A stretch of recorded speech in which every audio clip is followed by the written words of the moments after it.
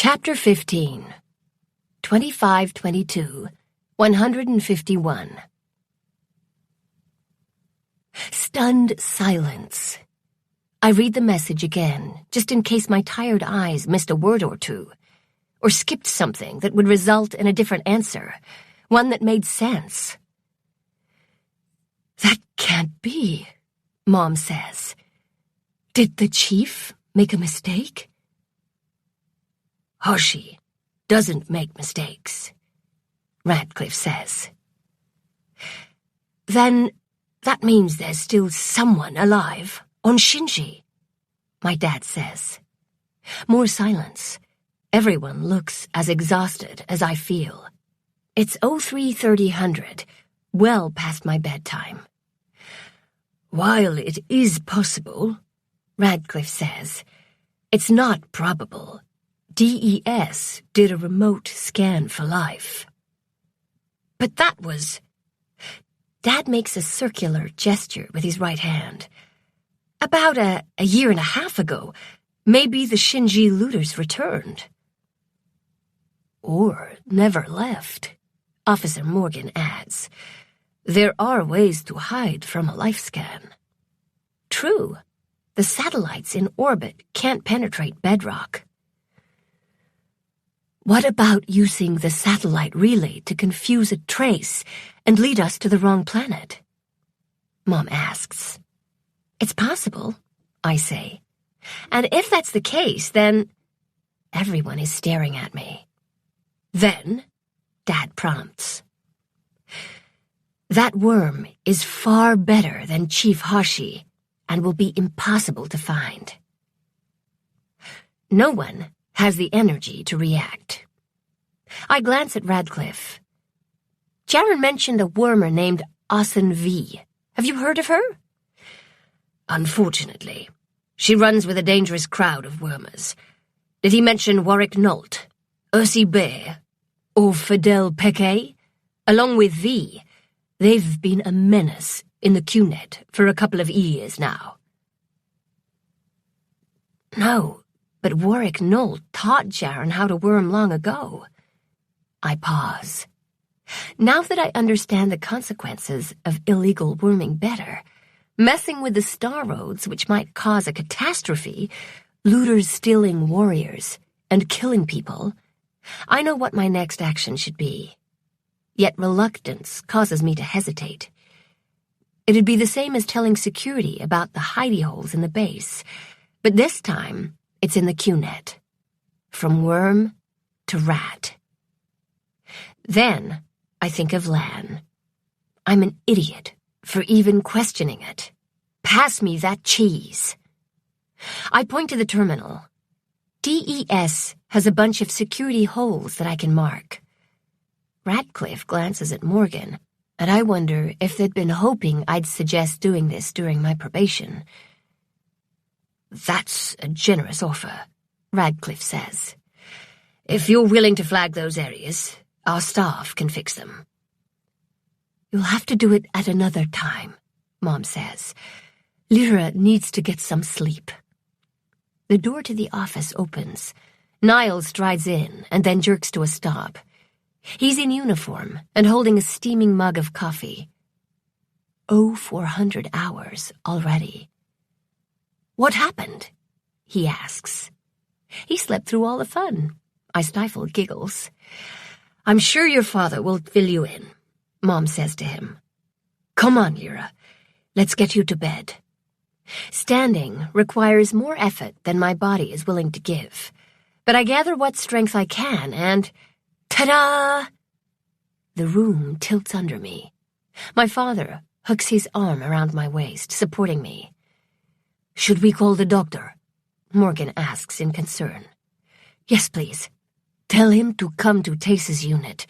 I want to ensure she's all right. Mom drapes my right arm over her shoulders. I'm taller than you, I say to her with a smirk. Yes, you've been reminding me of that since you were 15 years old. She uses the patient, I'm humoring you because you're not feeling well tone. Wow, my mother's vocal range is phenomenal. I could probably tell you her mood from just one spoken word, almost telepathy. I swallow more giggles. My parents half carry me the endless distance to Radcliffe's unit. By the time I collapse in bed, my goofy stage of exhaustion is gone, and I go right into the passed-out cold stage. When I wake, I've no idea if the doctor visited or not. Enjoying the comfortable warmth under the covers, I snuggle deeper. My heavy eyelids are almost shut when I spot the time. I'm on my feet without having any memory of the trip. I'm late for Soch time. But this isn't my room, and I'm supposed to... I've no idea. A horrible headache pounds all the way down to my ears. I sink back to the bed, sitting on the edge, cradling my head. A light tapping interrupts my misery. Come in. Niall enters with a bowl of soup. Thought you might be hungry. Am I? Not really. I take it anyway. Thanks. The warmth soaks into my finger bones, and the smell of chicken broth stirs my appetite. Why didn't you wake me sooner? You're on bed rest. Doctor's orders. I'd complain, but my mouth is filled with yummy soup. Guess I was hungry after all. After I suck down every last drop, I ask, how long?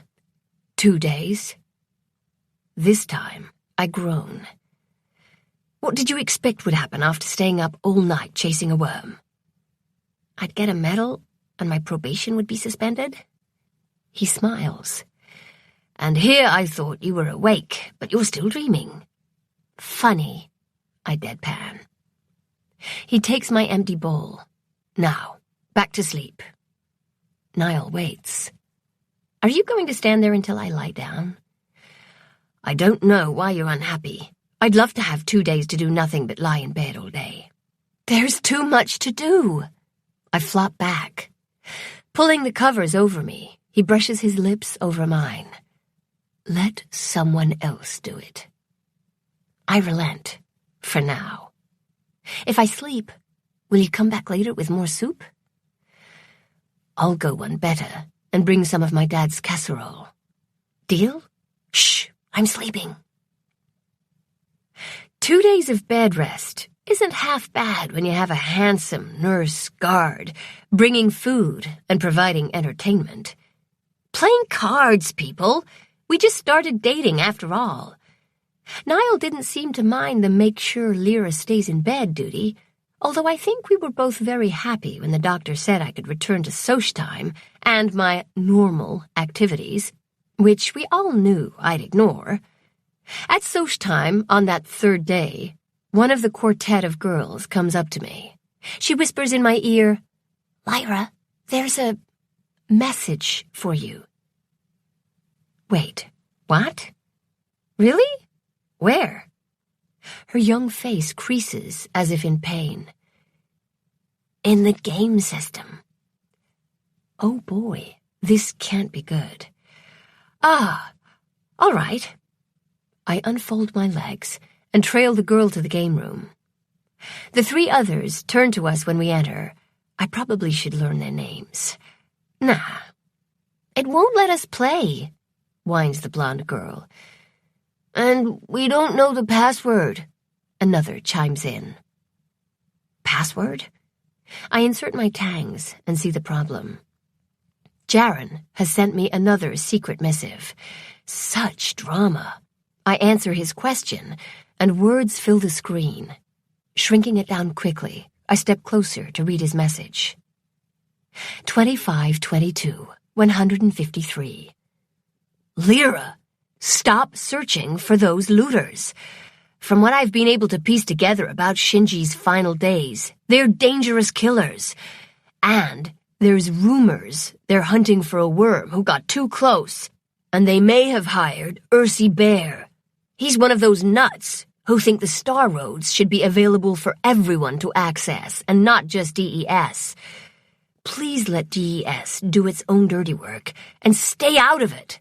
I already erased all the Shinji files I sent you, so they can't trace those to you. I beg you to delete the research notes Lan sent you as well. Your life is at stake. If he wanted to scare me, mission accomplished. My initial reaction is to bury Lan's research so deep even I can't access the files. Yet, they're the result of decades of her hard work, and I'm reluctant to part with them. Plus, I'm surrounded by security officers. I send Jaren a quick note, thanking him for the warning. But I can't lie to him and tell him I'm going to stop. Instead, I assure him I'll cool it for a while and be extra careful. Then, I reset the game system and apologize to the girls for the disruption. I return to the main area, but I'm unable to sit still. So I grab some of the modeling clay the little kids play with to keep my hands busy. What if my activities bring the looters back? Would our security team be able to fight against a greater force, armed with those energy wave weapons? Pulse guns are no match for those. Now, my fear is not just for myself, but for everyone on the base. The tone sounds, ending Soch time. One of the younger kids peers over my shoulder. Ah, that's an interesting-looking blob. It's a space fart, another says. Nature's own propellant. They laugh, as if it's the funniest thing they've ever heard in their lives. Boys. I glance at my clay creation, and they're right. Definitely blob-like in appearance. Although, if I tweak it here and pull this side out just a little, I drop the clay with a small cry. It reminds me of those shadow creatures in my last dream of the General, the same ones that have been popping up in my other dreams as well. Something wrong? Niall asks, striding up to us. No longer chortling, the boys edge past him and bolt. Chickens. I smash the creature into a ball and stuff it into the airtight container with the rest. My dream of becoming a famous sculptor has just died. Another career off my list. I'm sorry to hear that, but I'm not surprised. His tone is serious, but there's a glint in his eyes. Oh, you don't think I'm artistic enough? Your creativity is more suited to another career. And that would be criminal mastermind, Niall says, matter-of-factly. He's teasing, but I play along and rub my hands together. Lyra Daniels, criminal mastermind. I like the sound of that. He huffs in amusement. You would. He helps me to my feet. My good humor fades as we traverse the corridors. Laughter and voices float from the open doors. Smiles of hello greet us whenever we pass others. I realize I know almost everyone in this base. Maybe not by name, but at least by profession. A sudden desire to protect them all floods through me. I wonder if this is how my parents feel about me. It would explain quite a bit, especially all the nagging to be cautious. Niall, what would happen if the looters attacked the base? I ask. He glances at me, and when he sees I'm serious, he says, We added more sensor arrays to the outside of the base to scan the surrounding desert. We'll spot them before they can get close, and deploy outside and stop them. How? Pulse weapons? For when the threat is low level. We have others that pack more firepower, including those energy wave guns. That satellite in space has a few surprises as well. Plus, there has been no sign of the looters in the solar system. Which, while a relief, is odd.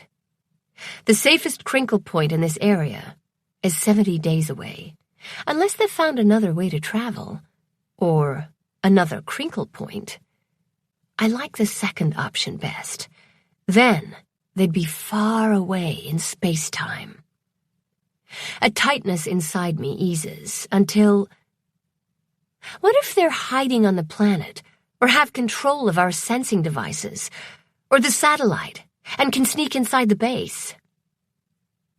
Bo, Officer Dory, checked the security clusters for the base and satellite twice. No one has tampered with them since the storm, and he's keeping a close eye on them. We scanned the entire planet, and unless they're hiding deep underground, they're not here.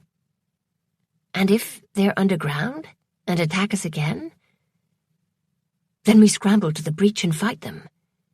In that case, there will unfortunately be some civilian casualties.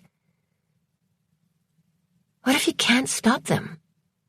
I hugged my midsection, thinking of those poor souls on Shinji. Niall stops and faces me. What brought this on? I tell him about Jaren's warning. There is a reason to be worried, but not too worried. Chief Hoshi told my father you did an expert job erasing your worm tracks. Plus, our team isn't your typical base security.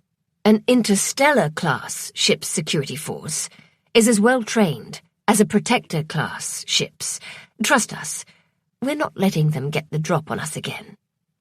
Okay? His reassurance is, well, reassuring. I nod and squelch the desire to take his hand as we continue to Radcliffe's office. After a few moments, I say smugly, "Expert job, eh?" He sighs. Out of all the stuff I said, that's your takeaway.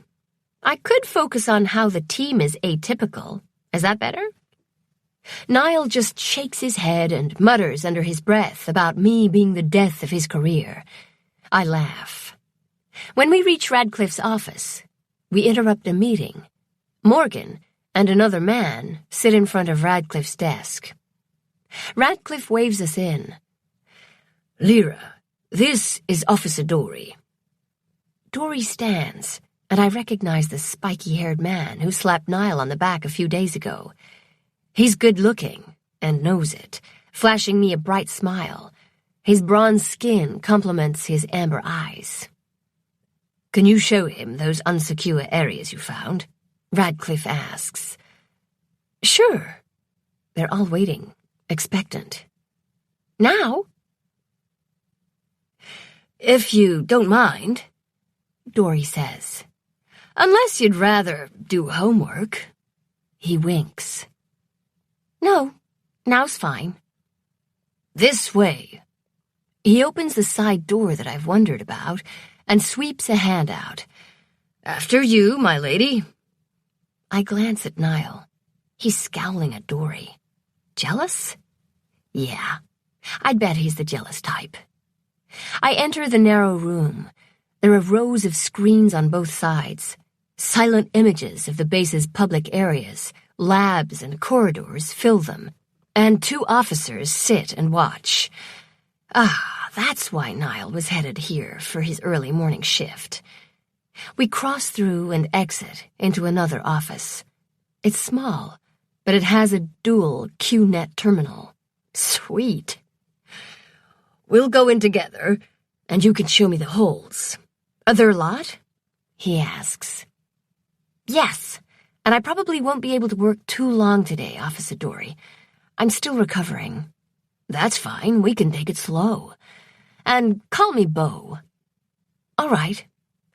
Also, we can't follow the proper channels like you're used to. Do you know how to worm?" "Oh, yes.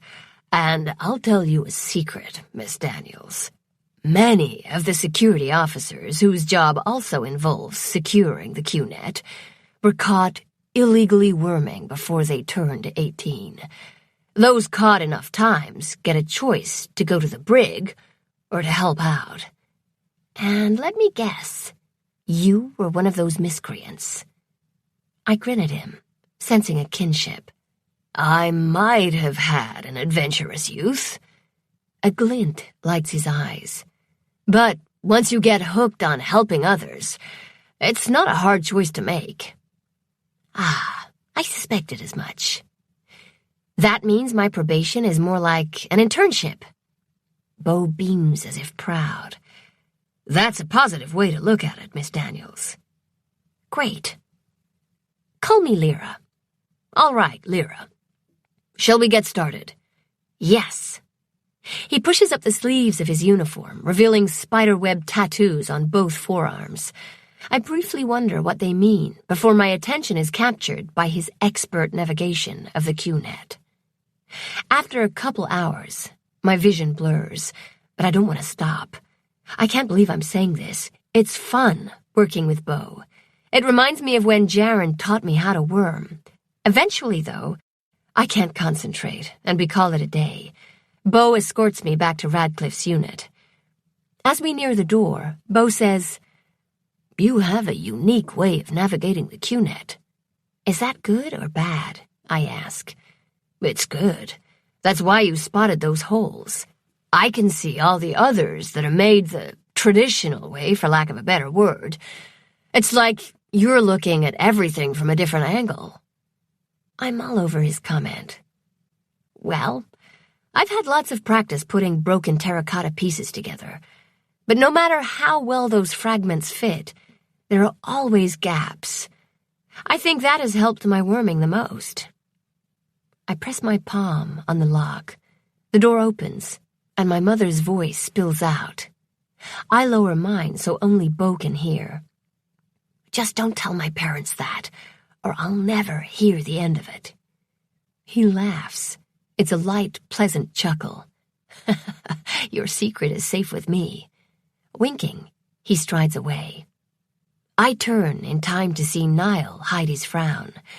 Yup, jealous. He's sitting next to my mom with his sketchbook in his lap. She is showing him something on her portable. I debate if I want to know what they're doing or go nap. A heavenly scent wafts from the kitchen. Dinner first, then nap. Settling on the other side of Mom, I see land symbols and various warriors on her portable. "What's this?" I ask.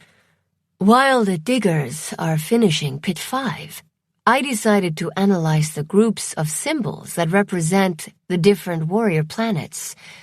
There's 512 of them in all. Last time we had dinner, Niall told me that he spotted some of those symbols on our warriors. I'm trying to find their actual locations in the pits.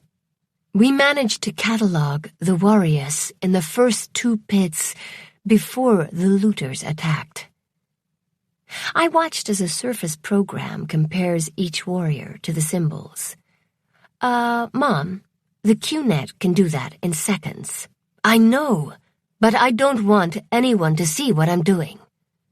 Her frustration is evident by the tight way she holds herself. Good point. I can bury the results with Lan's research. If a worm goes near, an alarm will go off. But what if I need to access it? Another good point. Guess she's stuck doing it the slow way. Niall flips to a clean page of his sketchbook. "We can make a grid on paper and mark the location of the warriors with those symbols on the grid. After we do Yulin, we could do the other planets to see if there's a pattern." Excitement pulses, energizes me. That's right. Lan only found the symbols. She didn't figure out where they were in the pits. Mom taps her foot as her gaze turns inward. That's 22 planets with 64 pits each. That's over 1,500 pits. Quite the task. "You can recruit help," I say. "The chemists can manufacture more rice paper, and one of the engineers can create a grid template for the warriors. They're set up the same way in all the pits. All we need to do is mark the square with a symbol." My heart taps a fast rhythm, but I don't know why I'm pushing for this. I've a ton of schoolwork to catch up on. Perhaps it has to do with spending more time with Niall. "I'll discuss this with your father," Mom says. Radcliffe pokes his head into the room and announces dinner. Mom pushes to her feet, wasting no time going to the kitchen. Niall lowers his voice. If that was my mom, that would be code for no. My mom is never that subtle, trust me. If she's going to use the base's resources, she needs to consult with my dad. We join my mom at the table. "Where is Dad?" I ask Mom. "Dealing with a dispute over equipment. I swear, scientists can be like a bunch of children sometimes. Radcliffe dishes out a stew that is the best thing I ever tasted without sugar. I'm going to gain a zillion grams if I keep eating like this. At the end of the meal, Mom says, "About those symbols, let's do Yulene since only 2 pits were catalogued." Which is why, after we finish, Niall and I are in Radcliffe's office. He's drawing a grid that matches the rows and columns of the warriors as they stand in their octagonal formation. He does this on 2 separate pages of his sketchbook, one for each pit. I pull my mom's scans of the warriors from pit 1 deep into the Q-net and let it tear it apart and put it back together. Niall marks the grid with the location of the warriors with those symbols. Then we do the same for pit 2. While I'm burying and protecting the results, he finishes up. "Amazing," he says. I glance over. "What is?" "Pit 1. He points to the page spread out on Radcliffe's desk. Right around that square hole in the middle of the pit are 12 warriors in a somewhat octagonal shape. The warriors on each side of that small octagon have the same symbol. There are 8 sides, so there are 8 different symbols. Octagon equals 8. I get it. I'm not that bad in math, I say. He ignores me as he's flipping through his sketchbook. Turning to a page with rows of 8 symbols next to names of planets, he scans the list. "Is that from the other night? Land's discovery?" I ask, surprised. Niall glances up with a sheepish smile. "I figured the file would be locked down once your parents found out the significance of it, so I spent the rest of the night making a copy." Oh, so he can do a little worming as well. Devious. I approve. Ah, there! He runs a finger along one of the rows. The 8 symbols in pit 1 are the same one for planet,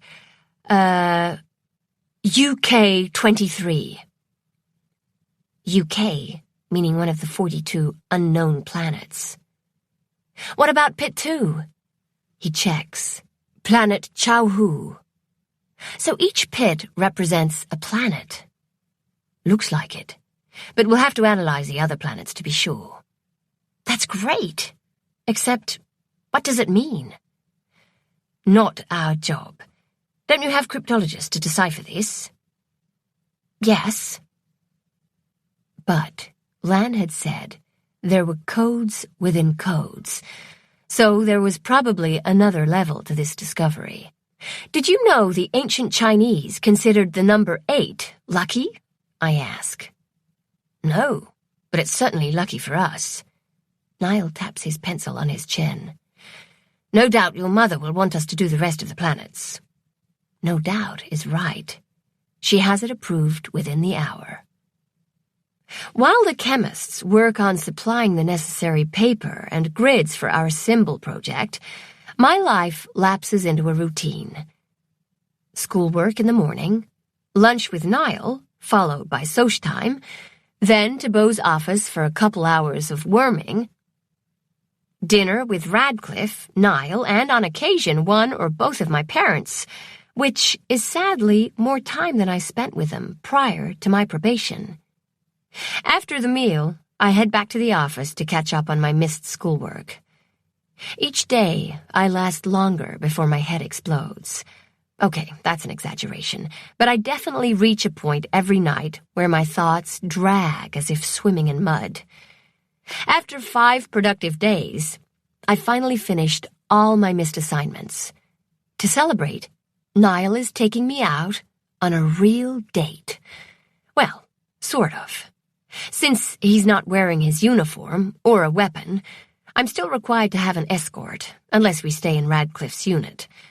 While I'm not about to turn down potential making out on the couch, only if Radcliffe's in his bedroom and stays there, Niall wishes to go out. He has the next day off, so he can sleep in. Plus, he even wore a nice button-down shirt with gray stripes, It's tucked into black pants. I'm wearing my nicest navy blue blouse with a delicate yellow floral print that Mum dropped off this afternoon. Who packs nice clothes when you're facing detention? And jeans. However, first is dinner with his father. Except after Radcliffe sets down a lovely baked ziti, he suddenly remembers some work he needs to do. Before he leaves, he says, "Curfew is at 0 hours, Lyra. Not a second after." He gives Niall such a piercing look, I half expect Niall to topple over. "Officer Menz will be here in an hour." Then he's gone. What was the death stare about? I asked Niall. His way of reminding me that I'm not allowed to sweep you off your feet, carry you into the bedroom, and ravish you for the next hour. Heat blooms in my chest and spreads to places I'm not going to name. Oh, I'll admit it's not the snappiest of replies. Relax, Mouse. This is going to be a proper first date. Oh, is that disappointment I hear? Stupid hormones. What does a proper first date entail? You haven't been on one before? I think back. Cyril and I spent some time in the kissing zone. We played games together, but that's about it. No? Well, then you're in for a treat. He stands and fishes out a set of candles from the cupboard. Lighting them, he sets them down on the table. First, a candlelit dinner, served at the finest eating establishment on base. Niall sweeps a hand out with a flourish. Before you can protest, you know my father can cook the pants off the chefs in the canteen. True. Niall uses a spatula and scoops out 2 heaping portions. He sets one down in front of me. Spicy garlic wafts off the steaming ziti. We clink our water glasses. As expected, the meal is top-notch. What's it like growing up on a ship? I ask. It's probably similar to growing up on a base. You explore every inch, including the off-limits areas. Boredom gets you into various degrees of trouble. You have not one mother and father, but an entire crew of mothers and fathers nagging you, and you need permission to leave. That sounded about right. There are a few differences, he adds. If you go outside, you're dead, and you learn the hard way not to make friends with the passengers. You mean you didn't want to become my friend? I ask with mock surprise. I never would have guessed. Oh, man, don't get me started. When you tricked the game system that first time, I figured you'd be in the brig within days. When that didn't happen, I fully intended to ignore you for the rest of the journey. He throws his hands out wide. But you just wouldn't stop. I laugh. I enjoyed bugging you. Still do. That earns me a wry grin. Yeah, I got that. But that's not what I'm talking about. Then enlighten me. Stop is probably not the best word. What I mean is you never hesitated to help out or offer your opinion, whether it was wanted or not. You even volunteered to go down to the planet after knowing what happened at Shinji. Basically, you refused to be ignored. Ooh, I like that. Lyra Daniels refuses to be ignored. What happened to criminal mastermind? I think refuses to be ignored has more weight. Anyone can be a criminal mastermind, but those who refuse, scary stuff. I think you have something there. Those who refuse.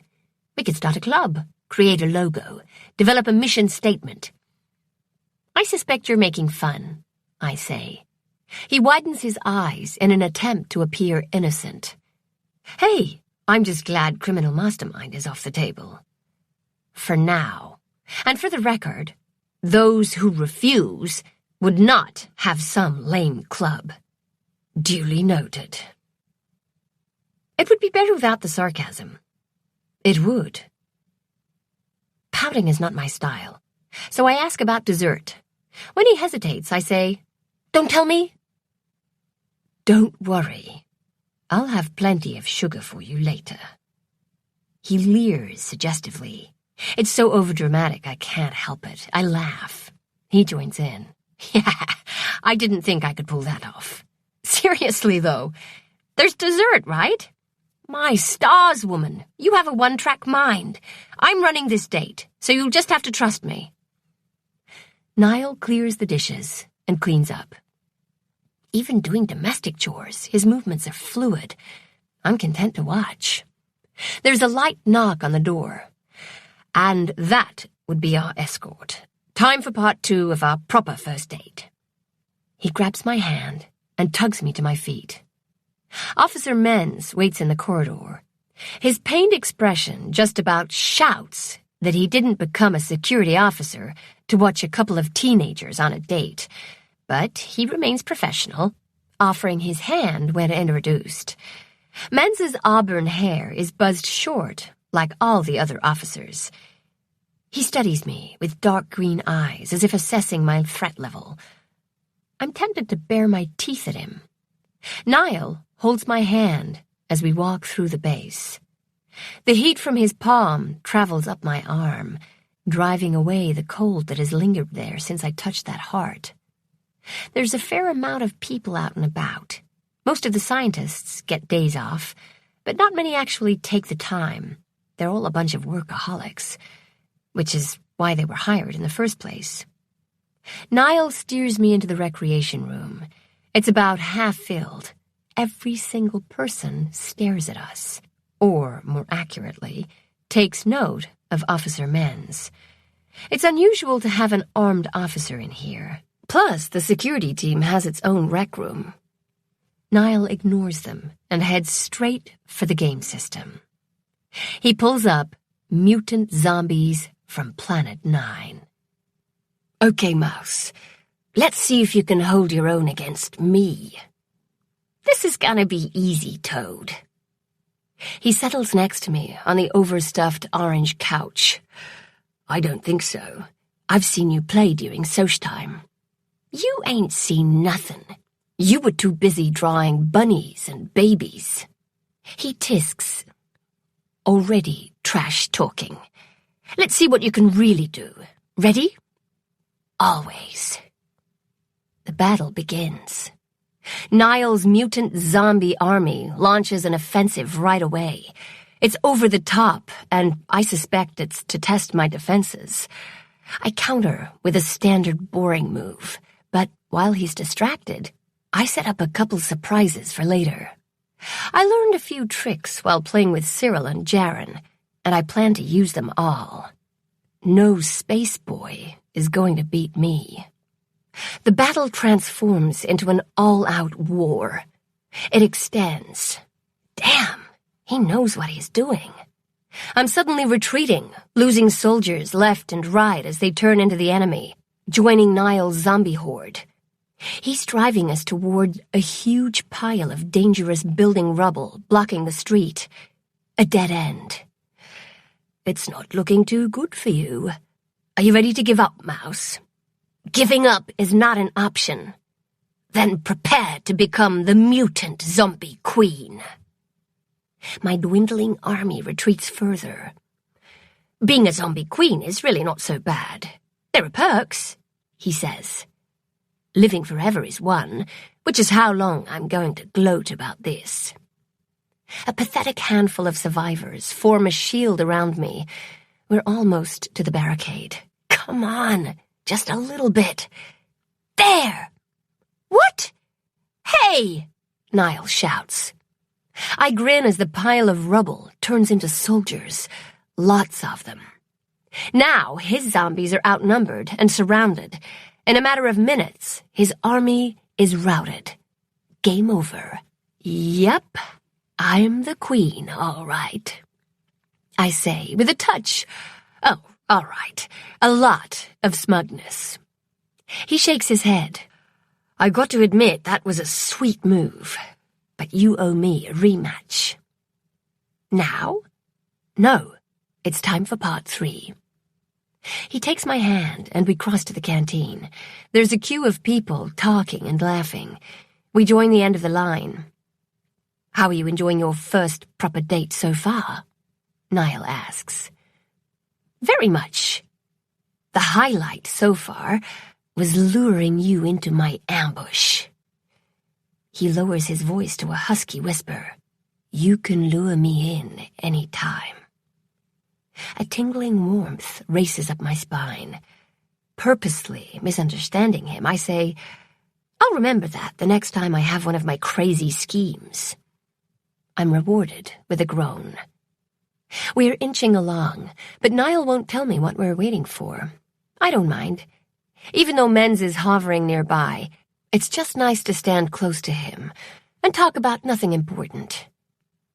When I finally spot the reason for the line, I almost squeal. Thank the stars I don't. I'd forgotten. It's ice cream night, a rare treat from the chefs. Bonus! It's my third favorite flavor, butterscotch. "Does this count for dessert?" Niall asks. Yes! We each get a bowl, and Niall grabs one for Menz. The three of us return to the rec room. Now for part 4. Niall turns on a video show, and we return to the couch with our ice cream. Once we finish the frozen goodness, Niall puts his arm around my shoulder. I lean against him, soaking up his warmth, breathing in his scent. Content. I'd stay there all night, but I have a curfew. Plus, there's a bored security officer yawning loudly behind us. We return to Radcliffe's unit. Menz waits until we enter before leaving. Niall's father is sitting in the common area, working on a portable. He makes a show of glancing at the time. We are 4 minutes early.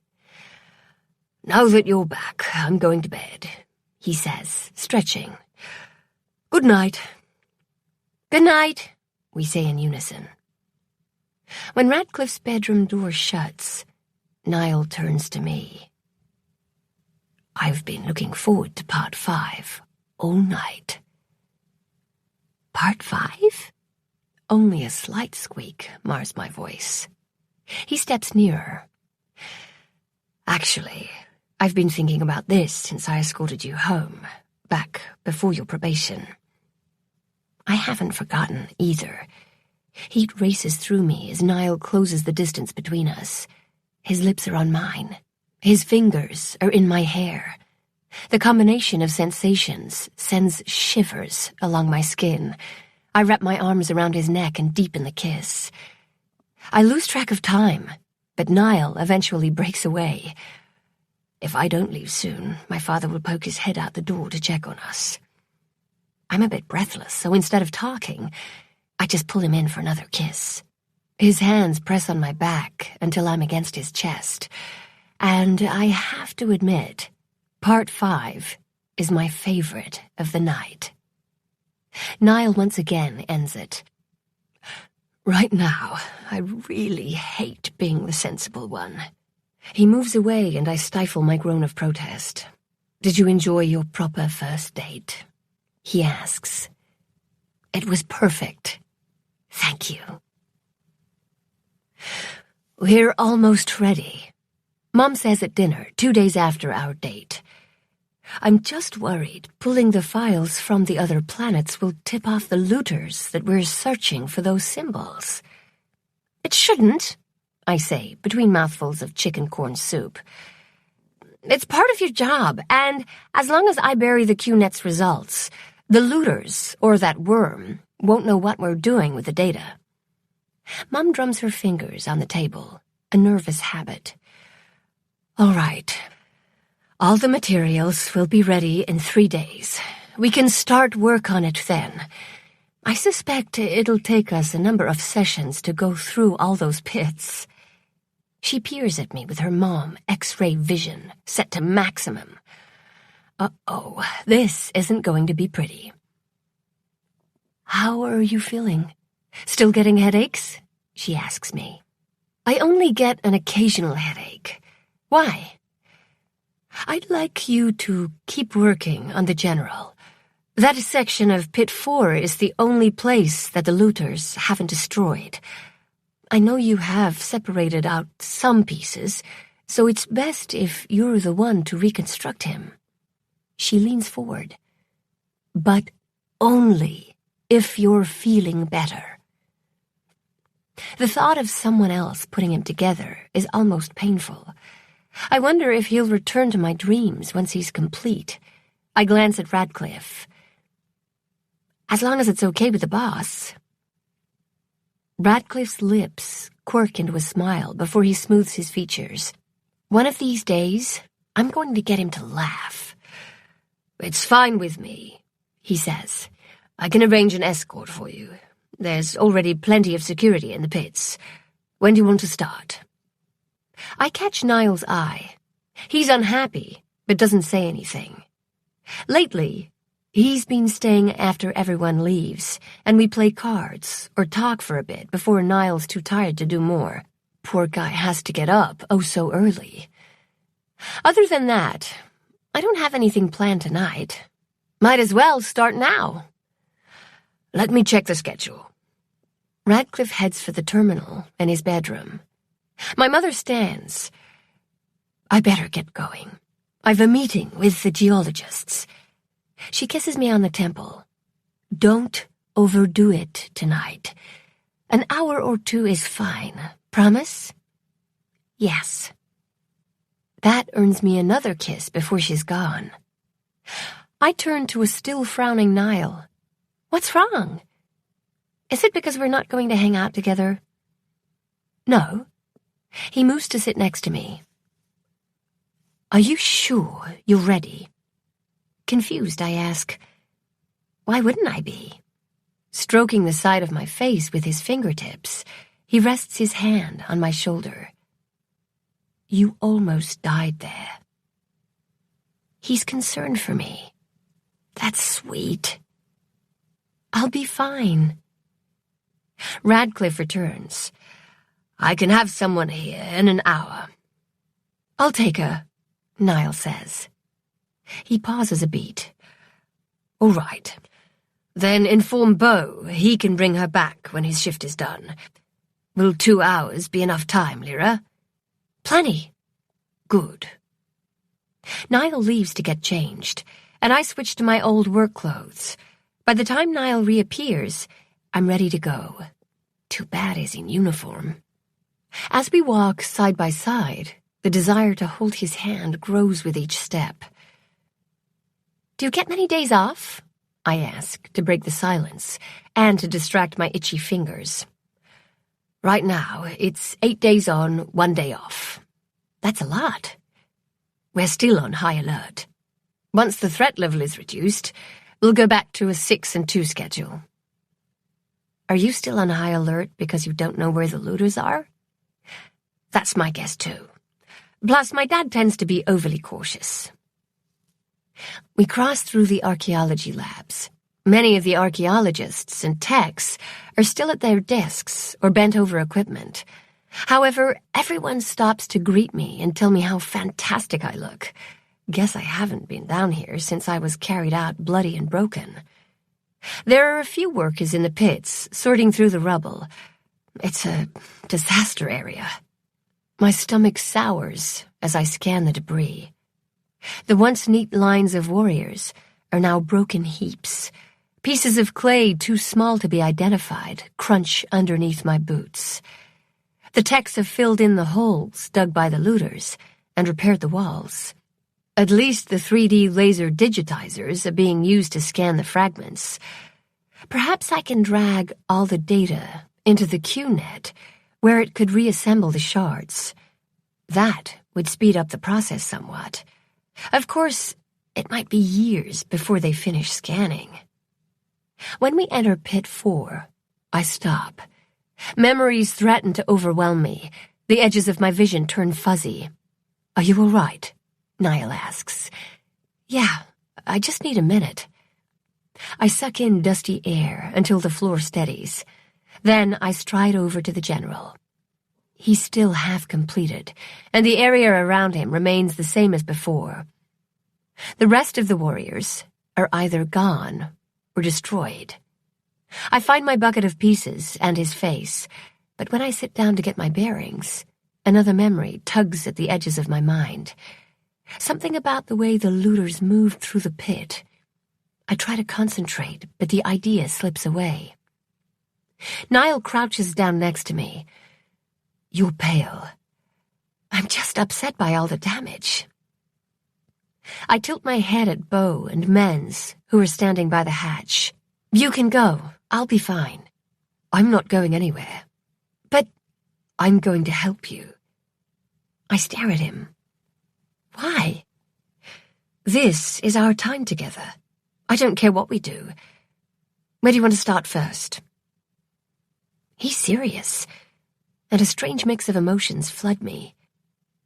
First, I want to drag you behind that large pile of debris where the cameras and those officers can't see, and kiss you until you can't breathe. What about the general? His voice rasps. He won't mind. I'm in uniform. I leer. Not for long. I'm the sensible one. I'm the sensible one. Niall chants under his breath while taking in deep breaths. Would you rather go down below? My stars, Lyra. You're going to get us in trouble. You started it. How? I open my mouth to answer, but movement catches my eye. Something dark near the back of the pit.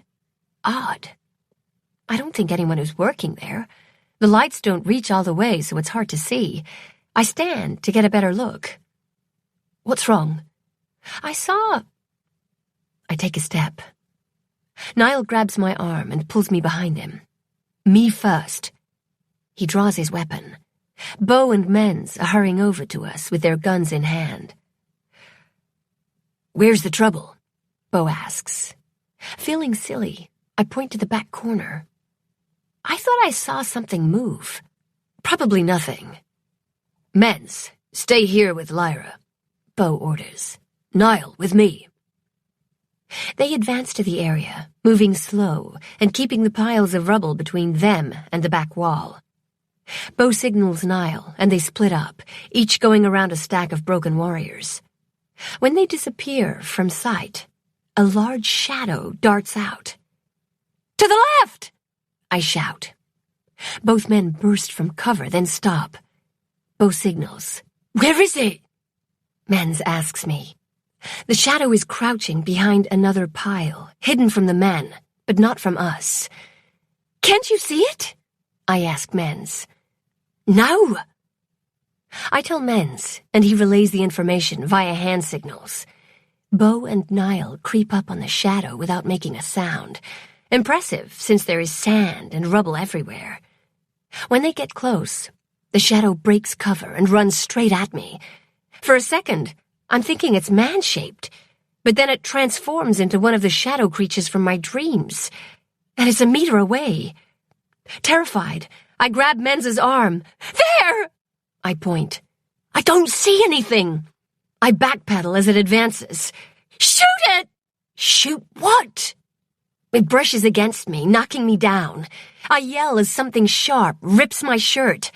Then it reaches the bright light, and between one blink and the next, it's gone. Niall is standing over me in a protective stance. What happened? Did you see it? See what clipped me? I ask Menz. No. His voice has an odd tone. There was nothing there. Chapter 16, 24-22, 160. From the ground, I stare at Menz. Nothing there? Nothing there? Is he blind? It knocked me over. It? Niall asks. He's still standing over me. Yes, a shadow blob thing. It ripped my shirt. I push up onto one elbow. Stay down, Bo orders me. What should we do? Menz asks. Call the boss. It didn't take long for Radcliffe and 6 members of his team to arrive. Using bright spotlights, they do a thorough search of all 4 pits. Unable to participate, I remain in Pit 4 with Niall. "Can you describe the shadow blob thing?" Niall asks while we wait. I have to give him credit for not teasing me or treating me like I'm insane. "No, but if I get the molding clay from the Soch area, I can try to shape one for you." The security team finds nothing. Dusty and sweaty, Officer Radcliffe approaches and asks all the same questions Niall did. My answers don't change, except now that I'm no longer scared. I sound insane. But I pull my shirt away from my stomach and show him the rip. The shadow's blade didn't cut my skin, which I was relieved about before, but now I'm thinking a little blood would go a long way in my favor. Radcliffe runs a finger along the tear.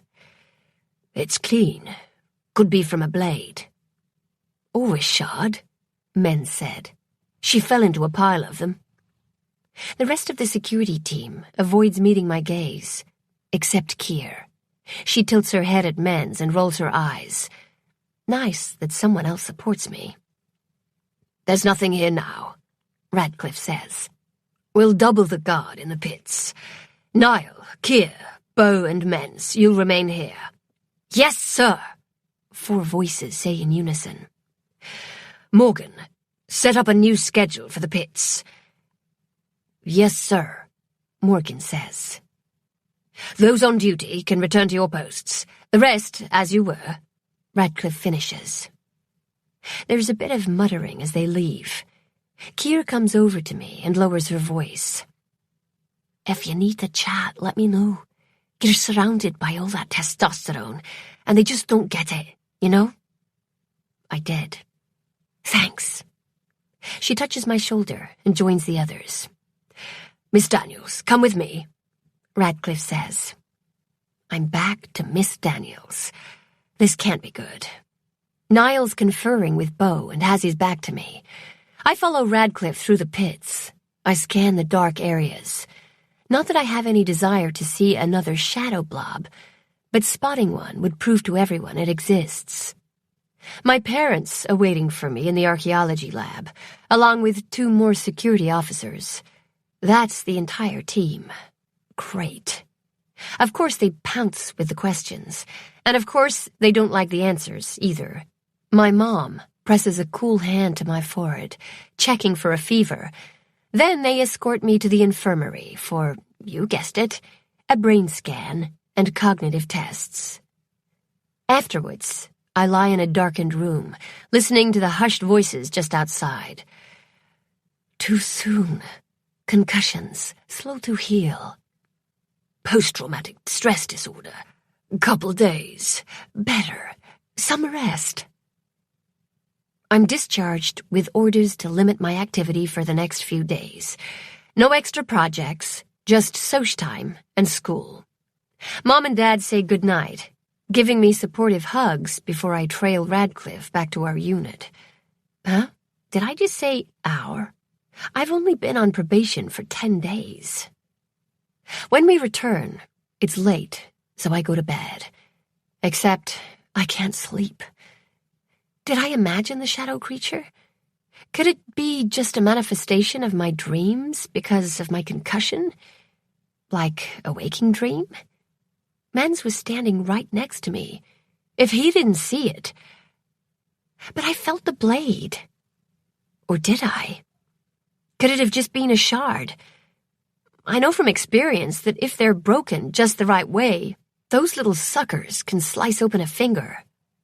By the time I drift off, hours later, I'm convinced it was an overactive imagination due to trauma. Sounds better than going crazy. The next day, no one says a word to me about what happened in Pit 4.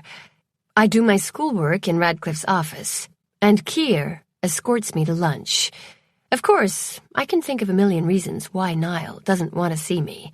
I probably embarrassed him and pissed off the entire security team. In the canteen, she fills her plate until it's almost overflowing. while I take a few pieces of cheese and some crackers. The heavy mass rolling in my stomach since yesterday has destroyed my appetite. She points to my meager rations. You got to eat more than that. It keeps your strength up. I glance at her pile. You must be very strong then. Kier lets out a hearty laugh. You bet your pampered ass. I can take down half the security guys, and boy, do they hate it. Pampered ass? Do you not know I'm on probation and can't do anything without an escort? Yup. You have us all running around, attending to you like the Queen of Yulin, she teases. I can't help it. I laugh. Lyra Daniels, Queen of Yulin, has a nice ring to it. Perhaps you should start calling me Your Majesty. I add Queen of Yulin to my career list, along with criminal mastermind, and refuses to be ignored. You wish. Kier spoons some of her meat onto my plate. Eat. Once your doctors say it's okay, you'll be burning calories like crazy. Huh? Why? Training. Officer Radcliffe wants you to be able to defend yourself, and guess who's gonna be your instructor? You? You bet your pampered ass. You catch on quick for a spoiled lab rat. So says my glorified babysitter. I shoot back. Ooh, nice. You'll fit in well with the team. Well, once we get you into fighting shape, you'd be surprised how much confidence you gain when you can take down a man twice your size. What about shadow blobs? Then I realize what she's doing. Is this about yesterday? To help me so I don't jump at every shadow and cause the entire security team to rush to my rescue? She studies me. Long, dark eyelashes curl from beautiful oval-shaped eyes. Partly, but the training has always been included with your probation. Do they do that for everyone who gets probation? You're the first person ever to get probation.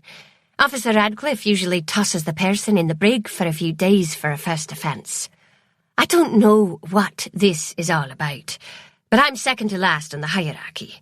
I'm given orders, not asked for my opinion.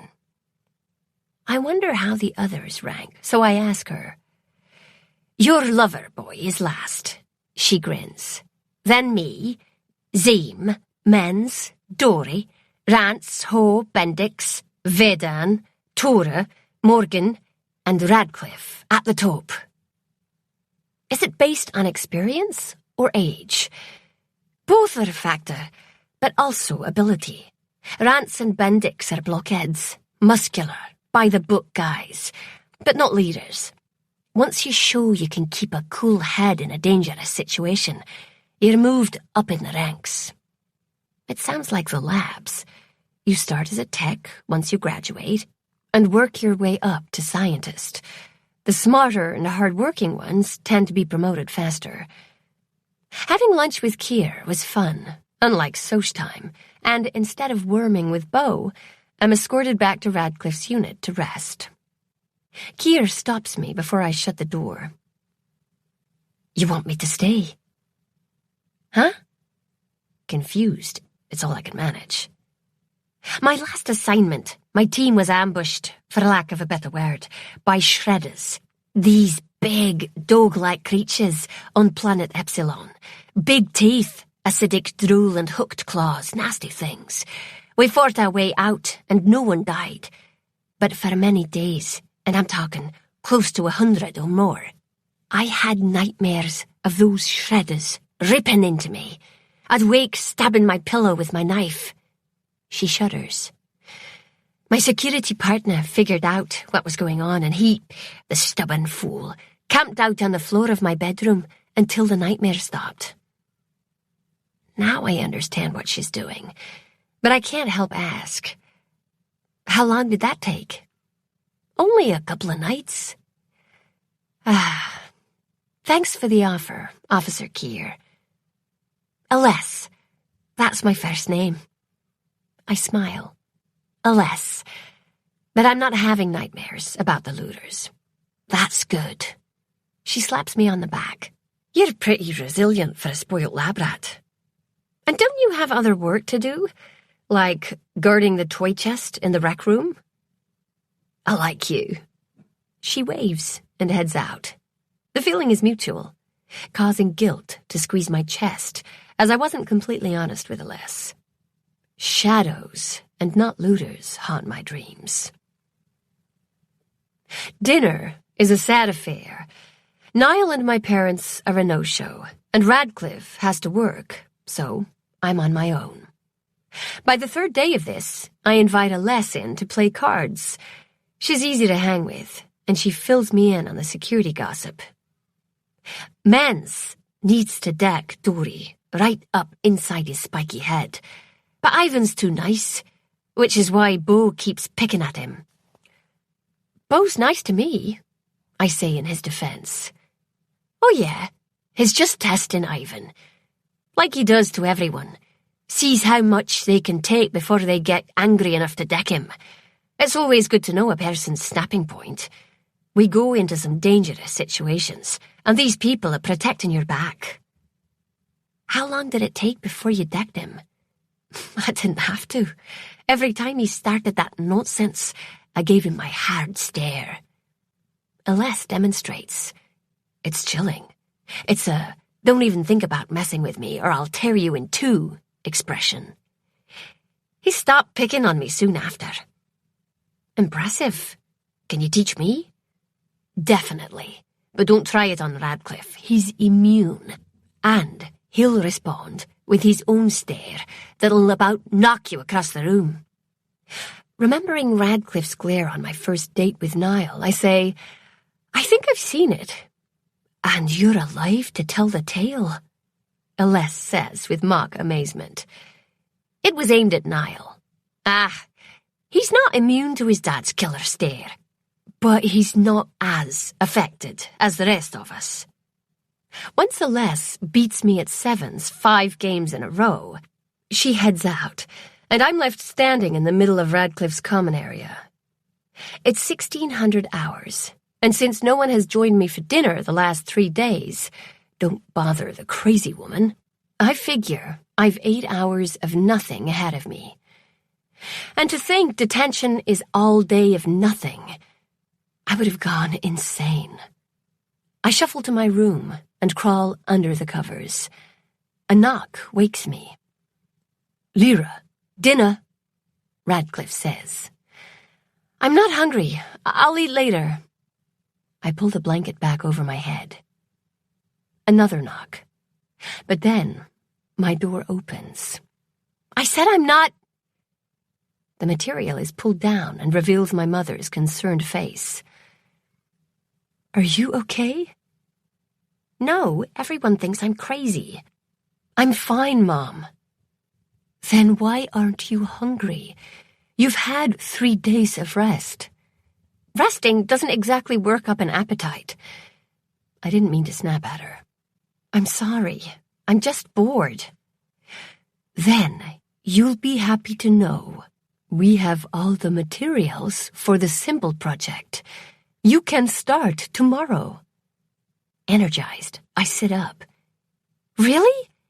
You'll let me work on it? Why not? I tap my temple. Brain damage. Don't be ridiculous, Lyra. And Niall might not be interested anymore. Let's ask him before you assume. Ask? I squawk. He's having dinner with us, unless you'd rather stay in here and pout. But she sits down next to me on the bed. You were almost killed in Pit 4. It's not unusual to have an adverse reaction the first time you return. We shouldn't have asked you to work on the General so soon. Everyone understands. Now get up and join us. Typical Mom. Comforting softness, followed by bossy orders. Just what I needed. I change out of my rumpled clothes and fix my hair. The conversation at the table doesn't even pause when I join them. Niall flashes me a smile, and I about melt into a Lyra puddle. Eventually, talk turns to the symbol project. Of course I'm in. Niall says, sounding offended by my question. When's the best time to work on it? Mom asks us. Niall glances at his dad. Are we still... For a couple more days. Evenings are best, Niall says to me. Will that work? Considering everyone knows my schedule, it's nice of him to ask. Yes. I'll bring the supplies to dinner tomorrow. Mom spears another piece of meat with a fork. I gaze at Radcliffe. Did he expect to have a full table when he put me on probation? He did invite my parents that first night, and he appears to enjoy their company. The man left his ship family to protect us on Yulin. Perhaps I shouldn't give him such a hard time. Nah, where's the fun in that? After the adults leave, Niall and I snuggle on the couch. He drapes an arm around my shoulder. I lean against him and tuck my feet up underneath me. His body heat soaks into me, and I would be content to remain here all night. There's a couple of his sketchbooks on the table, along with a small box. I wonder what's in the mystery container. His chalks? I can't stay long, he says with regret. My shift starts at 0200 hours.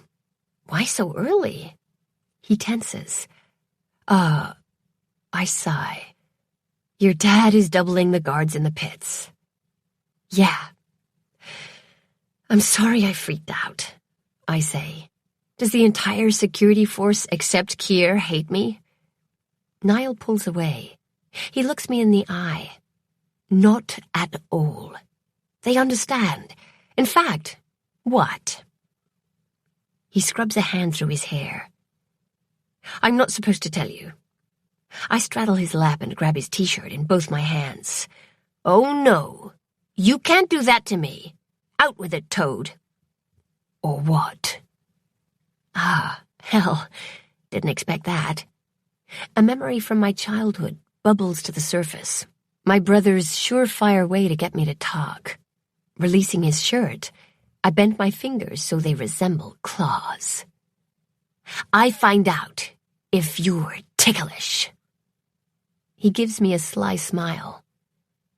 You do know where my hands are right now, don't you? They're resting on my waist, under my shirt, skin on skin. Oh, my stars. I bet that you're a lot more ticklish than I am. Niall moves his thumbs. Instead of bursting into uncontrollable giggles, my breath catches as heat spreads all over my stomach. His hands move upward, brushing my ribs. Fire races across my skin. All thought of tickling him for information dissolves when his thumbs reach higher. They slide under my bra, and I gasp as they graze my breasts. So much for that bet, he whispers before kissing me. The combination of his lips on mine and the soft strokes of his thumbs create a pulsing desire deep inside me. I tangle my fingers in his hair. Then it's all raw sensations and lustful thoughts. The need to be in contact with more skin drives me to pluck at his shirt. I want it off, now. Niall groans and breaks away. He grabs my wrists before I can pull him back for another kiss. My father, return. Any time, he pants. Cold reality douses me. The rest of the world rushes back in. Somehow, I ended up underneath him on the couch.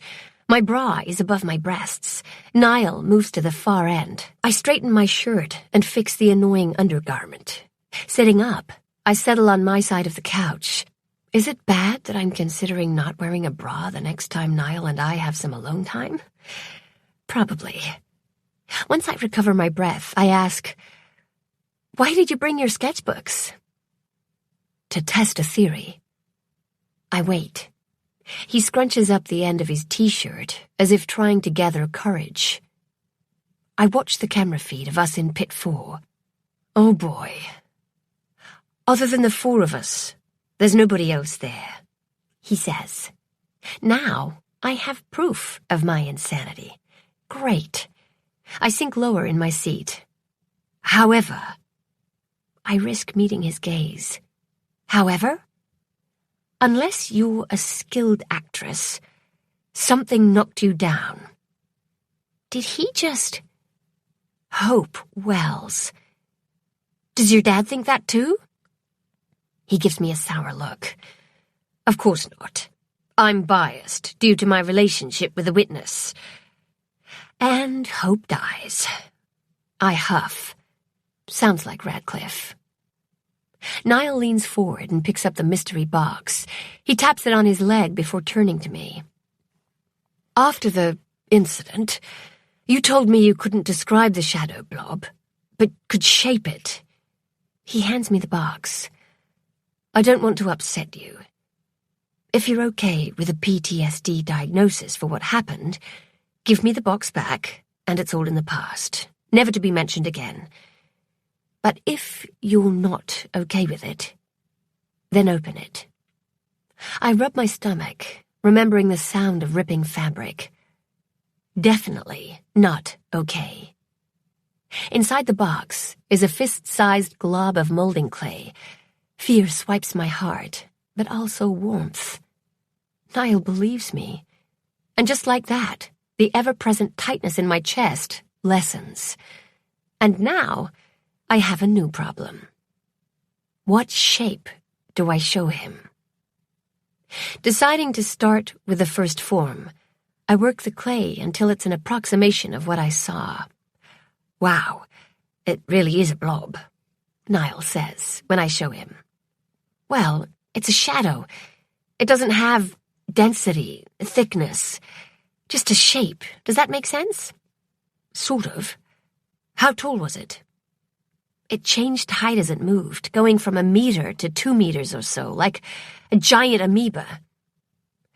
I pulled the clay, creating appendages, and the tentacles, arms, turned into long, sharp blades when it got close to me. Adding edges to my sculpture, I try to duplicate what I saw, but fail. In my hands is basically a blob of clay. Niall stares at it with a furrowed brow, which is way more effort than really needed for El Blobo. It's sweet. Then he pulls the top sketchbook off the pile and pages through it. When he finishes, he puts it aside and takes another, and then another. For once, I'm content to wait. Well, not really. It's killing me, and I'm itching to peruse one of his books. Would he mind? I'm reaching for the discarded pile when Niall makes a small "ah" sound. He flips over a bunch of pages, revealing a drawing of one of the warriors. It's impressively detailed, and written on one corner is Pit 2, Row 33, Column 4. I like this guy's expression, Niall explains. The warrior has a fierce, scowling countenance. Figures. He turns the page, and here's the back of him. Another accurate sketch, including the man's short hair. Pointing to the bottom of the warrior's coat, Niall says, "There's a line of symbols here." I peer closer. That's Chinese calligraphy. It's the craftsman's name. All the warriors are marked by their creators. But at the end is a blob. Maybe your blob. I have a blob. Lovely. It did appear to be a blob, but it could easily have been a smudge of dirt, a blemish, or the date the piece was crafted, all of which I mentioned to Niall. He responds by finding 2 more warrior sketches with signatures and a blob, another in Pit 2, and one in Pit 4. How many of these did you draw? I ask. I had to do something while I was dodging you, he says. I punch him on the arm. I knew you were avoiding me, jerk! Laughing, he grabs my wrists. I try to free myself, but he's stronger, and soon I'm pinned under him on the couch. Now we're both a bit winded. Although I suspect his reasons are different than mine. I need to get into shape. Once you start training, I'm going to have a tougher time wrestling you, Niall says. You bet your, ass. I see you're already learning from a less. so I better take advantage of it while I can. He dips his head closer, kissing me. All my worries fade into the haze of bliss. If this is going to be the downside of getting pinned, he can pin me all he wants. He breaks off with a sigh. I hate being the sensible one. Then don't be. I reclaim his lips, and he responds. He releases my wrists, and his fingers are in my hair, pulling it away from my neck. Then he moves to suck one of my earlobes. When he nips it, I just about jump as a shock of pleasure spikes through me. From an earlobe? Who knew? A shuffle of boots sounds, and we jerk apart, turning to the door. Thank the stars it's still closed. Radcliffe's muffled voice reaches us. We rush to straighten our clothing and smooth our hair. Niall picks up his sketchbook just as Radcliffe enters. He studies us for a moment. Niall, don't you have an early shift? I do, Niall says, but doesn't move. Radcliffe grunts, then says goodnight, disappearing into his bedroom. We share a smile, but then Niall sobers. He taps a finger on his sketch. I think we should see if one of these signature blobs survived the looter's attack. Get a better look at it. Anxiety swirls in my stomach. We can look at the images in the QNet. They scanned and catalogued the first 2 pits. I think it'd be better to see and feel the real thing if we can. You want to search through the rubble? Yes. He rushes on. We have an approximate location, and some of the broken pieces are quite large. But what if I see the shadow blob, or have a panic attack? We'll take it slow. If you're uncomfortable, we'll leave. I consider. Eventually, I'll have to go into the pits again. And the thought of being afraid to enter is unacceptable to Lyra Daniels, refuses to be ignored. Besides, I might not see anything, and that would put the entire shadow blob thing behind us. All right. When? Tomorrow, after search time. I'll work it out with my dad. Not expecting it to be so soon, I frown. Niall takes my hand. Don't worry, Mouse. I'll be with you. He picks up the clay blob and crushes it into a ball. The next day, I'm a bit on edge during search time. My thoughts keep circling back to the pits and what I might or might not see there. If we even go. Officer Menz escorted me this afternoon in his usual silence, which I'm learning is just his easygoing nature to be quiet. And it's not that he's annoyed with having to guard me. Plus, Radcliffe didn't mention Niall at all this morning. But when search time ends, Niall and Beau are waiting for me outside. Niall's familiar glower is back. Your father has conditions, I say, by way of a greeting. Yep, Beau says, even though I wasn't talking to him. You two get to bring along the best-looking officer on the team. He gives me a little bow. And you have to promise that if you feel at all anxious, you're to tell us right away, and we'll skedaddle. Skedaddle? An official term. In layman's terms, it means to leave with the utmost haste. Ah. Do you promise? Beau asks. Yes, I promise to tell you when I need to, skedaddle. Excellent. Shall we, m'lady? Beau sweeps a hand out. We shall.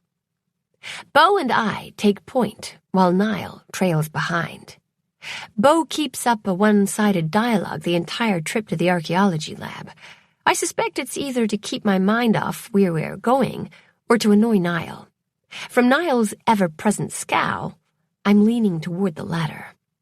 Of course, my parents are working in the lab. Their pleasant chit-chat is just a facade. Underneath, they're scanning me with their parental powers of observation, seeking any signs of distress. I think calming thoughts. But it's hard to stay focused when 2 officers guard the entrance into the pits. My dad claims he needs to go into the pits to check on progress with the hearts. They're closing in on a method to move them without destroying them. That's great, I say, half distracted, as our little group enters. Not much has changed in the pits. Teams of archaeologists work to reconstruct the warriors. The faintly glowing lights cast multiple shadows. None move. A relief. I can do this. At Pit 2, Niall pulls a large flashlight from his belt.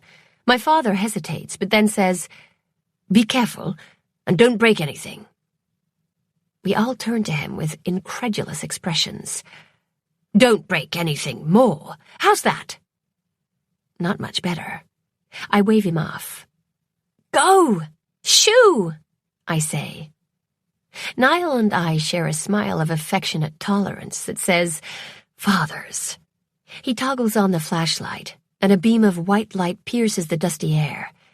Now it's his turn to take point as we carefully traverse the rubble. Stepping over an arm and avoiding a head, I edge around a jumbled mess of body parts. I check the shadows, frequently.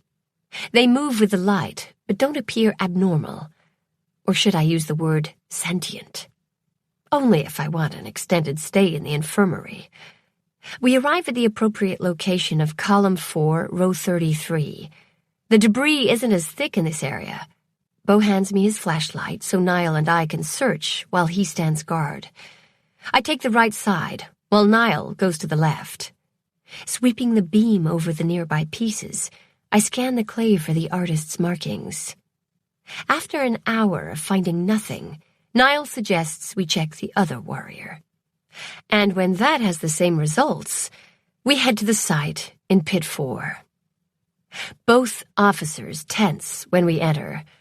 There are 4 guards near the hatch, so it's not because they're worried about an attack. Half the security team is in here. No, they're bracing for me to freak out. Lovely. I remain calm despite the increased thumping of my heartbeat. No shadow blobs. Not yet. The warrior Niall drew was in the last row. As we navigate through, I notice there's not as much rubble in this section, probably because close to 500 warriors had been stolen before the attack. Memories of the looters' actions replay in my head. They moved as if they had a plan, which makes sense. But what doesn't is that they didn't just take the warriors closest to the tunnel they dug. They moved along a row, but then skipped some. It was as if they were... I suck in a sharp breath. Niall's next to me in an instant. "What's wrong?" I gestured around me. I just remembered. The looters cherry-picked certain warriors. Do you think they chose the ones with land symbols? It's possible, but... He illuminates the mess with his light. It'd be hard to say for sure. And I didn't see what happened in the other pits. We continue our search, but are unable to find any signatures or blob marks. Gathered around the general, we discuss our next move. "Guess we'll have to check those files," Niall says. "Good thing we're working on the symbol project, so we'll have access to them." Bo strides over from where he'd been guarding me, but it appeared like he was talking to the other officers by the hatch. "Are you done?"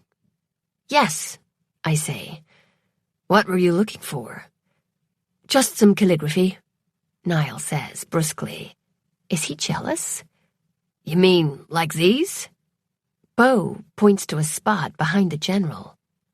We quickly join him, and sure enough, there's a small row of Chinese characters along the bottom of his coat, the artist's signature, and a blob. I lean closer. Yep, still a blob, or a squiggle, or a dawdle. I trace it with a finger, but it doesn't trigger any associations. Niall pulls out a piece of paper, presses it against the row of characters, and uses a piece of chalk to make an etching. Very old school. The discovery worries me. When Niall showed me his sketch, I didn't remember that the general had a blob as well. Then again, when I do a reconstruction, I'm looking at the shape of the pieces, not what's on them. But I must have seen it. Perhaps my subconscious tucked the image away. I gaze into the distance as my thoughts tumble over each other. What if my concussed mind created those shadow creatures, making them into a shape that I'm somewhat familiar with? Except there's a shadow blob moving along the back wall. Nope. Wait. There's 2. 3. Chapter 17. 2522. 164. My vision shrinks until the 3 shadow blobs are all I can see. The sound of Niall's chalk rubbing on the paper matches my pulse. Panic climbs my throat. Drawing in calming breaths, I try to view the situation logically. Are they a figment of my imagination, or deadly creatures who are invisible to everyone else but me? As much as I'd love to believe my parents, surely I'm not that special. But what about the attack? The ripped shirt? I clutch the flashlight tighter as I replay what happened the last time. It only came at me after Niall and Beau flushed it out, so I don't bother them. They won't bother me. After all, people have been working in here without any trouble. Except, what if the workers get too close and they attack? Ah, hell. Lyra? Niall asks. Something wrong? He peers in the direction I'd been staring. Do you see anything back there? I ask in a steady voice. Go me. After a moment, he says, No. Beau? Beau steps closer to us. No. A pause. Do you? I swallow. I do. Same as before, except there are 3 of them. Both men pull their weapons. Can you shine the light on them? Beau asks. Oh, I forgot. Toggling on the flashlight, I aim the beam at the shadow blobs. As soon as the light hits them, they vanish. Are they... I interrupt him. They're gone. I switch the beam off. When my eyes adjust to the low light, I scan the shadows. Nothing. When I return my attention to my companions, Niall and Beau are staring at me as if I'm about to explode. That settles it. I tap my temple with a finger. It's a concussion-induced delusion that is easily banished.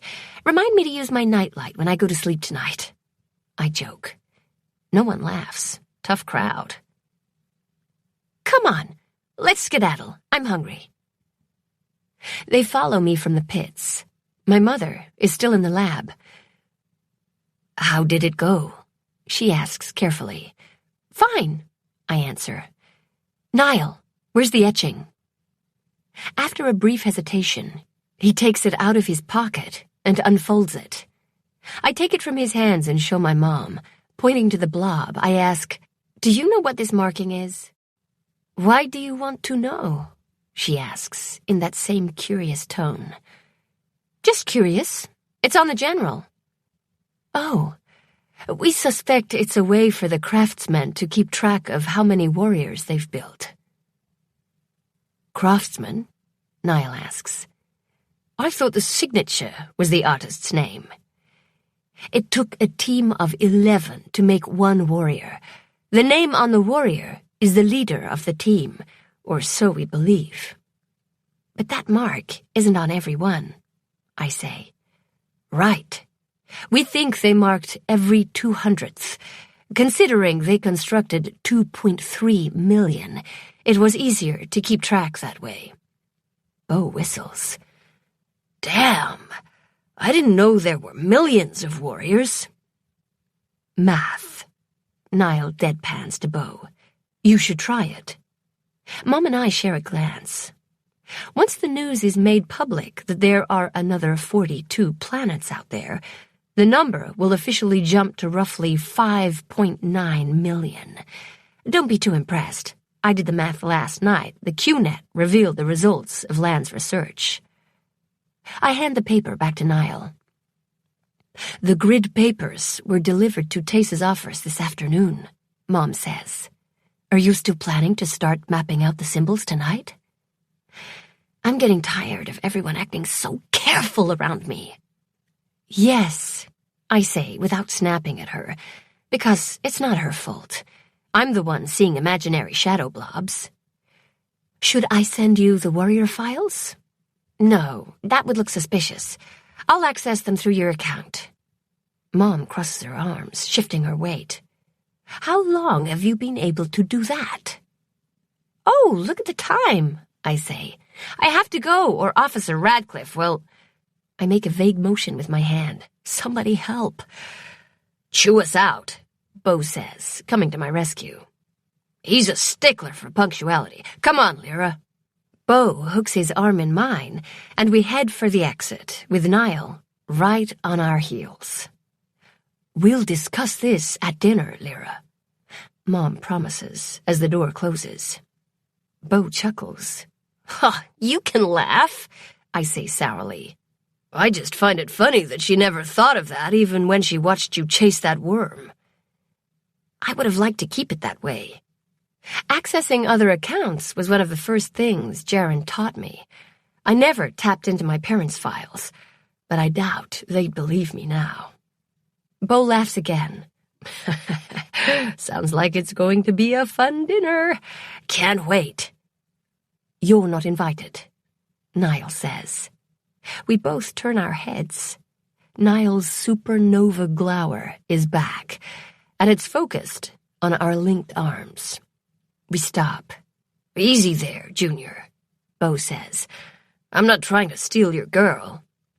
Except Niall is not mollified. If anything, he appears more pissed off. I should unhook my arm.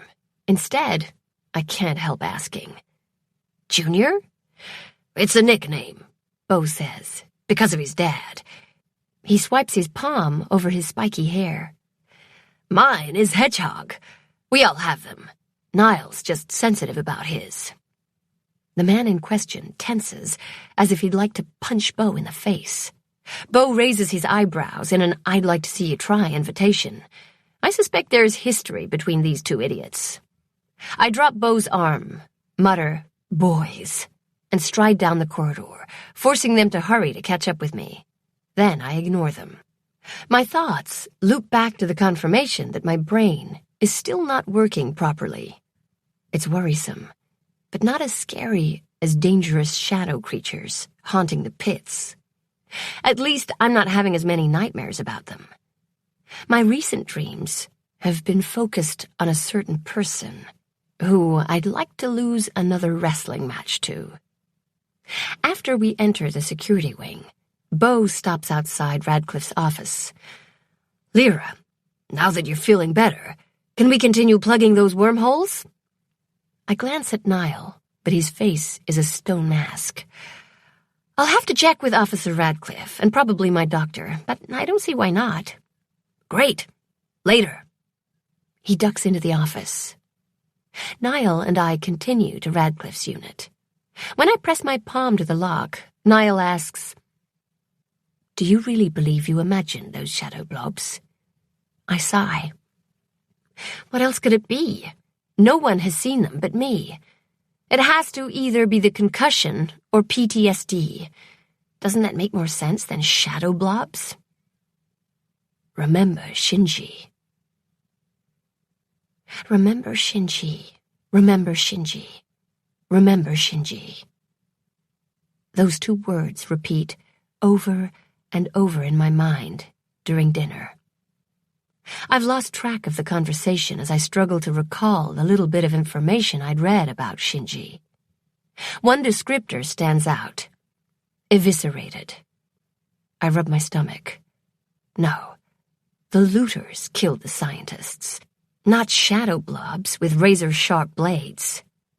As if reading my mind, Radcliffe pulls my attention back to him when he says, DES performed another scan of Shinji. This one more comprehensive. Still no life signs. If anyone is there, they're deep underground. Then that worm must be exceptionally talented to use the planet's satellite to hide his or her tracks, Dad says. Are there superwormers in the QNet? It's possible, Radcliffe says. There's been no indication of one, but if the person is that good, then he or she wouldn't leave behind a trail. Mom shoots me a glance. She's been quiet during dinner. Too quiet.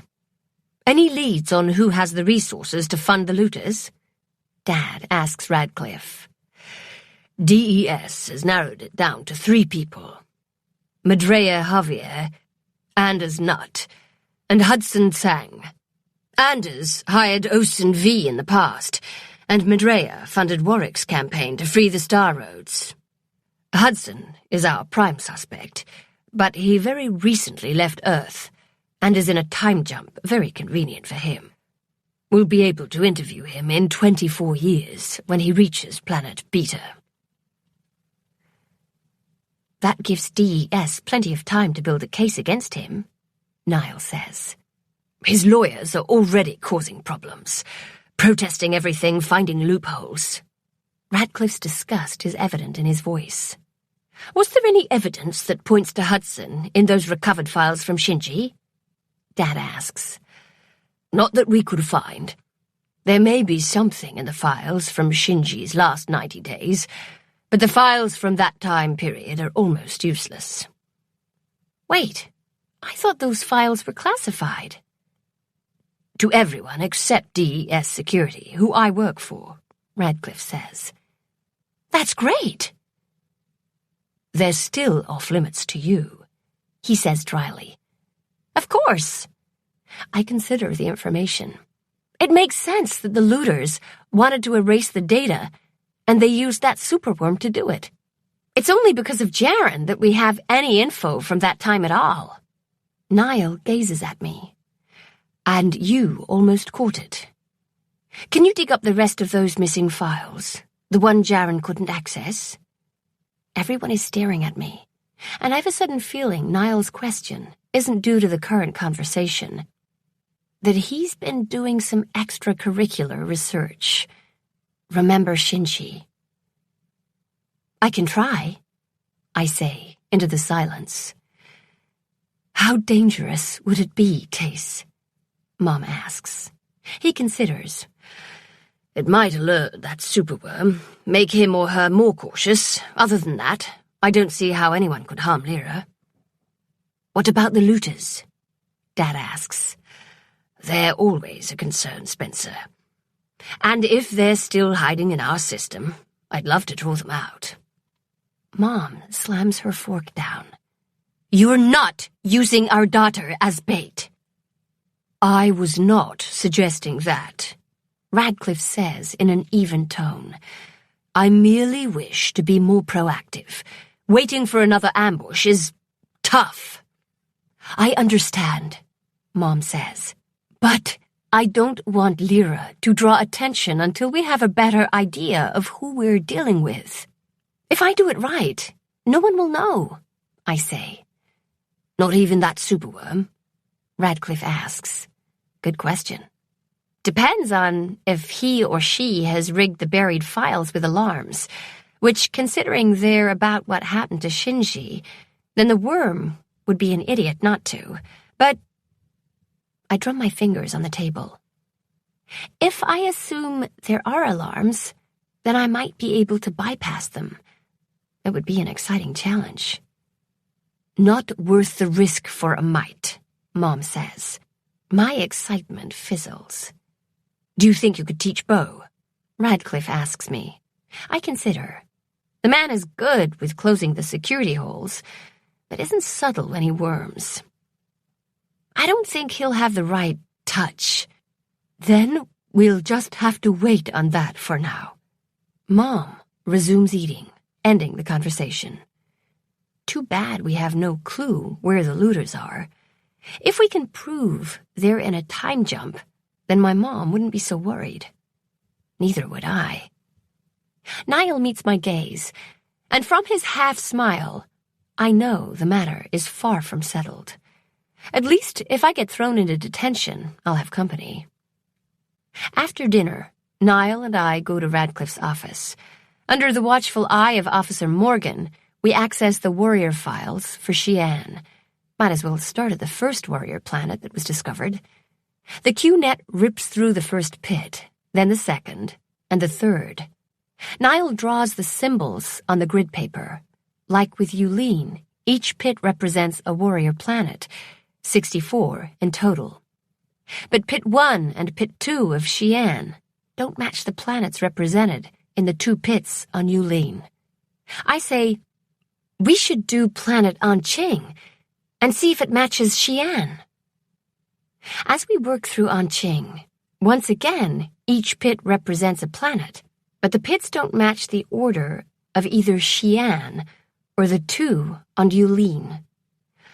It's still pretty significant, Niall says.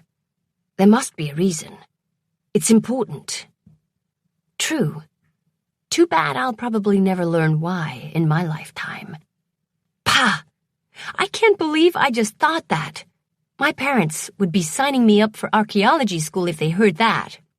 Do you want to start with Bacho? Niall glances at the clock. Not tonight. I'm beat. We say goodnight to Morgan and head back. Niall's still in his uniform. Poor guy, doesn't get much time off. I've read through those recovered files from Shinji, too, Niall says, oh so casually. I tense. Legally? He huffs. I am on the security team. A pause. There's not much there. Is that why you suggested I dig for more? Yes. Also, it's hard to tell for sure. But I think the looters didn't kill everyone. There seems to be a gap in time, and people died later. That's terrible. Because of their injuries? Hard to say for sure, but I found a reference to an unknown assailant with a knife. Oh boy. I stop and turn to him. Niall, that's sweet that you believe me about those shadow blobs, but think about it. It's insane. He reaches to touch my arm, but catches himself. You need to watch the feed of us in Pit 4. Before I protest, he asks, have you seen any of those shadow blobs in the base? No, thank the stars. So, if it's trauma-induced, you won't see anything, since you won't be in the pits. He has a point. All right, I'll watch the feed. Niall smiles, and I think I'd do just about anything for one of his smiles. Besides, what harm can come from watching myself freak out? We continue down the corridor. I mull over Niall's comments about the files. Having all the information would certainly answer a ton of questions. Would your dad let me search for those deleted files if my parents agree? I ask Niall. He doesn't hesitate. Yes. Guess they've been discussing it. What if they don't approve? No, not until you're 18 years. He glances at me. When's your birthday? Not for another 150 days, which doesn't sound that far away, but I'll talk to my parents. Maybe if I promise to back off if I think I'll alert that superworm, they'll agree. Couldn't hurt. When we arrive, Niall follows me in. Radcliffe is sitting in the common room, and Niall asks him permission to show me the feed. Why do you want to see it? He asks me. I think it'll help convince my brain that what I saw wasn't real. Lame, really lame. I try not to squirm when Radcliffe studies me. All right, you can use my terminal. He tilts his head toward his bedroom. Now? For some reason, panic snakes around my throat. Thank you, Niall says. Come on, Lyra. But I reluctantly join him. Guess I didn't think Radcliffe would agree.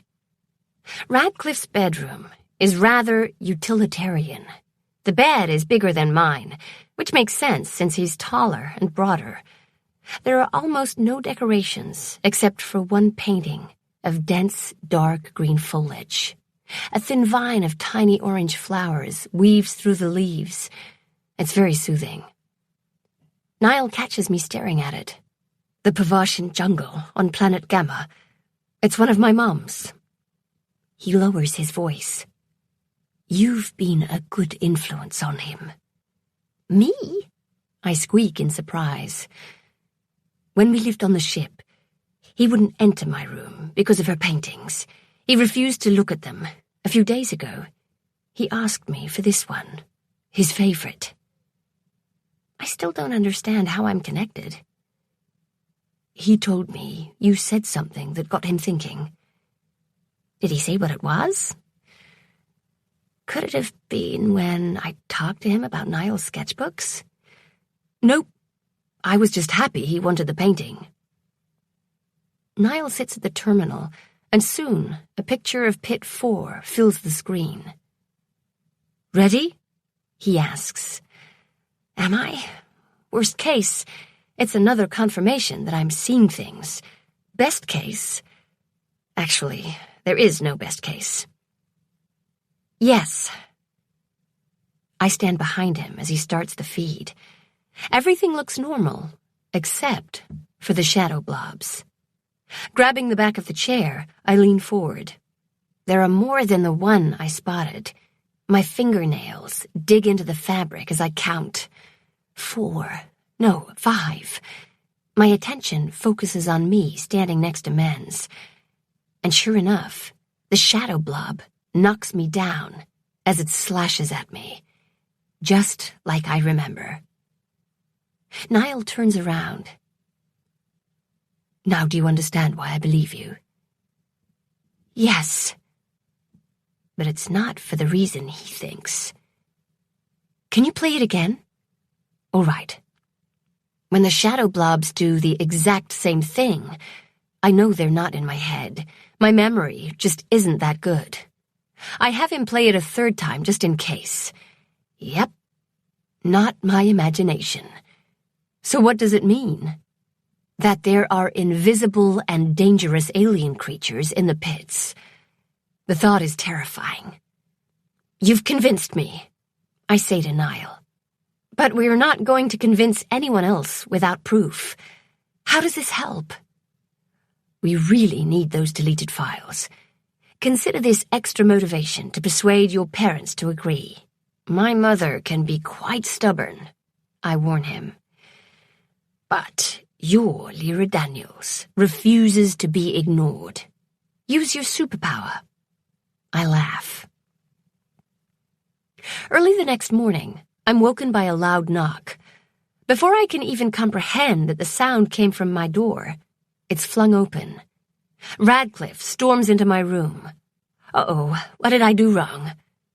The files are gone. What did you do with them last night? He demands.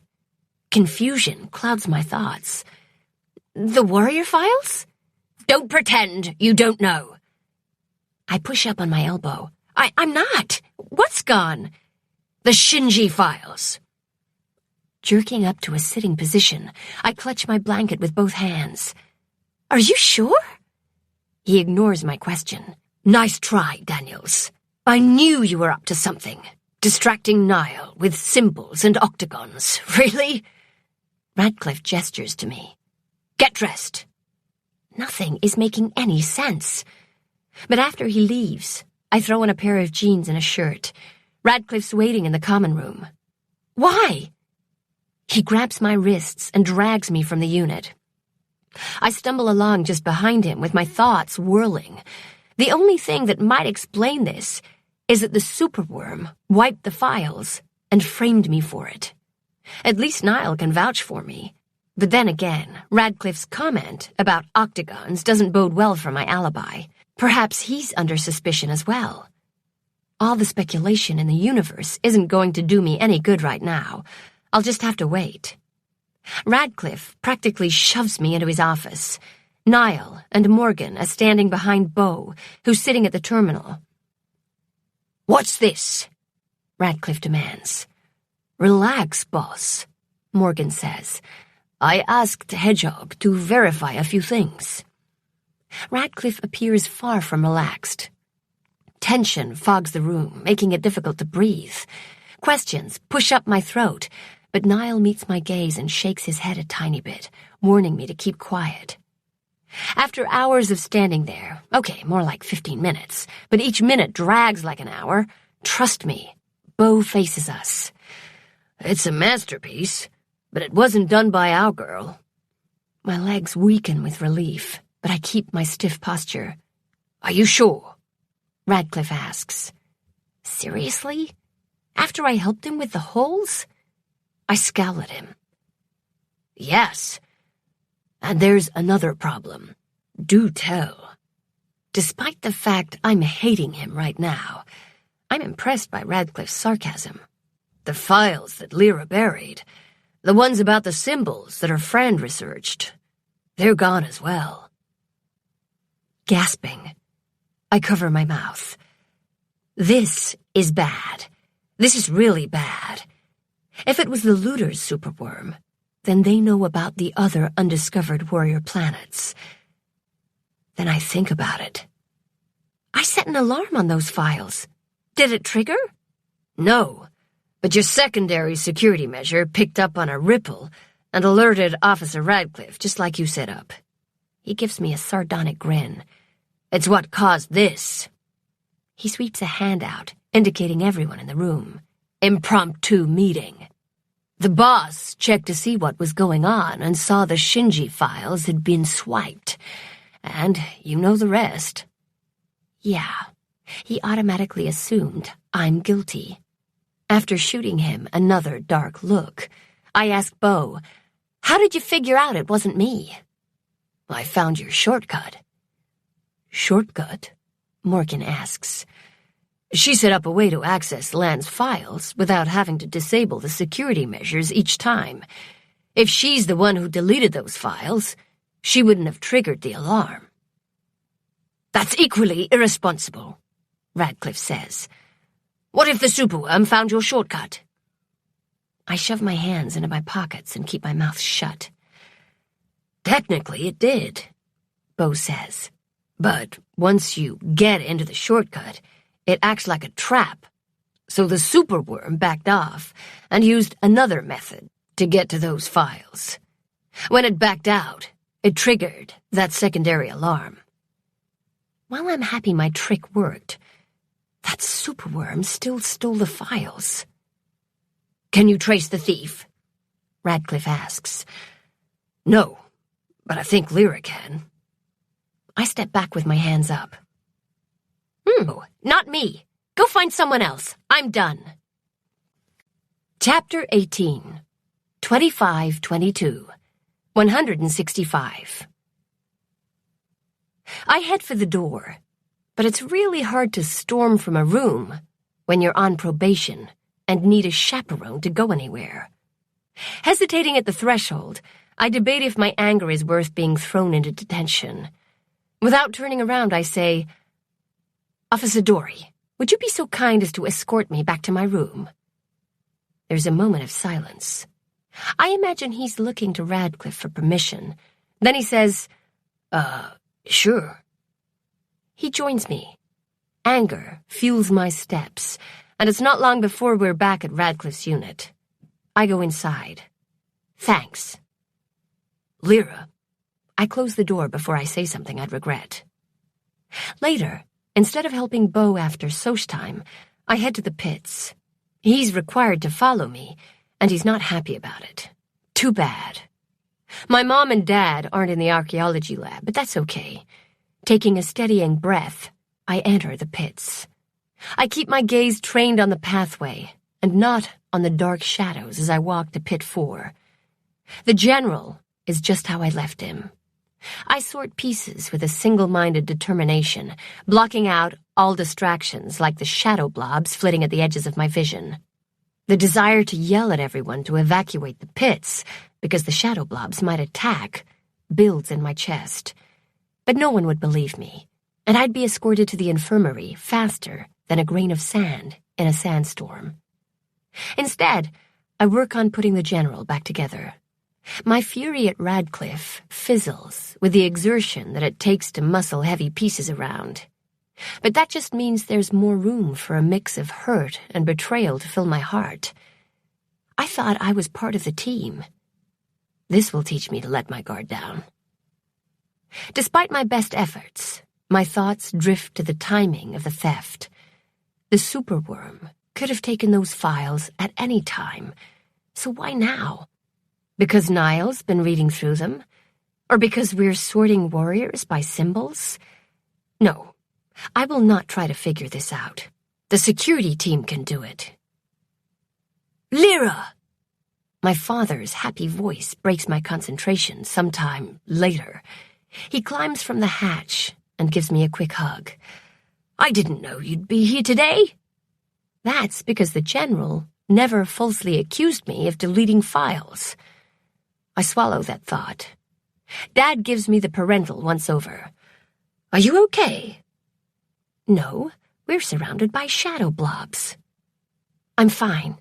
I've been here for 2 hours. Bo supplies dryly. Wow. Without any problems, which is true. Do you want to see what's going on with the hearts? Dad asks. Sure. Come on then. Bo and I follow my father down into the factory. It's darker and cooler. The air smells damp. I brace, expecting a profusion of shadow blobs. But there are none. In fact, the heavy pressure on my shoulders lifts. It's a relief to be down here. We've gotten 3D digital images of them all, Dad explains as he leads the way. Except for the backs, of course. But we confirmed they're indeed modeled after human hearts and are life-sized as well. The symbols on the hearts match the one row of your octagon. And there are exactly 8 symbols on each one. I'm hypothesizing there will be 8 on the back as well. More proof the number 8 is very important. Did the creators just like the number? Or is there a mathematical or scientific reason? Dad, did you figure out what substance the hearts are made of? The chemists listed a bunch of unpronounceable chemicals, but there are a number of unknown substances too. Best they can match it to is a form of pumice. Not helpful. No, but at one point they were wet, then molded and dried, somehow. Plus, they're as old as the warriors, so that's why we think they're so brittle. We enter the large cavern and weave around the tables until we arrive at the back. There are a number of techs with protective gloves on who are hunched over the hearts, but no one touches them. There are a few empty spaces. What happened to them? I ask. Failed attempts to move the hearts. All we want to do is look at the back of just one. Even if there aren't more symbols, there might be something else equally important. We tried to slide a metal spatula under one. It crumbled to dust as soon as it was touched. Same with using glass, plastic, and even paper. The techs are measuring to see if we can use controlled air cushions. Air cushions? I've no idea how it works, but the engineers offered to build it and said it would be gentle enough. Dad watches the workers. The creators had to lift the hearts to put them into the warriors. Maybe they used anti-gravity devices, or had some advanced tech. I think about the general. There's nothing on the inside of the chest that would hold a heart, unless it broke off. But then I'd see where it did, and I'm sure the experts would have picked up on that long ago. Besides, the heart doesn't have to be in the chest. Just because everything else is lifelike doesn't mean that it has to be. Yet, they made a point to build everything to life size. So if the hearts are in the proper position, then they would have to be attached to Terra Cotta, I blurt out. What? Dad asks. Did you try using Terra Cotta to move them?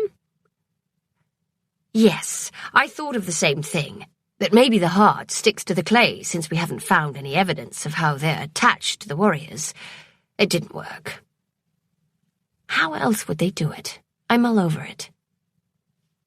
What about before the warriors were fired? When the clay was still wet and soft? Maybe it sticks then. My father beams at me. It's worth a try. He hums to himself. We would need to find clay on this planet, though. Can't your chemists mix up a batch? Bo asks. No, it needs to match the terracotta used for the warriors. In that case, you'll need to import some from Earth, I say. Should only take 145 years, plus or minus a day or two. Dad gives me this funny look as if he's holding back a sneeze. I study him with my daughter's power of observation. It was included with the birth package. He's trying to keep something secret. Bo, can I have a private word with my father, please? Sure. I grab Dad's arm and pull him away from Bo and the workers, but still within sight. Okay, fess up, I whisper. About what? He tries for innocence, but he's fidgeting with his cuffed sleeves, smoothing the folded fabric. Sweeping my arm out, I indicate the tables with the warriors lying on them. You discovered that they manufactured warriors on Yulin, didn't you? He wilts. I'm not saying anything until we have proof. Did you find a clay deposit? I ask. His gaze returns to his cuffs. Dad. I match Mom's tone when she's caught you doing something you shouldn't. It works.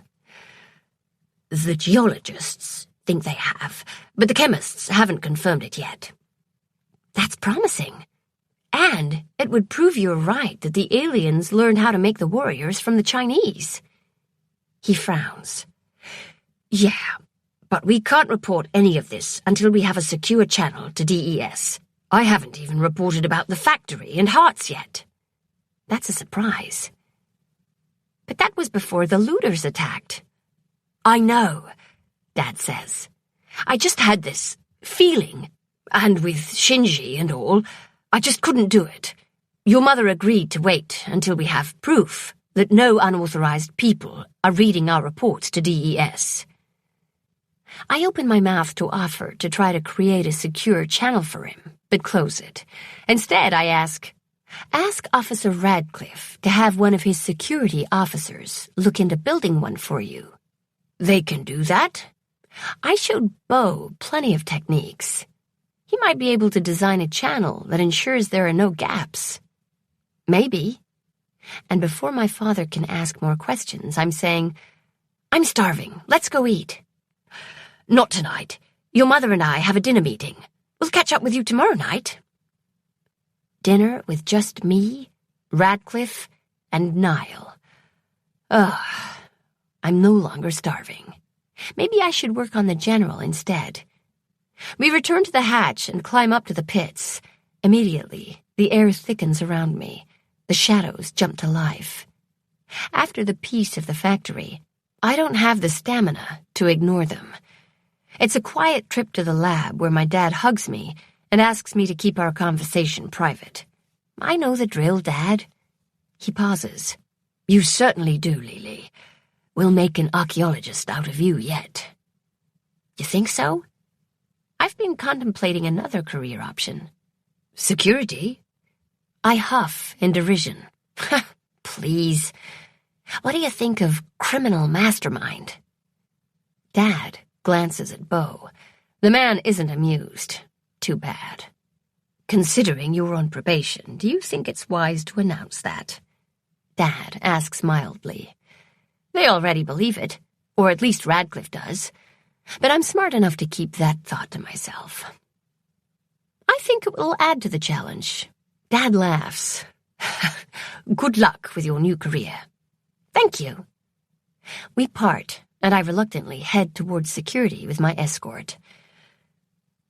No need to be mad at me, Bo says into the silence. I vouched for you. I'm not mad at you. You sure could have fooled me. I'm just angry. He's quiet for a few steps. That superworm matched your style. That's scary. I slow. Jaren taught me how to worm, and he learned from Warwick Nolt. But eventually, we all develop our own styles, so to match one is just more evidence that we are dealing with an extremely talented person who may have bypassed all security in the QNet. I'm listening. Niall asked me to investigate, and I'll admit, after seeing your worm tracks, I was pessimistic about finding any proof of your innocence. A bit of softness cuts through my ire. Niall trusts me, unlike Bo and Radcliffe. At least you still looked. Yes, Niall owes me one. He flashes a cocky grin. And that shortcut of yours is a thing of beauty. Ah, appealing to my ego. Good man. Still mad, though.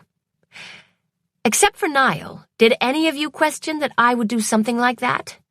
Yes, I've wormed illegally. I am on probation after all.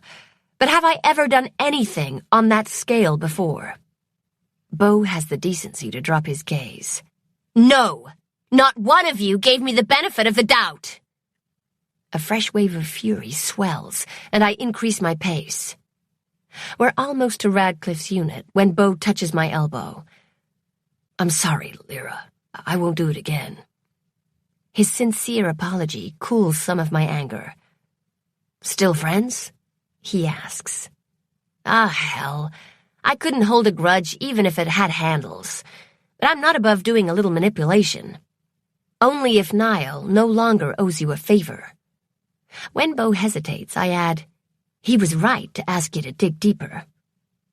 Okay. Then he grins. Well played, Daniels. I smirk. When we reach Radcliffe's unit, he asks, will you resume helping me with the security holes? Will I? It depends on Officer Radcliffe. Good luck with that. After I open the door, Bo gives me a jaunty wave goodbye. Radcliffe's in the kitchen, so I duck into my room, and when he knocks to announce dinner, I tell him I'm not hungry. I'm not. At all. Who are you calling a coward? A second knock sounds just before the door opens. Niall steps in and closes it behind him. He's not in uniform, so I don't hesitate to wrap my arms around him and pull him in for a kiss. What's that for? He asks, a bit breathlessly, a long time later. For believing in me. I explain about Bo and the favor. Nice. Now, can you do me a favor? I've a feeling I'm not going to like it. What is it? Come have dinner with me and my dad and save me from enduring an unpleasant meal by myself. I'm mad at him, too. He accused me of being duped by you and then covering for you. Sounds like you're not hungry either, I say. We can stay in here. For another 2 minutes, if we're lucky. We glance at the door, expecting Radcliffe to barge in at any moment. We can glare at him together, he says. Solidarity. Oh, well, when you put it that way. He swoops in and gives me a kiss before we trudge out to the kitchen. The meal is a vegetable and ham casserole. We eat mostly in silence. Radcliffe is either oblivious to our censure or very good at ignoring us. Halfway through, he receives a call and goes into his bedroom. When Radcliffe returns, he's wearing his black jumpsuit and holding a pulse gun. Another big sandstorm's coming. We're on alert. Niall jumps to his feet, while my heart jams up my throat. Will there be another looter attack? There's been a couple other sandstorms since that one, but all have been minor. Niall squeezes my shoulder and says, later, as if it's a promise, before he bolts. Radcliffe hands me the weapon. Can you assist Officer Dory? Doing what? Yup, my voice trembles as much as my legs. Monitoring communications, ensuring no one compromises them. This morning, I vowed not to help Officer Radcliffe anymore. Now, with the possibility of the looters attacking the base, that particular drama seemed so small and petty. Of course. Change into your jumpsuit and wait here for Dory. All right. Radcliffe leaves. Hurrying to my room, I search for the garment. It's one thing to put it on when you're relaxed and have time, quite the other when you're rushing and so not relaxed. First, my foot gets stuck, then my arm. Then I do this strange hopping wiggle to get it up over my shoulders. By the time I'm dressed, I'm out of breath and sweating. A knock just about sends me a meter into the air. Clutching my weapon, I peek at the screen. Something I haven't done since living here. Beau waits outside. He's also in a jumpsuit, and wow, the man's been hiding some serious muscle. I open the door and tuck the pulse gun into its holster. Keep it in your hand, Beau says, just in case. Okay. I pull it out. Breathe, Lyra. He waits while I suck in a few deep breaths. Better? Yes. All right, let's go. He sets a fast pace, and we're soon in the room next to Radcliffe's office. There's only one officer watching the camera. She's also in a jumpsuit and armed. Go on, Tora. We got this, he says to her. She takes off. Beau locks the door. I need you to monitor the cameras. If you see anything or anyone who doesn't belong on base, let me know right away. What are you going to do? I ask. I'm going to monitor security through the QNet. If the cameras go down, come join me. I'll need your help. Okay. I sit on the chair. It's still warm from Tora's body heat, and I get a whiff of flowery perfume. He heads to his office, but pauses in the threshold. Oh, and Lyra, if an unauthorized person enters this area, shoot him or her. Unauthorized? Anyone not on the security team, got it? Yes. Don't shoot Officer Radcliffe no matter how much I want to. He laughs. He deserves it, but that weapon won't work on him or anyone on the team. Pity. Settling in, I scan the various screens on the right wall, before swiveling around to check the other bank. After a few minutes, I realize this is harder than it looks. I can't watch them all at the same time, so I have to prioritize them. Of course, the ones in the pits get the most scrutiny. Oh, look, shadow blobs. Then, the ones just outside the base. Next are the ones inside the base's entrances, and the interior ones get a brief glimpse before I start at the beginning. Most of the security team is rushing to the pits. I spot Niall's lean, muscular form, and a tight ball of worry joins the turmoil already sloshing in my stomach. Radcliffe and 2 team members are in the port, donning B-apps in preparation for going outside. With Beau in here with me, that leaves 8 of them to deal with any looters in the pits. Not nearly enough. The scientists clog the corridors as they head to their units, the safest place for them. I search the cameras for my parents. They're in the control center, directing the storm response teams, and I peer closer. They're armed. Way to go, Mom and Dad!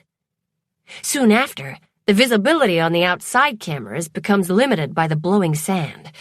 Surrounded by other rooms, I can't hear the wind, but sand grains pelt the roof. The officers reach the pits and fan out, 2 in each pit. Niall's in pit 4 with Keir. Memories of the attack flash in my mind. At least 4 dozen looters invaded. Trained or not, our security team in the pits is still outnumbered 6 to 1. On the edge of my seat, I scan each monitor, then again and again. Each minute that passes increases my anxiety level. After an hour, I'm actually wishing for something, anything, to happen, or I'm going to explode right here in this seat. But all remains normal. The labs are empty. No looters invade the pits. The storm passes the base, and the outside cameras show drifts of sand, but nothing else. Another hour passes before an all-clear signal sounds throughout the base. The officers in the port remove their B-apps as the 8 in the pits head back. Wilting in the chair, I finally relax. Beau joins me. False alarm. You don't sound surprised. They already used that trick. I really didn't expect them to try it again. Then why go to all the trouble? I gesture at the cameras. Just in case. Their leader might think it's worth another shot. Plus, it's always better to be prepared than caught unaware. True. When everyone returns, the security team has a debriefing in the conference room. I man the cameras while they have their meeting. Tora returns with another man, I probably should learn all their names, to take over my post. Niall is waiting in Radcliffe's office to escort me back. My parents are also there, getting an update. No problems this time, Dad says to me. Such a relief. Except for the GPR team's shelters, Mom adds. What happened? I ask in alarm. Their shelters were damaged by the storm. They're coming back for repairs in a few days. Oh. Dad frowns at Mom. Like I said, no real problems. We're in the middle of a desert. Sand is always going to be a nuisance for the field teams. I gesture to their guns. And you were ready. Tace suggested we have more armed people on base in case of an emergency, Mom says. Your father and I volunteered to go through the training. There's a few others as well. Niall stifles a yawn. It's close to 2,200 hours. I say goodnight to my parents. It's a quiet walk back. But once we get into Radcliffe's unit, Niall draws me in for a rib-cracking hug. What's the matter? I ask into his neck. Just glad that this time I didn't have to worry about finding you broken and bloody. I squeeze him back. It was scary watching you go into the pits. He pulls back to meet my gaze. Thanks for helping. Of course. Does that mean... No. Not until your father apologizes to both of us. But what about today? I huff. That was an emergency. I'm not that petty, but I'm still pissed at him. Niall cocks his head to the side. If I was a betting man, my money would go to you, relenting, instead of my father apologizing. Your father's that stubborn? No, you're that curious. Plus, could your ego stand it if Beau found those stolen files instead of you? I growl at him, because he's right. Damn it. I try to step back, but his hold is like being wrapped in iron. You're pretty when you're pretending to be mad, Mouse. That's cheating. He can't call me pretty while insulting me, can he? And that jumpsuit shows off all your lovely curves. He runs his hands down my sides. His electric touch races over me. I shiver. You're just trying to distract me, if that's what you want to call it. Niall leans in and kisses me. I decide that he can distract me all he wants, but I'm the one to break it off many long minutes later. You have to get up at so early tomorrow. I thought we agreed I'd be the sensible one. Consider this a one-time thing. Besides, if your father believes I'm distracting you from your duties, he'll make it harder for us to be together. Niall sighs. It didn't take you long to figure him out. Well, I've been on probation for 15 days. Huh, that went pretty fast. Although, I think I should get time off my sentence for helping out. Maybe when I'm asked to assist Beau again, or if he needs me to search for those files, I can negotiate. Niall's forehead crinkles as he gives me a pained look. I'm enjoying having you close by and knowing you're safe. Yeah, but having no privacy and being escorted everywhere sucks. With the cameras, and with you living with your parents, we won't have much privacy then either. Ah, but you forget who you're dating, I say. Once I'm back on my own terminal, those cameras are mine. Niall just shakes his head. I'm too tired to lecture you. Besides, you're almost 18 years. I'm willing to wait. And Officer Sensible is back. He sports a lopsided smile. Miss me? Go to bed before you fall over. Not until I get a goodnight kiss. I'm happy to oblige, and I run my fingers through his hair, leaving behind spikes. Stepping back, Niall arches an eyebrow at me. Was that necessary? You needed to look like you've been kissed, Toad. Why do I have the feeling I'm going to keep paying for that? I beam an innocent expression, which he doesn't buy at all. Do you want me to recite the lecture I received after you left? Or do you just want the highlights, like how space boys have sex with girls at every planet because they know they won't ever see them again? He rubs his face with his hands. I really need to get some sleep. Night mouse. Chicken! I call after him. Over the next couple days, Niall and I confirm each of 63 pits on a warrior planet represents another warrior planet, and one represents itself. The alien designations don't match ours, which makes sense. The first pit we open on a warrior planet has always been numbered 1. I've a feeling that, in the future, the pits will be renamed. Instead of numerical label, it'll reference the warrior planet's name. I continue to work on the general, although I'll admit it takes all my courage to go into the pits. The shadow blobs hover at the edges of my vision. They haven't hurt anyone, nor have any of the techs reported seeing anything. Niall and I agreed not to try to convince my parents and his dad about them. After being accused of stealing the Shinji files, our credibility is shot. The techs have reassembled a number of warriors in Pit 1. They are missing pieces, and cracks zigzag through their bodies. And I wonder why we even bother. They're dead. Yes, I know that sounds strange, but to me, they no longer have that essence. Their hearts are broken, even the general. His chest is about as complete as I can make it, but it won't matter in the end. This afternoon, Niall is helping me assemble the general's arms. The pieces need to be held in place until the adhesive dries, a 2-man operation.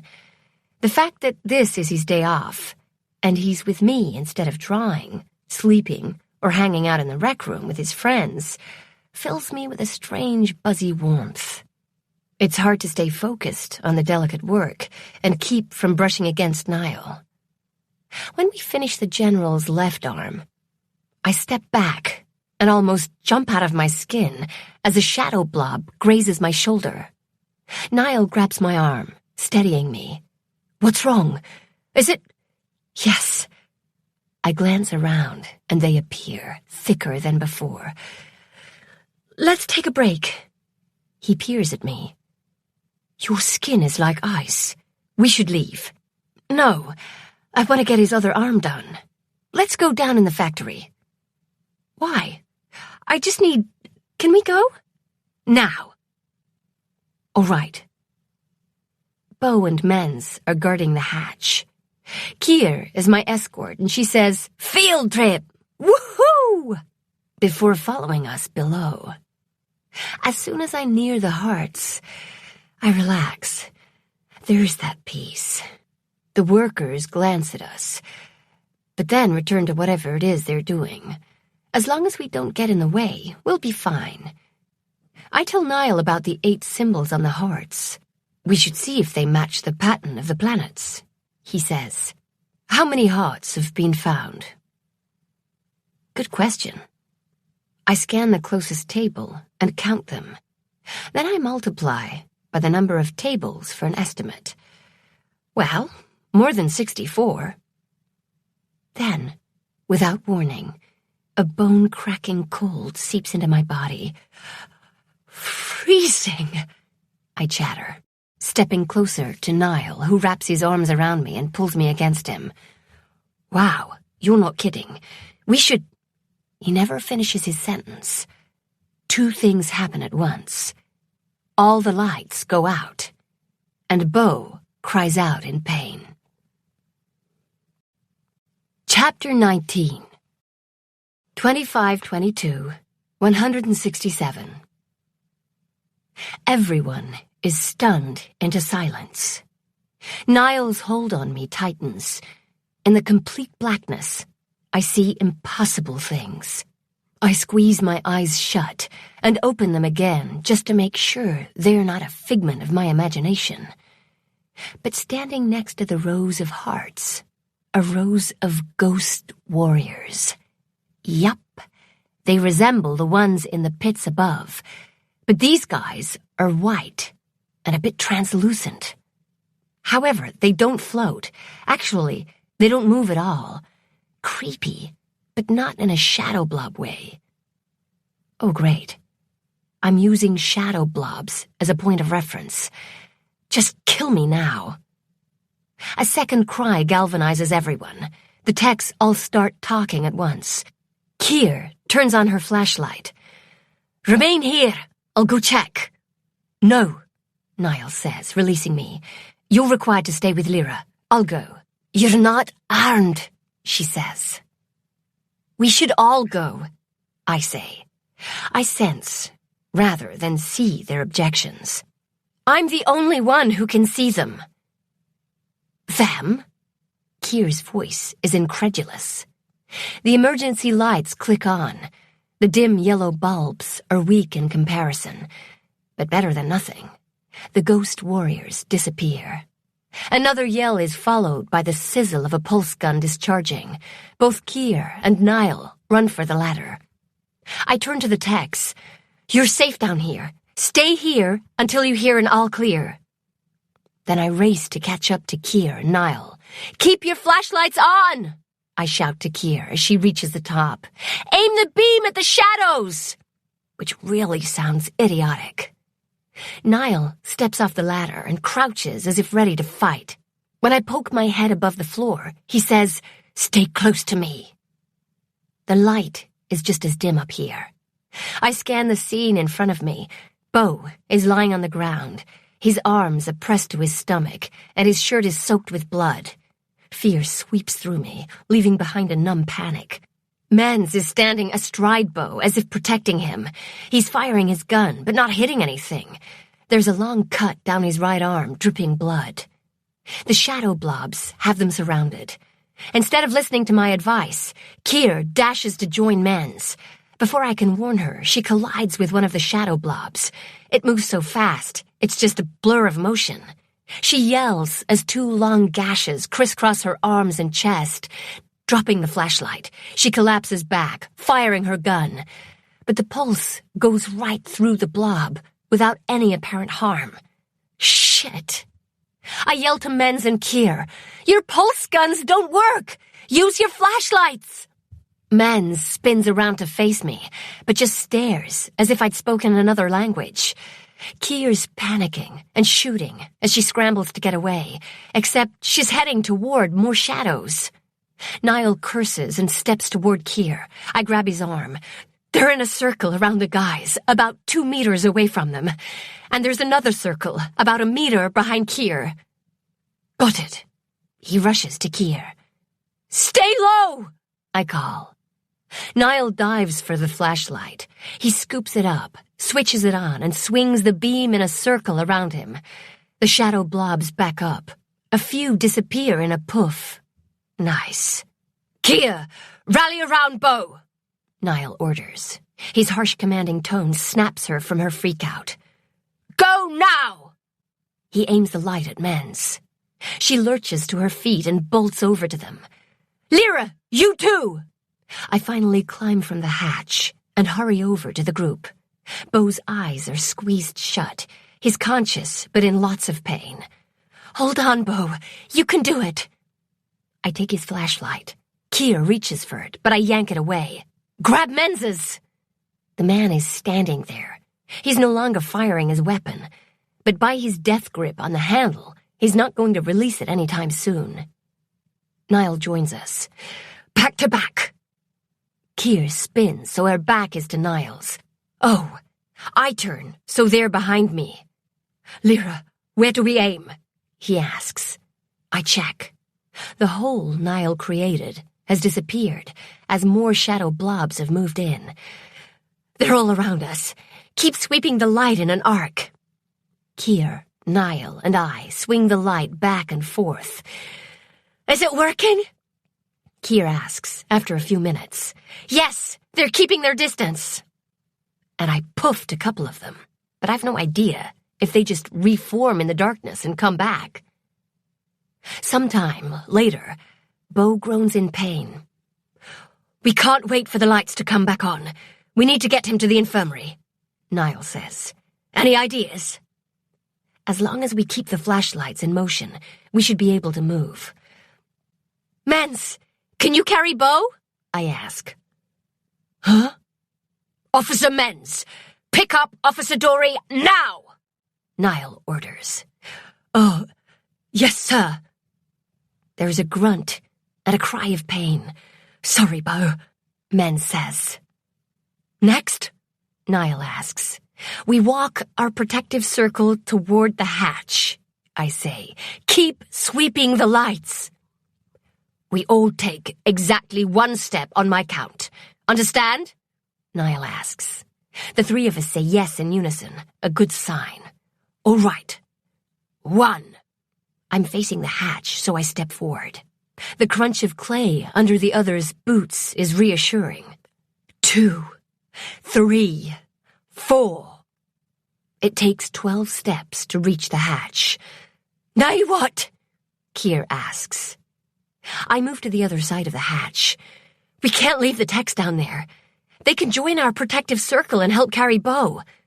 Then we move our circle to the exit. Niall? It's Kier again.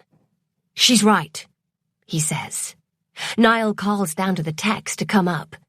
They emerge and start asking questions right away. Be quiet!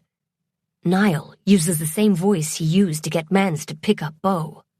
They shut up, and I wish I could see their expressions, but I'm too busy keeping the shadow blobs away.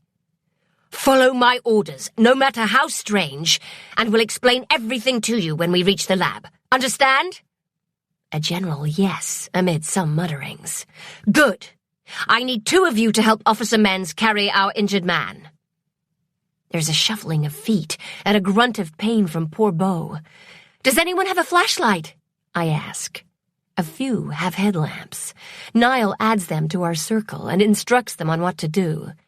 Then we move toward Pit 3 in the same step-by-step fashion. Halfway through Pit 2, the emergency lights go out.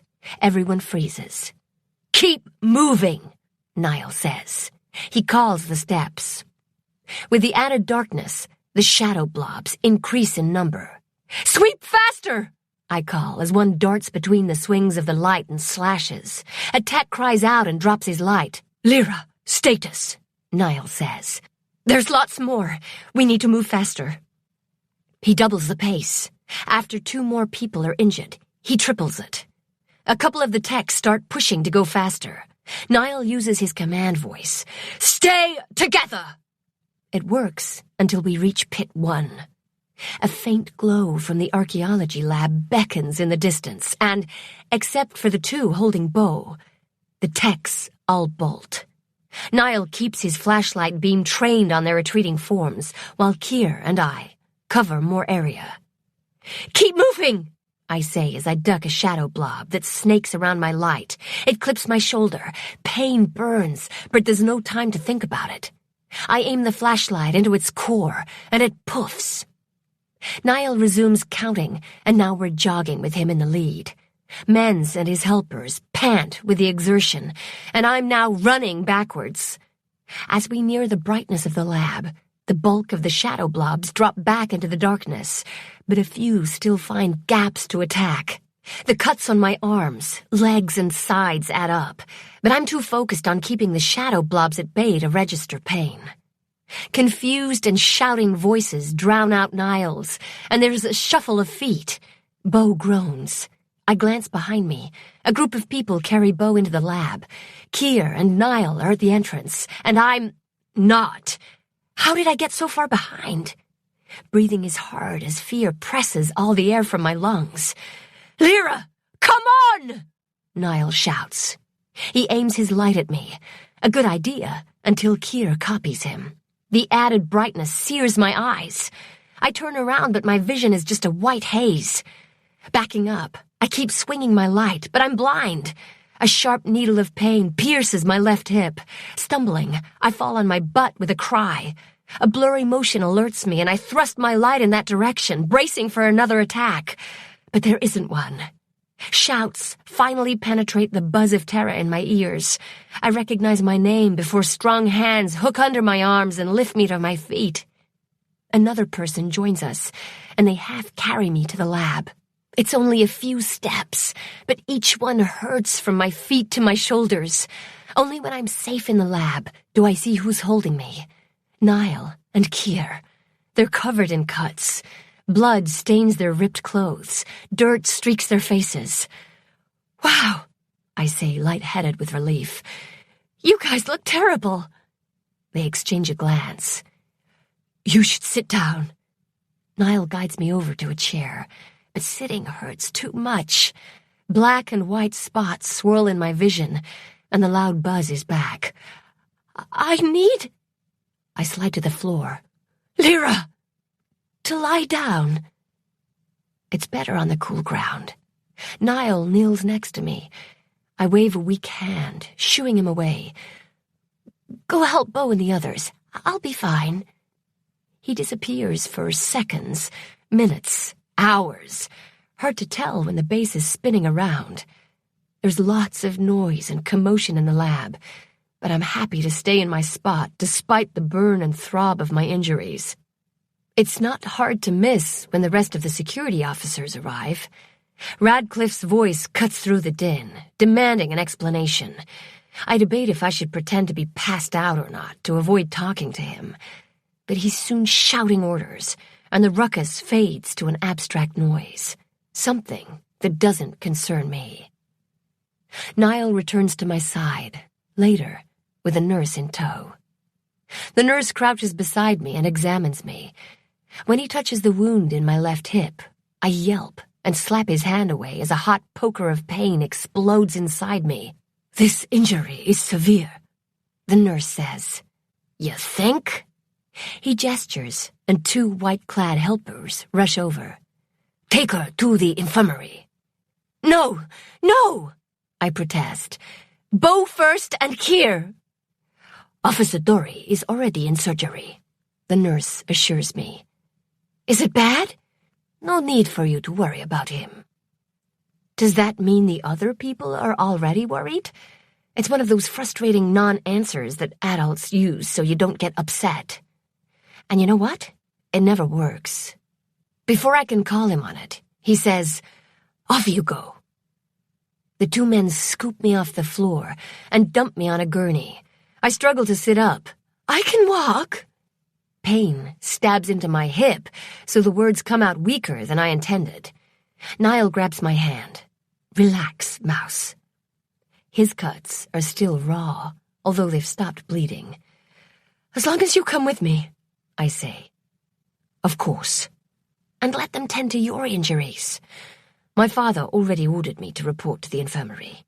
There's a glint in his eyes. "How long ago?" I ask. Instead of answering, he says, "Let's go." The men wheel me into the hallway. Niall keeps pace, holding my hand and not meeting my gaze, which means he should have gone before and probably refused. I squeeze his hand, and he glances at me in concern. "Thanks," I say. "For what?" A list of reasons spring to mind. For staying with me, for getting me out of the pits, but the most important one pops out first. For believing me about the shadow blobs.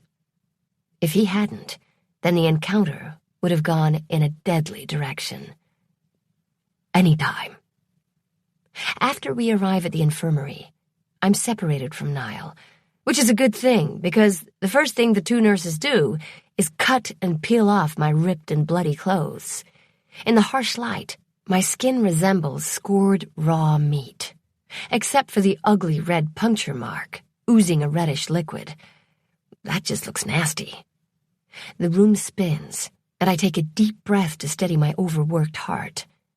I swallow a scream when the doctor presses his fingers into the wound. "This is going to need surgery. Where are your parents?" he asks me. I've no idea. "Prep her." The doc orders a nurse and sends the other to find my mom and dad.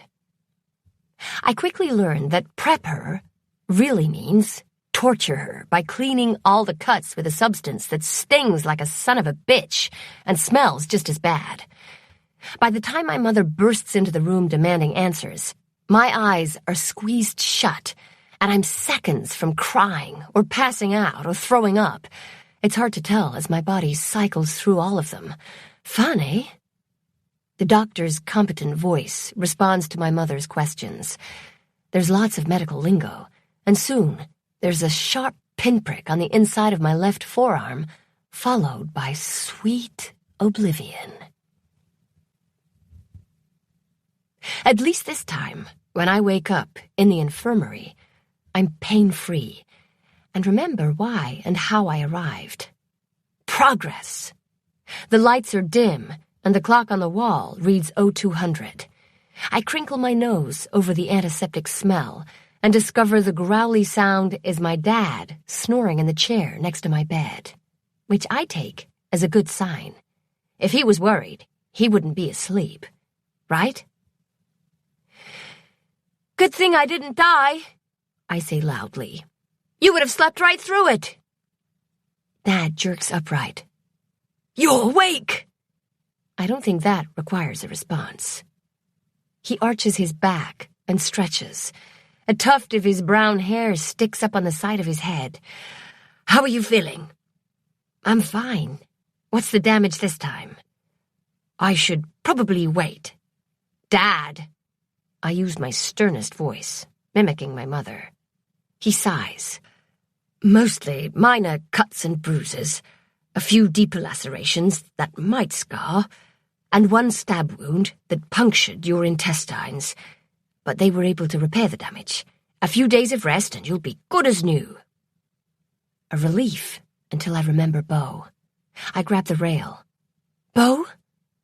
Alive." I wilt back into my pillows. "He's weak, and he's lost a lot of blood, but should recover." "And the others?" "Fine." The tightness around my chest eases just a fraction. "The pits?" "Locked. We also installed bright lights to shine on the doors around the clock. And now I can breathe normally." "Have you figured out what they are?" "No. When you've recovered your strength, Tace is going to talk to you about what happened. At least I've been warned." I shoo my dad out, telling him to go to bed. In the morning, my mother and Niall stop by, and I reassure them about my health. They both appear as if they haven't slept, although Niall has changed into clean, undamaged clothes. Too bad it's his uniform. Mom gives me a penetrating stare. Her mom X-ray vision is turned on maximum. "We need to discuss your propensity for being at the wrong place at the wrong time." "But I did as promised. I ran away. We all did." She drops into the chair. "You were supposed to be safe while on probation. Tace assured us." Niall stiffens, but keeps his lips pressed firmly together. "Not his fault," I say. And yes, I can't believe I'm defending him. It's mine. I should have made more of an effort to convince everyone about those shadow blobs.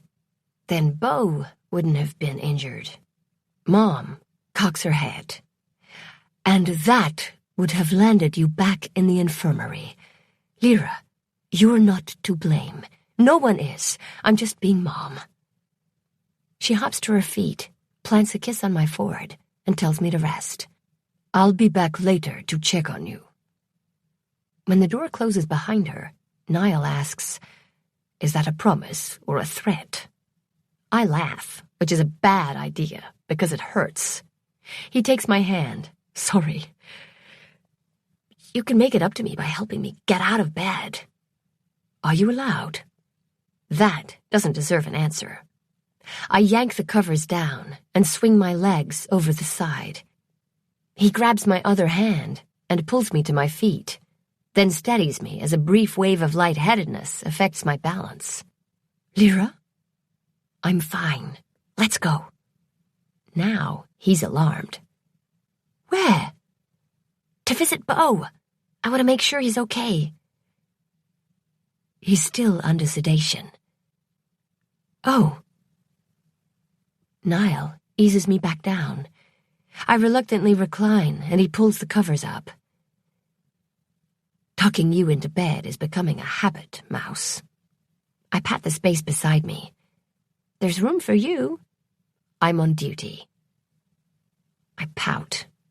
Did you get any sleep last night? Not much. He shrugs. All part of the job. Really? Does that include fighting shadow blobs? He gives me a wry smile.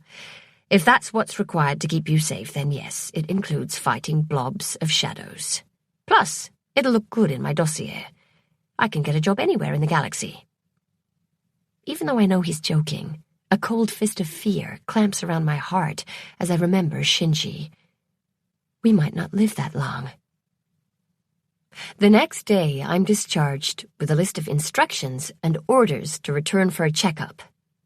Niall escorts me to security's conference room. I've been invited to the debriefing. When we enter, it's an effort to walk through the tension that fogs the air. Kier gives me a nod of encouragement when I meet her gaze, but Mens avoids looking at me. Niall takes the empty seat at the far end of the table.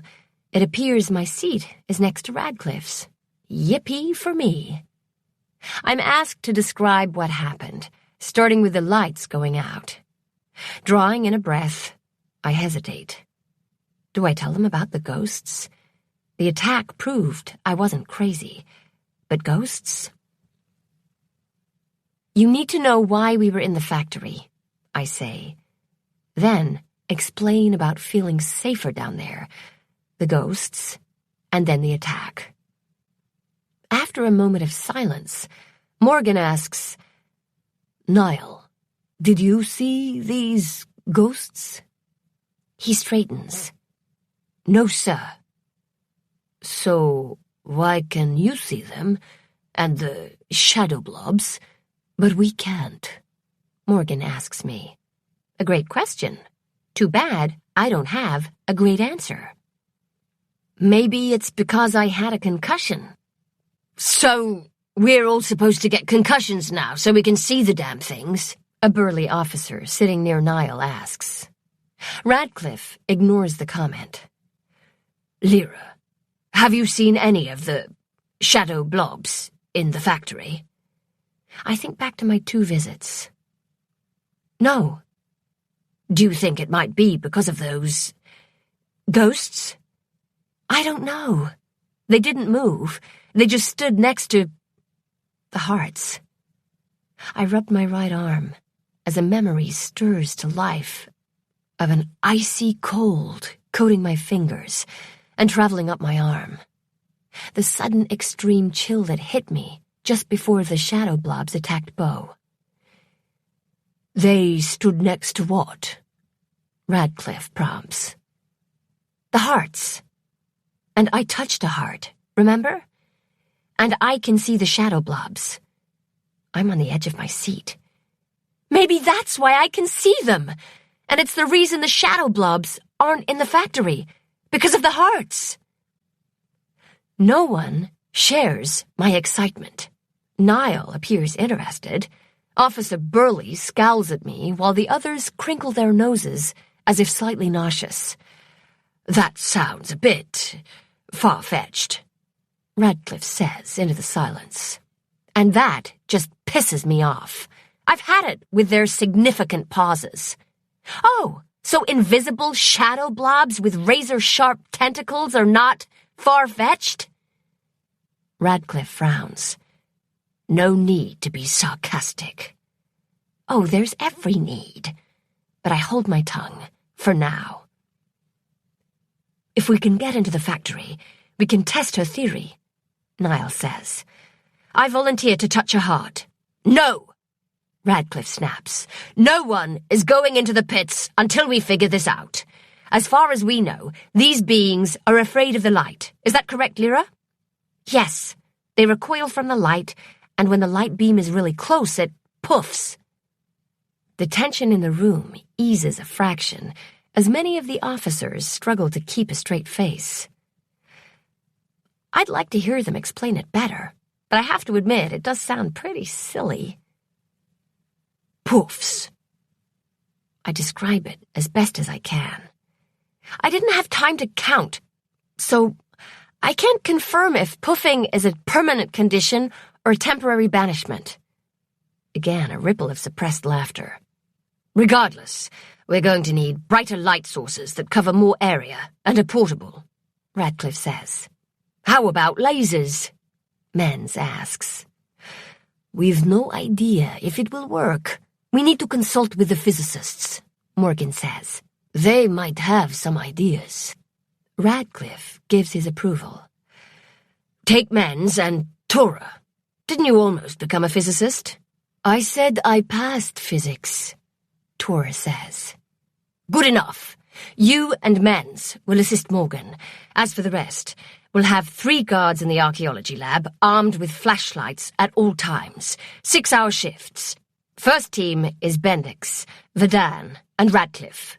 Second team is Rance, Zim, and Ho. Keir glances around in dismay. What about me, sir? You are assigned to protect Lyra. I need protection? That doesn't sit well with me. Keir glances at me and mouths, pampered ass, which, strangely, makes me feel better. First team, report to work, Radcliffe orders.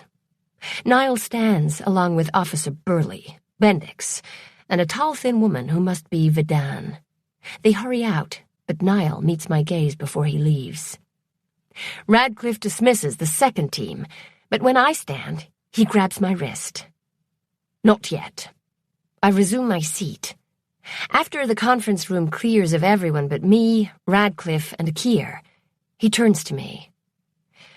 It's critical that we learn exactly what happened on Shinji. We need those deleted files. My parents have already given their permission, plus Keir and I will be nearby at all times. Am I a bad person if I have the desire to say something petty? Something like, oh, so you're trusting me now? Or, aren't you afraid I'll steal more files? Of course, I don't say those things because Beau is still in the infirmary, and there's a chance another person could join him, or worse. If I have any chance of finding them, and I can't guarantee anything, I'm going to need access to a high-clearance terminal. Radcliffe studies me for a moment. Your father said you can use his terminal in the control center. Sweet. We head to Radcliffe's office. Before Keir and I continue to my room, Radcliffe says, You won't be seeing Niall as much. Yeah, I already figured that out. I understand. Too bad you can't recruit more people.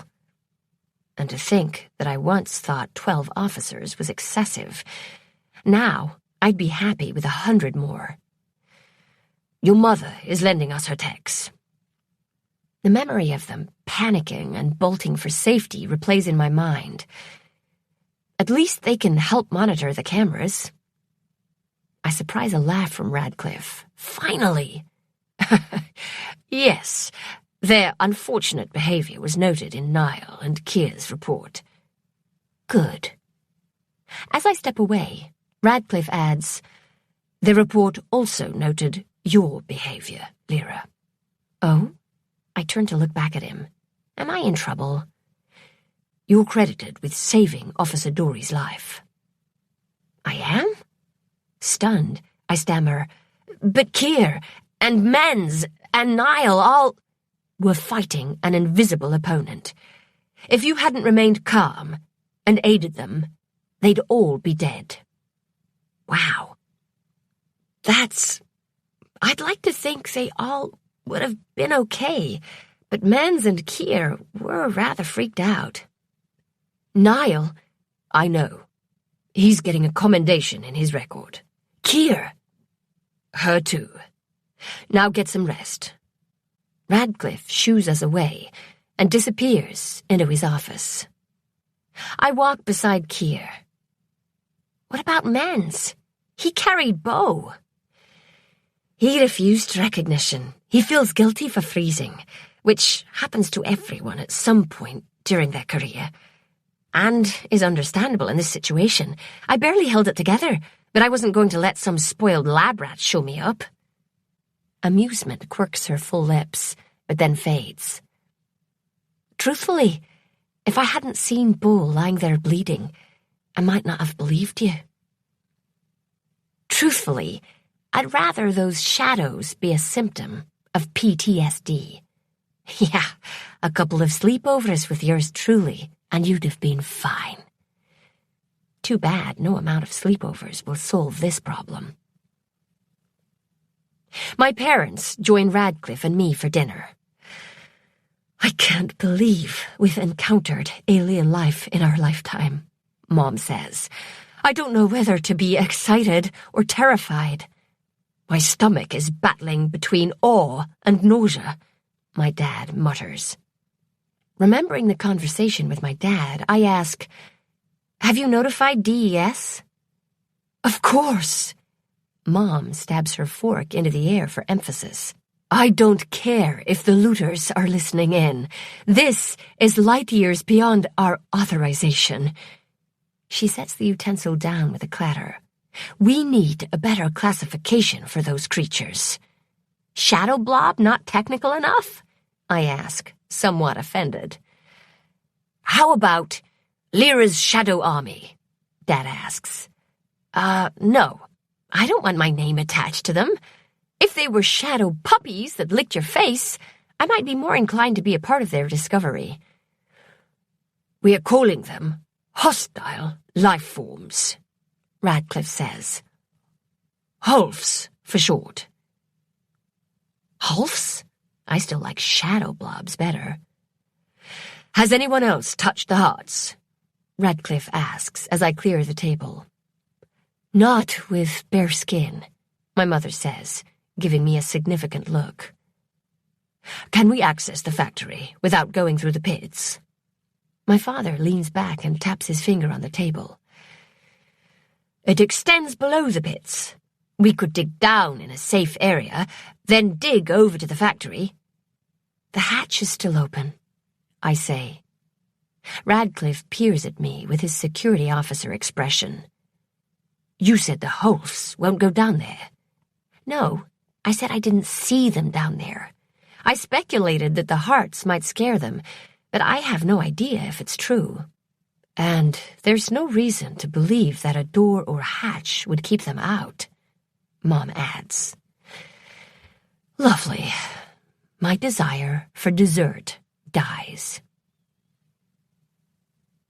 After Soch time the next day, Keir escorts me to the control center. My father is in his terminal, but he relinquishes his chair when he spots me. DES has sent instructions about those... He lowers his voice. Hulfs. And? We've strict orders not to engage with them. I almost laugh. Did DES message the shadow blobs too? Because the last time I checked, they engaged with us first. Dad ignores my sarcasm.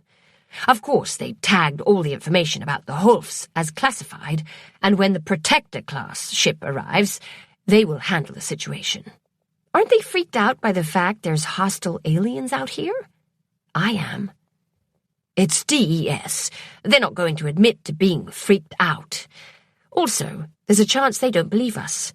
We could have been exposed to a mind-altering gas and are all hallucinating. Then, there's another possible explanation. They already know about the Hulfs. Then why wouldn't they warn us?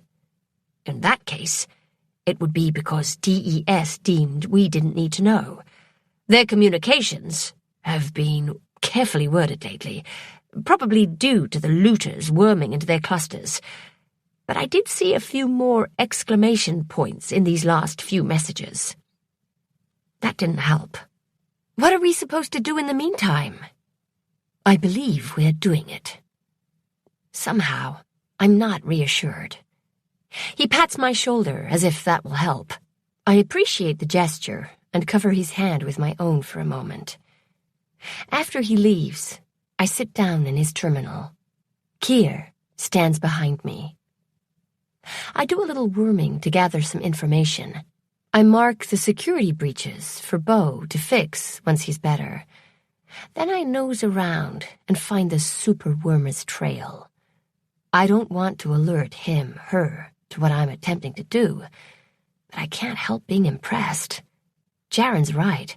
That girl, Guy, has some mad skills. I wonder if it is Usen, Warwick, Ursi, or Ferdel. Perhaps it's all of them. Oh, my stars. I straighten. Why not? Bo and I wormed together. I trailed Jaren. Chief Hashi and I worked in tandem. And the bridge crew. I'd bet they operate as a unit in the QNet. Another thought almost knocks me over. If those superwormers teamed up, they could take control of the QNet. I imagine they'd rename DES to OWUF or WOUF or something like that. Either way, it's a terrifying thought. But it also gives me an idea to increase my chances of finding those files. You want to do what? Radcliffe asks, incredulous. I explain it again. It's after dinner, and everyone has left. It's like that sorting socks things, using valuable resources that are needed elsewhere, he says. But that worked, I try. I'll think about it. In the meantime, just keep looking for those files. I'm hopeful that once he recovers from the shock, he'll see it my way. But he's not in our unit the next morning, or in his office. Morgan's not there either, and Kier doesn't know where she is. She escorts me to Sochtime and waits outside while I spend the next 2 hours trying to figure out the best way to find those files. In fact, I'm so distracted, I'm halfway down the hallway before I realize Kier isn't following me after Sochtime ends. Huh? I return. No Kier. Unsure what to do, I stand there. Did she need to use the washroom? Or was she called away? Or does Radcliffe finally trust me enough to let me go around unescorted? Nah. He might trust me more, but with those... Oh no. I hope it's not another shadow blob attack. At least the base's lights are on. With anxiety churning in my stomach, I debate my next move. I figure the best thing to do is to go to the control center as planned. This way, Kier can catch up with me there, and I can ask my dad what's going on. I enter the center cautiously, but there's no tension, and everyone appears calm as they perform their duties. My father isn't there, and I ask his assistant where he is. He's in the port with your mum, Gavin says. One of the field teams arrived an hour or so ago. They're having some equipment trouble. That sand just gets into everything. Was there another sandstorm? I ask. That would explain Kier's absence. No, but being out there in the desert, it's hard to avoid.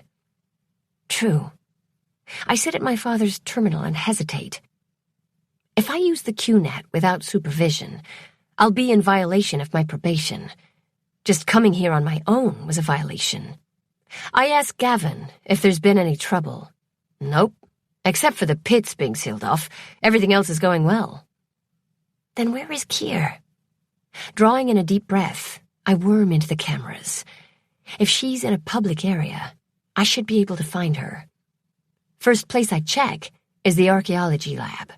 3 board security officers stand guard. I about wilt with relief. No problems with shadow blobs. Too bad it's Team 2. I'd like to have seen Niall. As I'm checking hallways, labs, and the security areas, everything appears normal. But there is a niggle of worry scratching at the back of my mind. Something about Nile. Wait. I sit up. Team 1 is supposed to be on duty in the lab this afternoon, not Team 2. I apply logic before panic. Maybe Radcliffe changed the lab schedule. I check the camera feed twice, and the answer is the same. In fact, it's all too much the same. Like Officer Rance scratching his nose in the same place 3 times in a row. There's only one explanation. A worm has altered the camera feeds. Chapter 20, 25, 22, 171. Panic bubbles up my throat. The cameras have been altered to show another time. I check through and pinpoint the time to around 1100 hours. So anything that has happened after that time hasn't been recorded. Why? Obviously, to hide something. Something bad. I glance around the control center. All still appears normal. Okay, just relax. How do I see what's going on in the base without tipping the worm off? It'll be tricky, and I can only do it for a couple cameras. I pick a camera in the archaeology lab. With the utmost care, I split the feed into 2 images. One goes to the monitors in security, the other to me. It takes forever. Then, I remove the bogus image of Team 1, and the lab is empty. The guards are gone. I suck in a breath, trying to keep my fear to a simmer. At least the lights are still blazing, and everything looks okay. No bloodstains or overturned equipment. So where is everyone? I can't check all the cameras. That would take too much time, and I've a terrible feeling I'm running out of it. Where else? I wish Radcliffe had one in his office. There's too many cameras in the hallways of the security area. Think! What happened today that's different? The port! I repeat my careful manipulation of a camera in the port. The large area is empty as well. No field team working on broken equipment. But I spot a pulse gun on the ground. And a couple of large metal racks have been knocked over. I stifle a cry. No sign of my mom or dad. A crazy scenario plays in my mind. The field team wasn't really one of ours, but the looters. They blocked the cameras, gained access, and... what? There's only 10 rows of exposed warriors in Pit 5. Why would they invade the base? Maybe it's easier to take over the base and then steal the warriors once the diggers are done uncovering Pit 5. And the first target would be the security team. And then they'd go after the people in charge. My parents. I assume the worst. The security team has been compromised. Since the looters haven't announced their presence to the rest of the base, I'm guessing they want to keep it quiet for now. No one in the port means they've taken them to another location. And they probably have my parents, too. A horrible thought turns my fear into a full boil. What if they and the officers are all dead? Breathing is difficult as all my blood rushes to my feet. Black and white spots swirl as a weakness flows over my arms. I rest my head in my hands. The desire to yell for help pushes against my chest, but I swallow it down. There's nothing anyone can do until I figure out exactly what's going on. And I can't do that while having a panic attack. Get a grip, Lyra. You're a criminal mastermind in training. You refuse to be ignored. I pull in lung-filling breaths, one after another. The looters claimed no fatalities on Shinji. Don't assume the worst. Pretend you're a looter. You just captured the base's security team and leaders. What do you do next? You'd want them out of your way. You'd put them in a secure location like detention. I find a camera in the detention center, but after an eternity to strip the fake image, I'm rewarded with a view of an empty hallway and 2 rows of doors on each side. I go to another camera and start the process again, except this time, the QNet kicks in and does it for me in a fraction of the time. Stunned, it takes me a moment to register what the camera reveals. There's Kier and Menz in a detention cell. To say they appear to be upset is a vast understatement. The QNet once again anticipates my moves, and all the cameras in detention show me real images. I count 10 security officers in 5 rooms. Niall is with Morgan. She's sitting on the bunk, appearing calm, while he's pacing with short, agitated strides. All that's possible in the small room. There's a nasty cut on his cheek, bleeding. Some of my fear turns to fury. How dare they hurt him? Anger is more motivating than panic, so I instruct the QNet to clear all the cameras. While I wait, I wonder if not seeing my parents in detention is a good or a bad thing. Radcliffe is missing as well. When the QNet finishes, I check the rest of the base.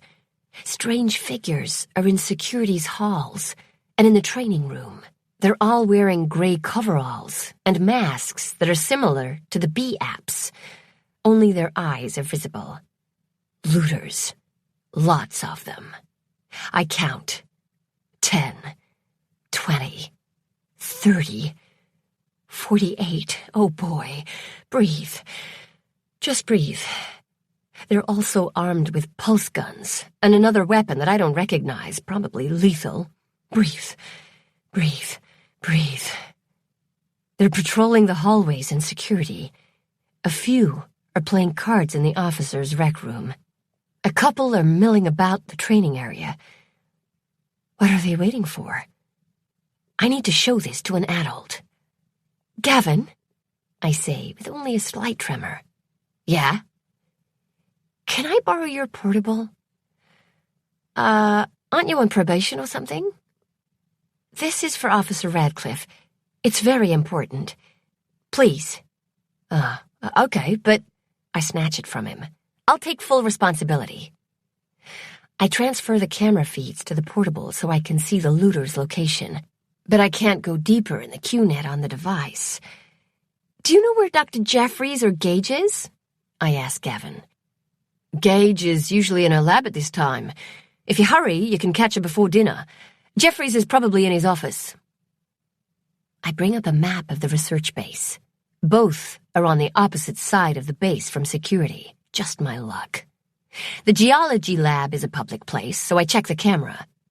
Dr. Cara Gage is there talking to another scientist. I'd better run. But I pause.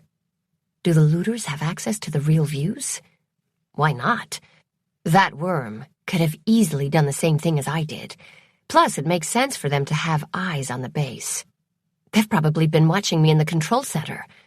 A creepy thought. And that also means they'll see me running through the base. Shit, shit, shit. Think! I drum my fingers on the terminal. If I can get the real feeds and have the ability to turn them off for the looters, then I'll control what they see or not see. Worming the worm.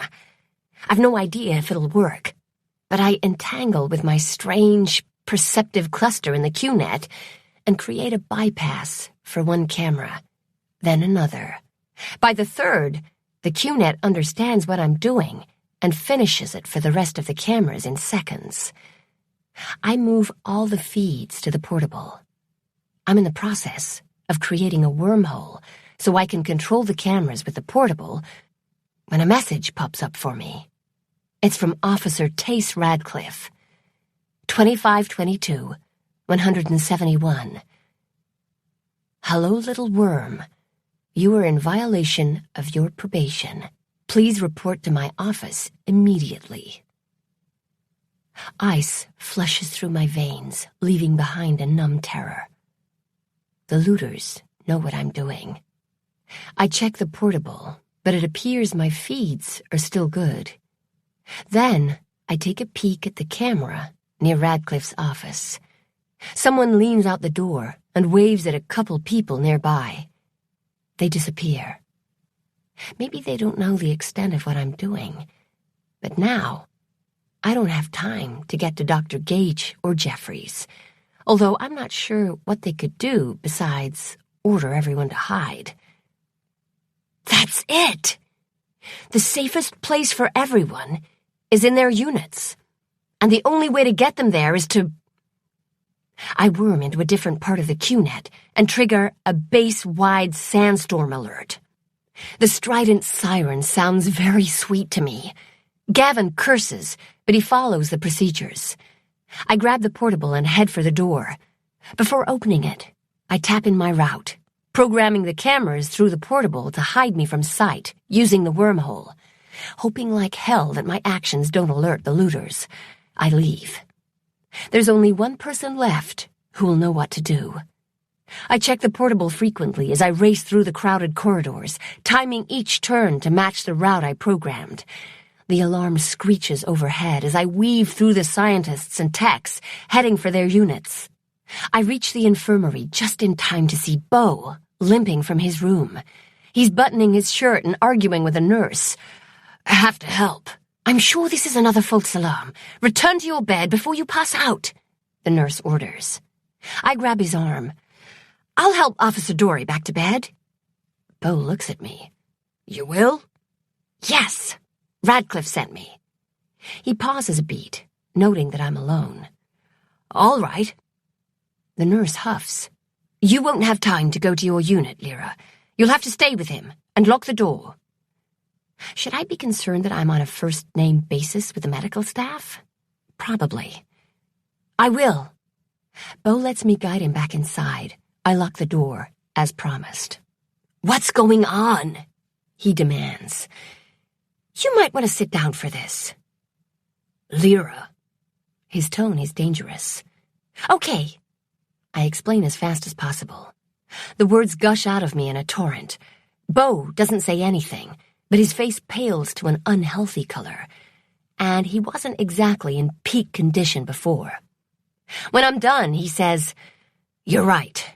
About what? I need to sit down. I help him over to the bed. He perches on the edge and rubs a hand over his face.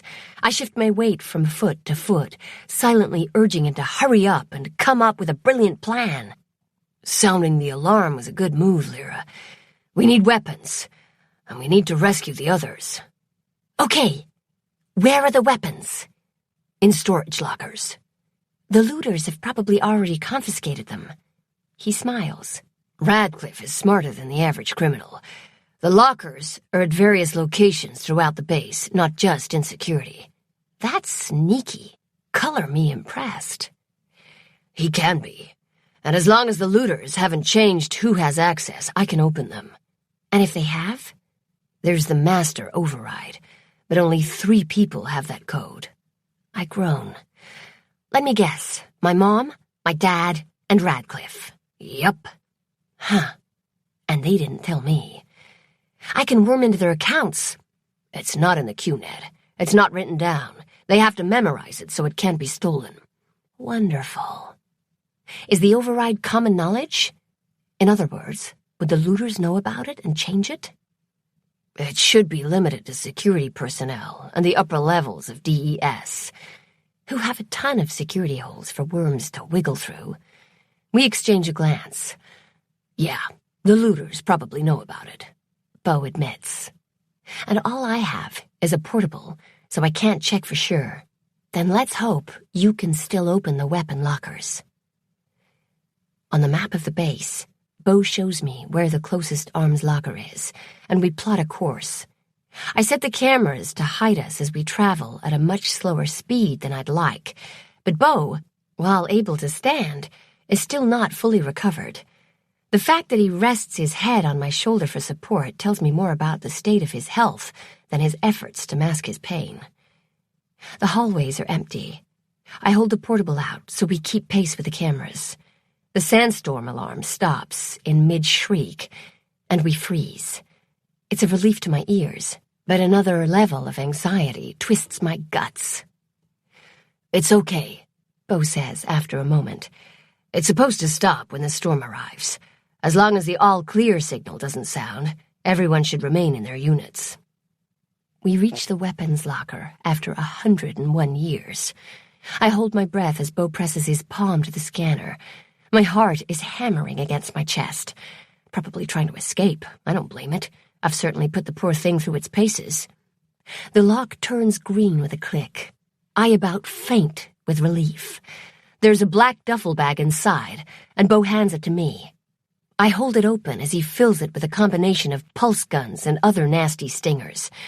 When he's done, I zip it up and sling it over my left shoulder. "Here." He shoves a pulse gun into my hand and touches a button. It flares to life, but I'm prepared, and I don't drop it. They have other weapons besides the pulse gun. "Do you want to kill someone?" Good point. What about you? I gesture to the weapon in his hand. "This gives me options." Okay. What's next?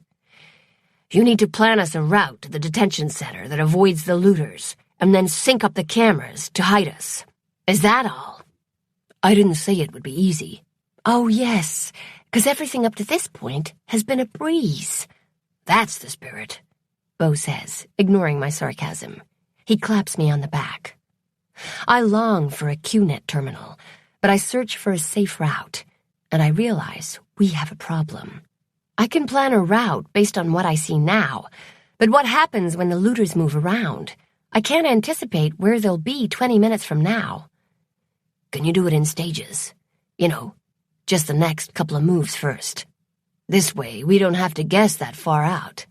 Yes, but it'll slow us down considerably. "Better than getting caught." True. I keep working, but I scan ahead. When I reach the detention center, I spot yet another obstacle. There are 2 guards outside. Bo leans over my shoulder. Are there any cross corridors nearby? Places we can hide behind until we reach that hallway?" No, it's in the middle of a long expanse. He curses. "We need a way to sneak up on them." My thoughts churn. Turn off the lights? No, not with the shadow blobs in the pits. A distraction? That would announce our presence to everyone else. What did Jaren say about detention? Boring white walls. Maybe we can camouflage ourselves in white. I stifle a giggle over the image of pouring white paint over my head. What else did Jaren say? The duct to nowhere. "What?" Bo asks. It's one of those weird design glitches I showed to Beta Team. Jaren used to complain that it's a meter away from the ducts that cross over the detention cells, that he would have loved to use it to hide in and let security officers panic when they saw he was gone. Well, he used cruder language, but I didn't think I needed to repeat it. "Can we access it? Is it big enough?" I check the base map again. Of course, the duct isn't marked, but I use it to help me jog my memory. If we could get into Housing Unit 308, then we can. I tell Bo, I don't know how big it is, or if there'll be a vent to the hallway. Oh, and we need to get into that unit. I glance at him. I don't suppose it's yours. "Our luck isn't that good. Let's just hope you have decent aim." Me? I squeak. I've never fired one of these. "There's always a first time." I gape at him. That is so not comforting. He jabs a finger at the screen. "We don't have any other options. Let's get started." We move slowly. I check our route and knock out the cameras as we go. Sweat soaks my shirt. The hallways are deserted, as they should be, but it's still eerie. I jerk at every little noise. Our check first, move second plan alerts us to a couple looters in a corridor on our route. Bo and I freeze and press against the wall. Not that it makes us any less visible, but trying to squish my body flat is better than standing there in the middle of the corridor like an idiot. The looters cross the intersection without glancing our way. I just about sink into a puddle. We wait a few more minutes before moving on. The route to detention is out of the way and a bit roundabout, but it avoids the populated center of security. The second-to-last hallway we need to traverse is through the officers' housing unit wing. A brief wish to stop in Radcliffe's and don that jumpsuit flits through me. Probably wouldn't save me from being stunned, but I'd feel safer. Halfway down the hall, I check the cameras. My heart does a somersault and has a bad landing. "Bo!" I whisper. "Incoming! 4 looters around the corner." I draw the pulse gun with my free hand. We'll be caught for sure. Bo grabs my arm and yanks me to the next door. He slams his hand on the lock screen. The door opens. He pushes me inside hard enough that I sprawl onto the ground, dropping the portable while the pulse gun skitters from my fingers and out of reach. "What the—" "Stay out of sight," he hisses. By the time I scramble to my feet, other voices are shouting outside, and the door closes. Bo's still in the hallway. The muted crackle of a pulse gun on the other side stops me from opening the door, plus his order. Instead, I toggle on the screen in time to witness Bo jerk and tumble to the ground as he's hit. Chapter 21. 2522. 171. Horrified, I watch through the view screen as 3 men stand around Bo's prone form. I bite my knuckle to keep from crying out as I search for signs of life. Is his chest moving? Did his eyelids just flutter? Then, I debate if I should throw open the door and shoot them with my pulse gun. I have the element of surprise, but I've no experience. Bo only managed to anticipate one of them. At least, I think the bottom of those boots on the far side of the screen is the 4th man.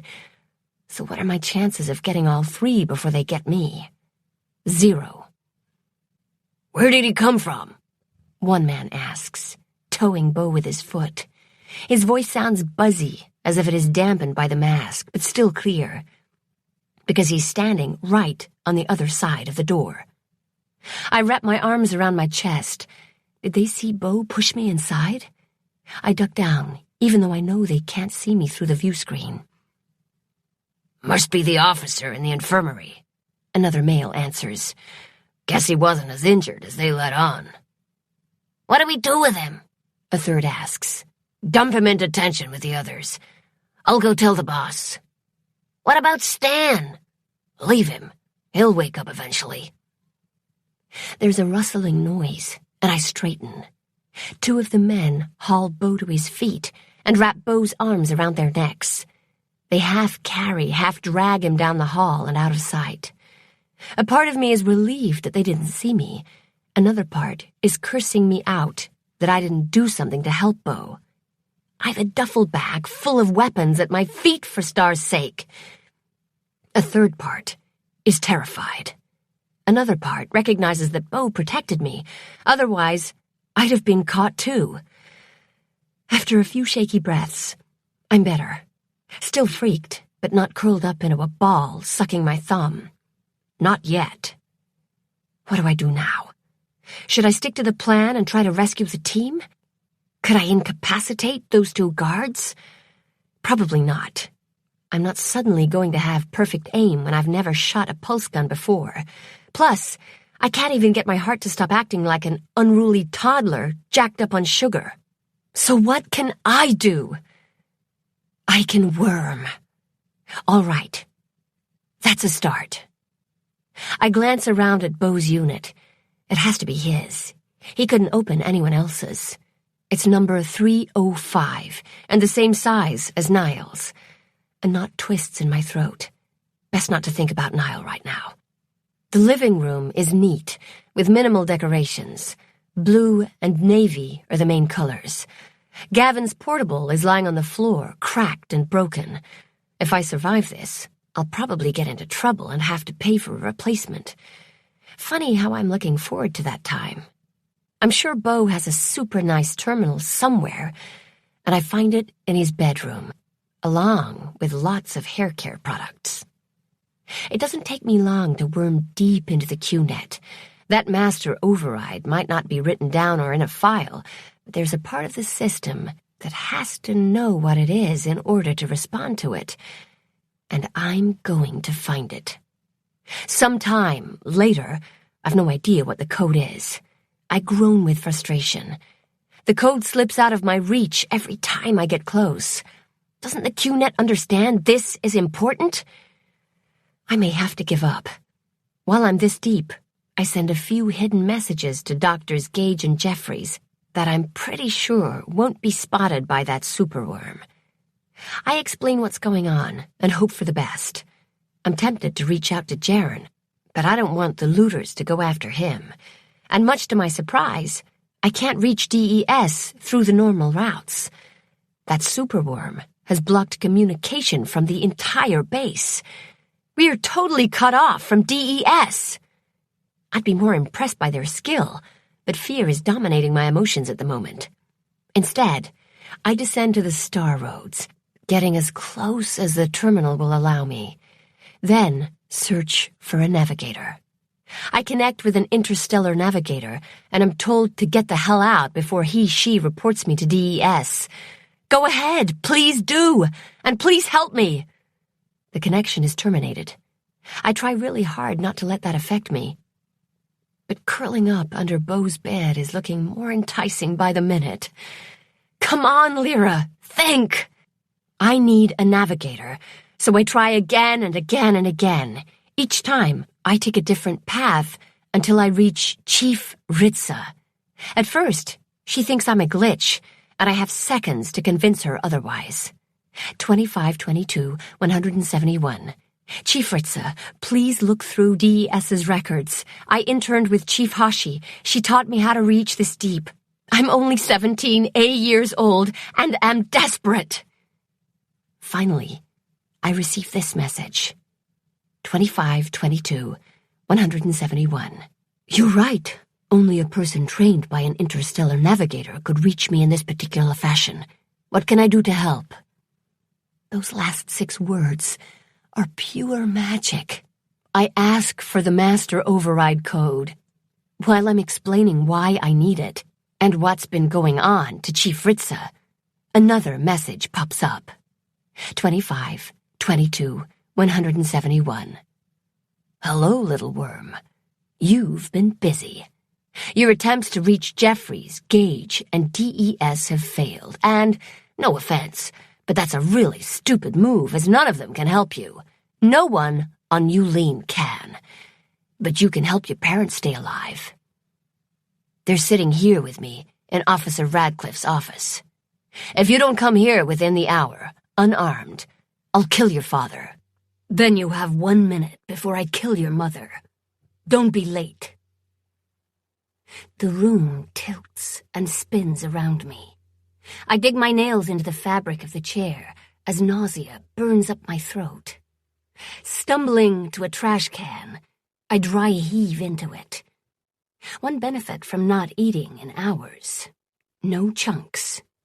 When the painful contractions cease, I lie on my side, curled around the can just in case. After who knows how long, my thoughts creep out from where they've fled in terror. I can't blame them. And frankly, I'm surprised they returned. I would have been okay with becoming a mindless zombie. I could have just... Oh my stars! I hop up and reread the message. It doesn't say anything about Chief Ritza. 50 minutes left. Reconnecting, I get the override code from Ritza, and then cover my tracks. Or I pray to the universe that I did. When that's done, I ransack Beau's unit, searching for supplies. Come on, come on, come on! He has to have a portable somewhere. It's in his sock drawer. Seriously? I use a precious minute to transfer the camera feeds. Then I shoulder the duffel bag of weapons, peer into the hallway, and dash across and down to Unit 308. I hold my breath as I punch in the master override code. The unit's door opens. I don't waste time thanking the stars. 40 minutes left. Moving furniture, I stack a chair on top of a table. It is just high enough for me to reach the vent. I use Bo's all-purpose tool to remove the cover.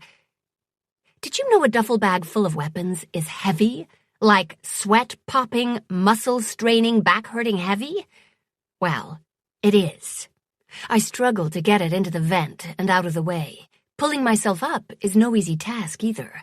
My legs flail and kick as I try to get my hips into the duct. It's tighter than I hoped. Note to self, work on upper arm and body strength as soon as you live through this. Drenched and out of breath, I lie on the cool metal. 35 minutes left. I grab the portable from the pocket of the bag and activate step 2. The shrill sandstorm alarm once again echoes throughout the base. Such a loud, obnoxious, dominating noise. It's music to my ears. I slide the bag forward as I wiggle behind it as fast as I can in the small space. All the sounds of my passage are masked by that lovely siren. When I reach the vent in the hall, I encounter my first unexpected surprise.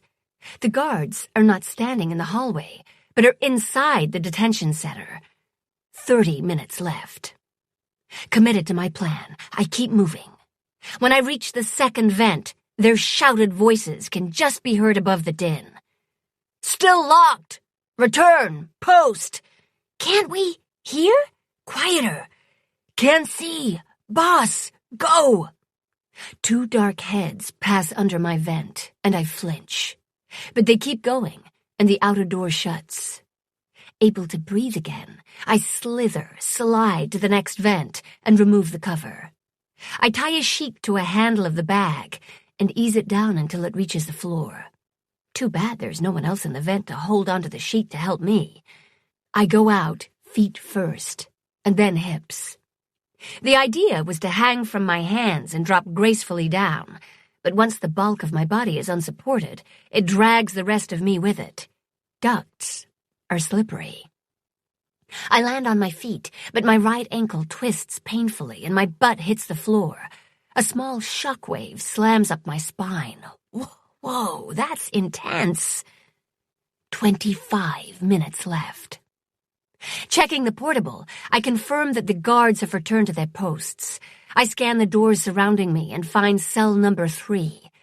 Standing sends darts of fire up my leg, but I limp over. I key in the override, unlocking the door, and it bursts open. I'm tackled to the ground, knees pressed on my chest and hands wrapped around my throat as my head bounces off the floor.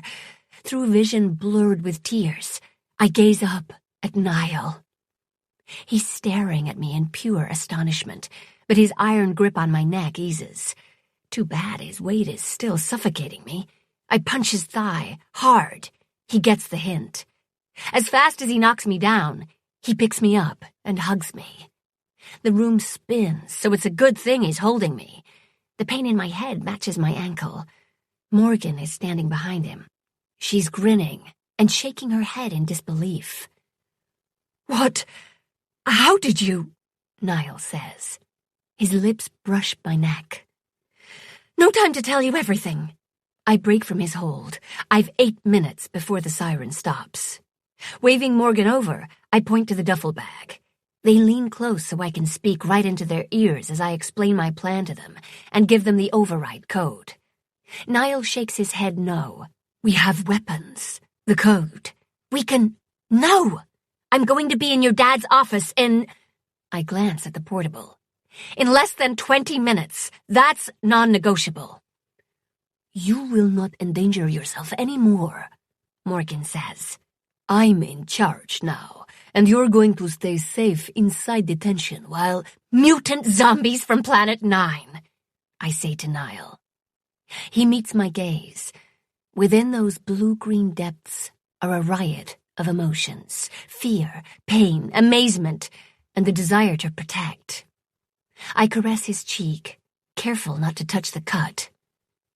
"Trust me, Toad." He nods and kisses me. Then he laces his fingers together. I step into them with my left foot and put my hands on his shoulders. Promise you'll stay safe and come back to me, Mouse. I promise to do everything I can to get through this. He boosts me up into the duct. I scramble into the narrow opening.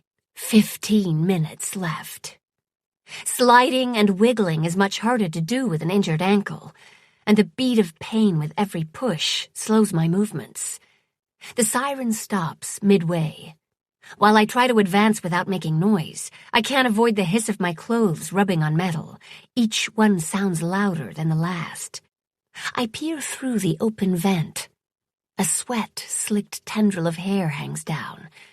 The pile of furniture I left in Unit 308 doesn't look as stable from this direction, but I have no time to worry about it. Once again, I lower my legs. This time, my feet touch the chair, and I ease my weight onto it. Nothing collapses under me. A small victory. The rest of the climb is awkward. Graceful, I'm not. Discarding my pulse gun and the multi-purpose tool on the couch, I check the hallway. It's empty, before adding the portable to the heap. 5 minutes left. With fear skittering up and down my limbs, I leave the unit and limp toward Officer Radcliffe's office. I don't get far before a couple masked looters round the corner and rush me. They press me up against the wall. Hands pat me down, searching for weapons. It's hard to breathe around the tight lump in my throat. They each grab one of my arms and escort me. Locked between them, I'm suddenly convinced I've just made the biggest mistake in my very, very short life. Infinitesimal, actually. Why did I ever think I might get through this? The looters are adults with years of experience. They got the drop on the base's highly trained security team twice, and I'm a little worm. As we near Radcliffe's door, I'm seriously considering getting sick, or passing out, or hyperventilating, or screaming.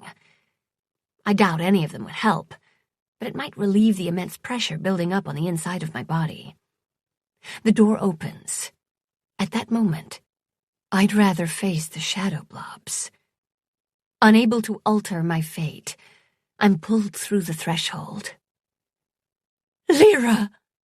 My mom's anguished cry cuts right through me. You shouldn't have come. I turn. My parents and Radcliffe are sitting on the floor along the left wall. Their arms are pulled behind their backs, and two looters stand nearby them, with weapons drawn. Mom and Dad appear unharmed, but Radcliffe's uniform shirt is torn, and a large bruise is purpling on his cheek. I'm surprised his supernova glower hasn't set the looters on fire by now. He was bluffing, Lily, Dad says. His shoulders are hunched. I try to step toward them, but my captors drag me over to Radcliffe's desk. Sitting behind it is another looter, who's almost indistinguishable from the rest. But when he stares at me, I recognize his eyes from the attack in the pits. He's the leader. As my legs threaten to collapse under me, I remember he didn't want to hurt me back then. I cling to that small tendril of hope and gather what's left of my courage. A pathetic amount. 2 minutes to spare, little worm. Don't you love your parents? Or did you really think you could summon help? Out here, 30 years from nowhere? He laughs. It's a short, bitter bark. I gotta give you credit. Reaching out to the navigators, rather smart. The last bit of my bravery flees. Does he know everything? Why are you here? I ask instead. Yes, my voice sounds like you'd imagine a terrified girl would sound like. I'm not proud. The diggers. I came here for you, little worm. Too clever by far. I can't have you figure it all out and tell DES. I haven't figured anything out. I'm back into the wall of muscles that is my guards. Give it time, he says in disgust. No help for it. You're coming with us. Stunned, To my very core, I gape at him. I am? Yes. Unable to pull enough air from my lungs, my words wheeze out weakly. Are you going to— No, he snaps. I'm not going to kill you. You'll be well cared for. He stands and comes around to my side of the desk. Now, say goodbye to your parents. You won't be seeing them again. Talk about confused. My mind is celebrating the fact I'm not going to die. Well, not yet anyway. But my heart melts with sadness, filling my stomach with dread. I'm not? No. He grabs my right elbow and pulls me over to my parents. Say goodbye, little worm. You won't get another chance. No, you can't take her! My father struggles to his feet. Radcliffe and my mother stand as well. Their guards move closer. Radcliffe shoulders one, slamming him into the wall. The other raises his gun. I lunge, knocking his arm aside. The pulse goes wide. My guards quickly rush to their friend's aid, and my parents and Radcliffe are once again subdued. The leader yanks me back. Why would you help him? He demands. When those files were stolen, Officer Tightpants didn't give you the benefit of the doubt. He was so quick to accuse you. Officer Tightpants? He just called Radcliffe Officer Tightpants. There's only one person. Oh, my stars. Chapter 22, 2522, 171. Jaren must have recognized my expression, because without warning, he clamps a hand over my mouth and drags me out of the office and into the camera room. I'm too flabbergasted to resist. Leave us! He growls at the two looters monitoring the cameras. Close the door behind you. Without question, they bolt from the room. When the door clicks shut, Jaren releases his hold on me. I sink into one of the empty chairs. Wow, I whisper. It's you. His hard expression softens. With a sigh, he removes his mask. His brown hair is pulled back into a bun, and sweat stains his well-groomed beard. How could I not recognize his eyes? Perhaps because, even though these are the same light brown color, the bitterness and fine lines around them are new. Well, new to me. Jaren appears to match his age of 38, but with the time dilation, you can never be certain. How? Why? 1,000 questions push up my throat. Why? He huffs in amusement. Because instead of nurturing my gift, they locked me away. Because DES ruins lives. All our lives, including yours, Lyra. Because I can. And because once I've reached my endpoint, the galaxy will be mine. Lots of overwhelming and scary statements in that rant. I focus on the Jaren I knew. What about Lan? All those people on Shinji, they didn't do anything to you. Lan. He says her name with reverence, but his fists are clenched, matching the anger in his gaze.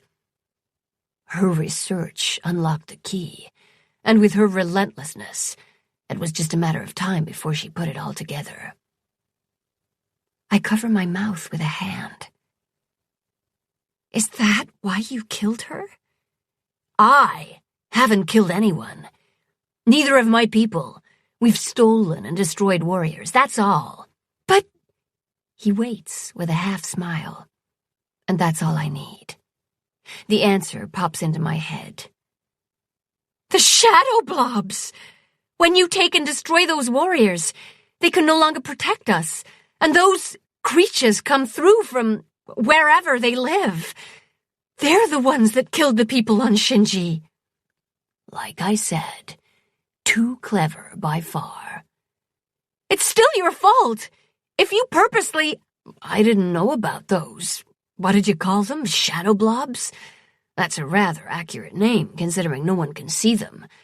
But I didn't know they existed until after we raided Shinji. If you want someone to blame, then blame DES. Another thought propels me to my feet. They'll kill everyone on Yulin! My parents! Relax, Lyra. Your officer type band seems to have a handle on it.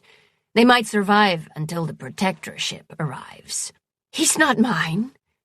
You're working with him even though he put you on probation. Then, when I stole those Shinji files, he automatically accused you. I read his report about the incident. He treats you like a criminal.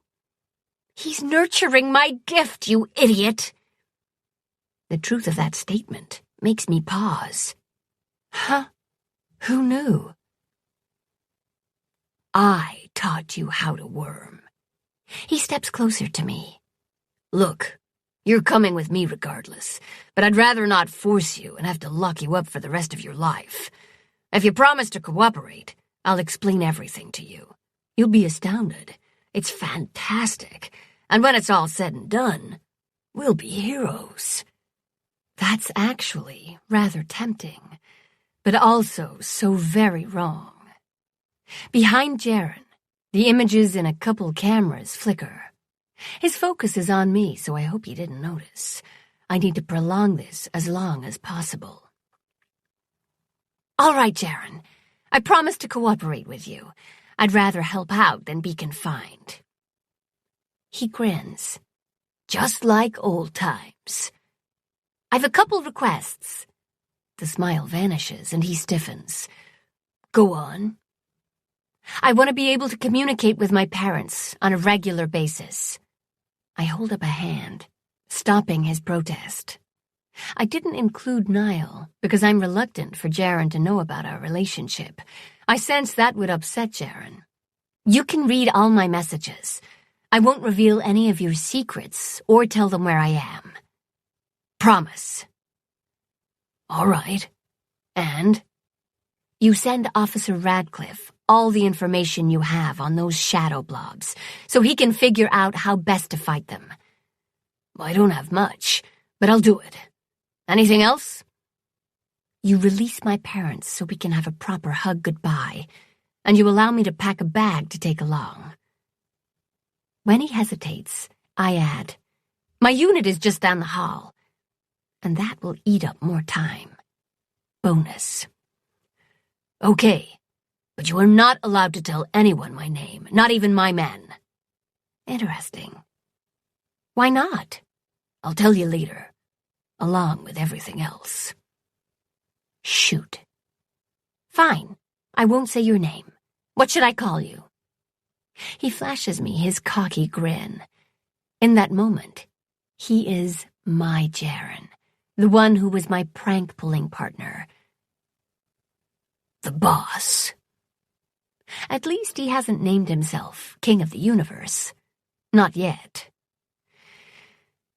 Can I call you The for short? My comment surprises a laugh from him. I've missed you. He sobers. Do we have a deal? He holds out his hand. I shake it. We do. He dons his mask. There's a knock on the door. Jaren opens it. The shuttle's here, a looter says. Good. Prep for departure. Yes, sir. The man hustles out. That's my second unexpected surprise. They're leaving on a shuttle. I shouldn't have assumed they'd planned to stay on the planet. This isn't good. Jaren strides into Radcliffe's office. He gestures to my parents. Take the binders off them. He orders the guards. After they're done saying goodbye to their daughter, take the three of them to detention. I gaze at the floor, willing my expression to remain sad and scared despite my heart's dancing beat. Considering how much still has to go right for my plan to work, it's not hard to appear frightened. With 4 guards keeping their weapons trained on us, I hug my mom. I'm sorry, Lyra. she says in my ear, while squeezing me tight enough to hurt. What for? None of this is your fault. For bringing you out here. If I'd let you stay with Lan and gone to the university on planet Ro like you'd wanted, you'd be safe. True, but I wouldn't have learned how to navigate an interstellar spaceship, or met Niall, or Bo, and the others. I'm really glad you did, Mom. She draws back to study me. Unshed tears shine in her eyes. You are, aren't you? Yup. Now, I know you'll worry anyway, but I'll be fine. I worked out a deal, and we'll be able to message each other. Her tears overflow and streak down her face. What kind of a deal? I almost laugh at her suspicious tone. Nothing bad. I won't be harmed. Mom releases me after another rib-cracking hug, and my father pulls me tight. We'll come for you, Dad promises. They don't get to keep you, not for long. Thanks, Dad. He releases me, and it takes everything I have not to rush back into his strong arms. We're proud of you, Lily. We love you. Now he's tearing up. Love you too, I say to both my parents, as my own liquid sadness drips from my eyes and clogs my nose. The guards escort them to the door, but Radcliffe pauses before leaving his office. He turns to Jaren. If she's harmed, I will hunt you down and tear you apart with my bare hands. Oh my, that's... wow. The looters push him through the door. Seems you've made an impression on Officer Tightpants, Jaren says, seeming unperturbed by Radcliffe's threat. Let's go pack your bag. We don't have much time. He walks with me through the hallway. The warmth from my parents' hugs still lingers on my skin. I'll see them again. I have to believe it, or I'd crumple into a tiny ball. Jaren follows me into my unit. He rests his hand on the weapon on his belt. Relax. I've been staying with Radcliffe. I explain the details of my probation. I open the door to my room. See? No terminal. I'll be right out. I go to close it. Jaren sticks his boot between the door and the jamb. Leave it open. I want to change out of these dirty clothes. He peers into my room, scanning the walls, floor and ceiling, probably looking for vents. Annoyed, I say, I said I'd cooperate. 5 minutes. After the door closes, I lean on it for a second. I need a moment to just be. Then I stayed true to my word and pack a bag. It takes a minute. A sudden pang grips me. I wish I had something of Niall's, a drawing or T-shirt, to take along just in case I never see him again. No, not going to think bad thoughts. Changing my clothes, I take another minute to wrap my ankle. It's already starting to swell. Does Jaren have access to medical supplies where we're going? Jaren barges in just as I'm slinging my bag over my arm. I glance over my shoulder when we leave the unit. I've only been living here 21 days, but I'm going to miss our nightly dinners. I clamp down on my doubts. It has to work. Jaren walks beside me as we head toward the port. There's a few looters ahead of us and a number of them behind. Once we exit security's area, I brace for the ambush, but the corridors are empty except for us. Just as I suspected, but fought hard to deny. The security team didn't have enough time to get into position. My plan failed. And that's the last unexpected surprise. Although it shouldn't have been unexpected.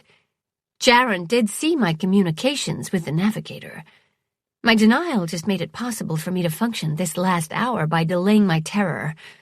At least the scientists will be spared, and I'll be with Jaren for the rest of my life. I shudder. That was smart of you to trigger the sandstorm alarm, Jaren says, sweeping an arm out. It did me a favor, too, keeping the corridors clear. Wish I had thought of it. He pauses. See? We make a great team. That's not a comforting thought. Where did you come from? You couldn't have traveled here from Suzhou. I left Suzhou after 10 years of working as a tech in the warrior pits. Well, in between my stints in detention. The bitterness is clear, even through his mask. Of course, DS doesn't know I'm gone, as I erased all my tracks. They still think I'm there, but I've been invisible to them for the last 9 years. So, our messages. I'm deep in the QNet, Lyra. Manipulating messages and creating bogus security officers is as easy as deleting files. Then why did you send us some of Shinji's files? To keep you all occupied. I never thought you'd get anything from those. I didn't bother to check on it. When I did, it took me a while to figure out what you'd done, or I would have taken you when we raided the pits. Instead, you came back, just for me.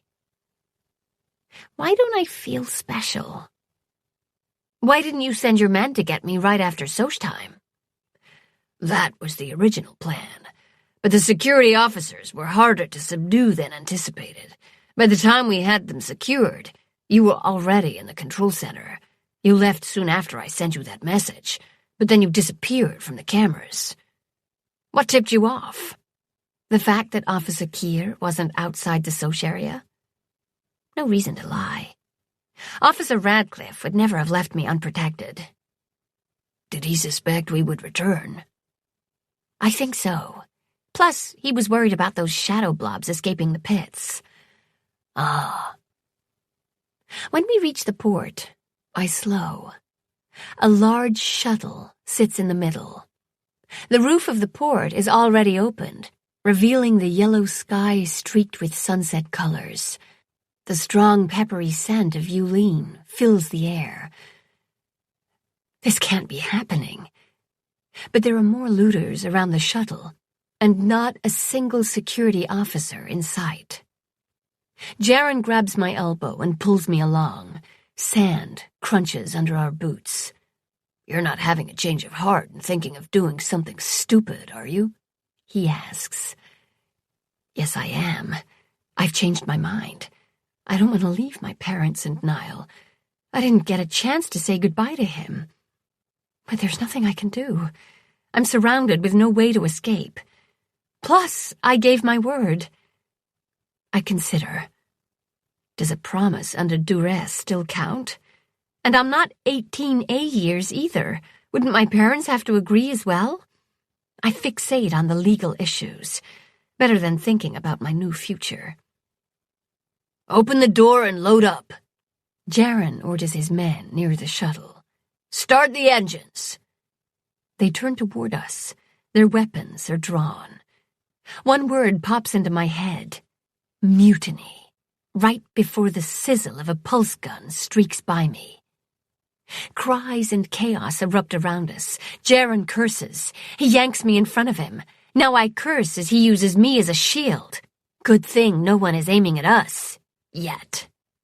This way, he says, edging us from the line of fire. I catch a glimpse of two groups of looters shooting at each other before Jaren maneuvers us to the side of the port. Then he pulls me around to the opposite side of the shuttle. The large vehicle is now between us and the fighting. Come on!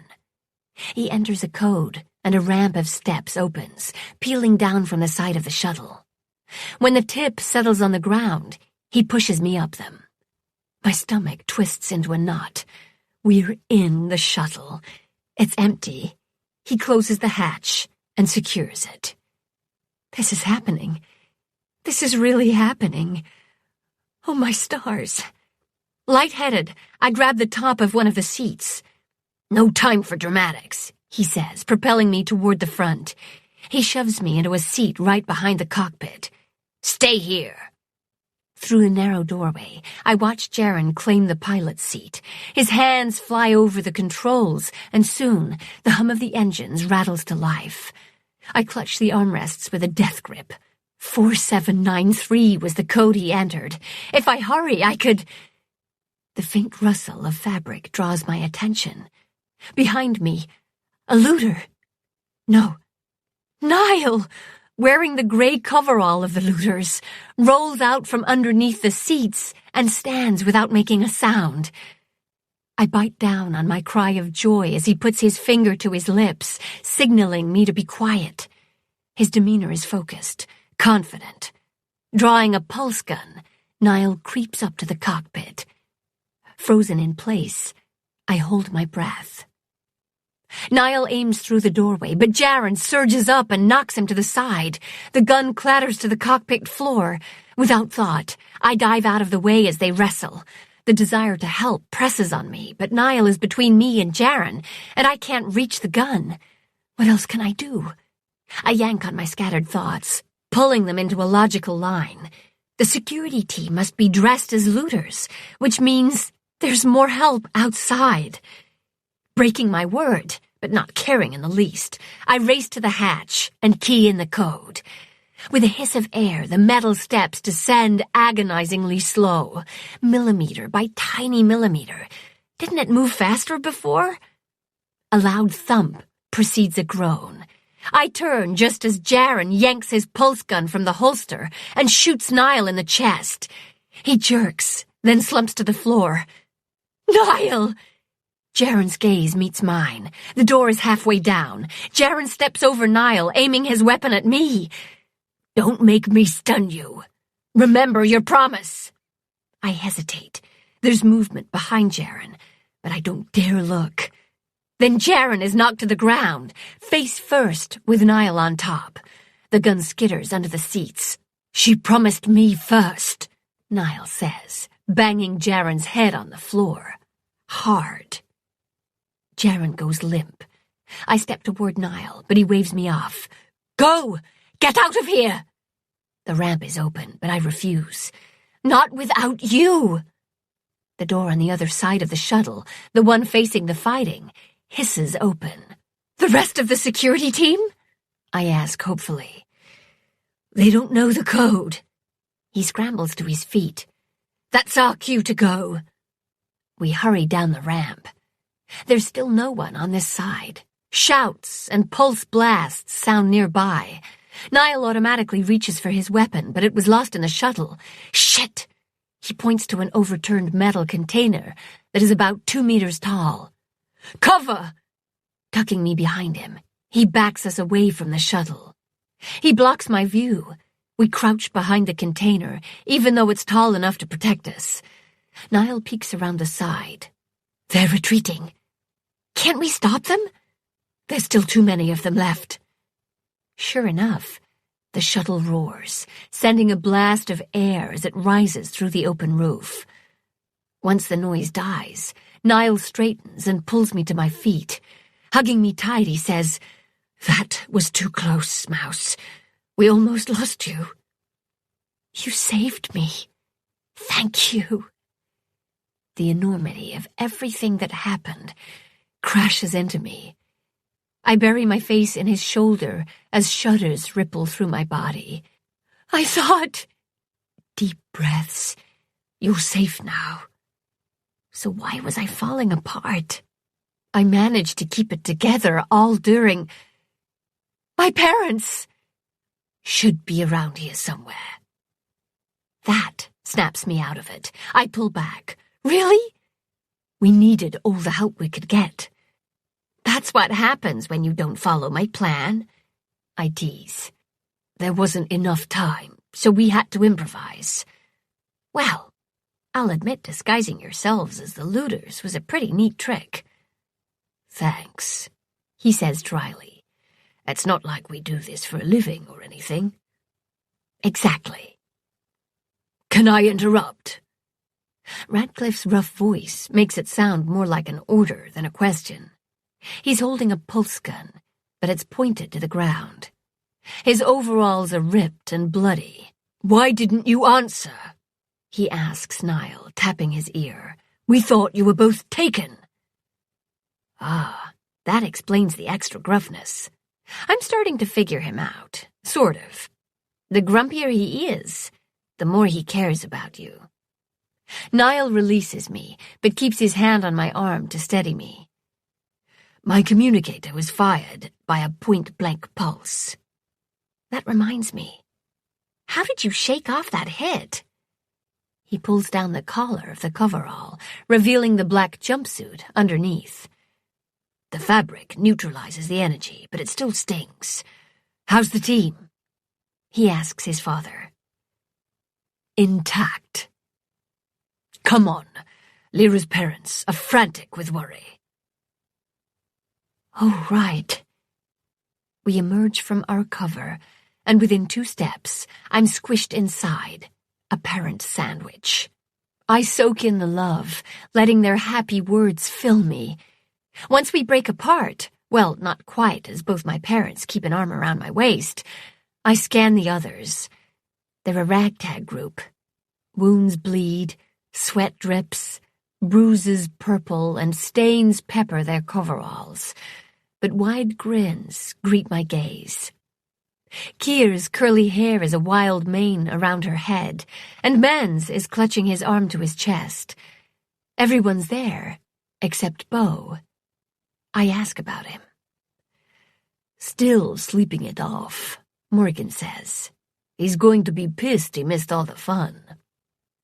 A number of prone forms litter the floor, looters who were stunned and will eventually be put in detention. "All right," Radcliffe says. "Let's—" Air blasts through the port. Grains of sand strike my face. I shield my eyes with a hand, peering into the sudden cloud. A sandstorm? A rumble rattles my bones as another powerful gust of sand hits me.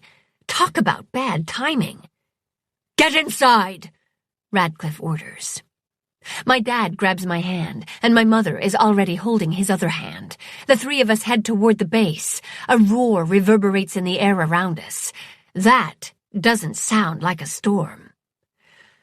"Lyra Daniels!" a loud voice shouts from above. I glance up, almost trip over my feet. The shuttle has returned. Its engine wash swirls the sand around us. The noise vibrates down to my toes, or is that my fear? Because Jaren is standing on the open hatch, and he's pointing a weapon at me, not a pulse gun. "Can't let you live! Sorry!" he yells. Purple fire explodes from the weapon. I yank my hand from my dad's just as someone tackles me. When I hit the ground, all the air whooshes from my lungs. But it's the daggers of pain that sizzle along my skin that claim my full attention. It's excruciating, as if every centimeter of the fabric of my clothes has turned into sharp, tiny needles digging deep into my flesh. If I had any air, I would scream. Instead, tears flood my vision. The weight on top of me compresses my chest. Black and white spots dance in front of my eyes along with arcs of purple lightning. Passing out would be very welcome at this point. Static buzzes, replacing the shuttle's roar. "Don't touch them!" Radcliffe orders. "Wait until the crackling stops." The swarm of spots condense into one solid circle of blackness that grows until it fills the world. Everything stills. Pain dissolves into the peaceful silence. I'm untethered, floating free. Then I'm flying along the star roads, crossing trillions of kilometers in seconds.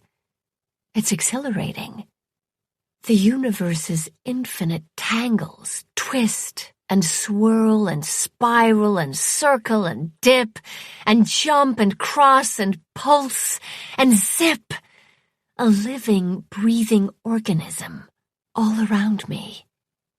It's as if all the molecules in the air suddenly become visible, and I'm swimming through them with ease. All the answers I seek are here, within reach. Then the sharp, acrid odor of burnt hair intrudes on the beauty. A fog of light encroaches, erasing the links of time. Pain returns, but it's sullen, broody, hiding in my muscles. Ice touches the back of my neck, shocking me toward consciousness with greater speed. Another icy kiss jumps my heart, and it beats with quick, annoyed thumps. Noise drills into my head, a pulsing, pounding rhythm. Lyra, can you hear me? Lyra, answer me. Lyra, please answer me. Can you hear me? Please, please, Lyra, answer me. Lyra, please. It's relentless. Sand coats my mouth, clogs my throat, fills my nose. I cough, hard. Loud cheers erupt. Then I'm tipped to my side as a coughing fit racks my body. I curl, trying to expel the grains irritating my lungs. Gritty saliva pools under my cheek. When the spasm releases my muscles, I wilt, sucking in deep breaths of air. I crack open one eye. My lashes are heavy with grit. Dr. Edwards peers at me. We're almost nose to nose. Welcome back, he says. The burning pain in my throat prevents speech, which is a good thing, because I desperately wish to return, and I suspect the good doctor went to quite a bit of trouble fetching me from the depths of the Q-net. I close my eye, letting that last thought, the depths of the Q-net, sink into my memory to be inspected and ruminated on later. Adult voices discuss logistics over me. A bit of strength sweeps the fatigue and pain into the corners. I doubt it will stay there long, so I open both eyes. Legs, boots, piles of sand.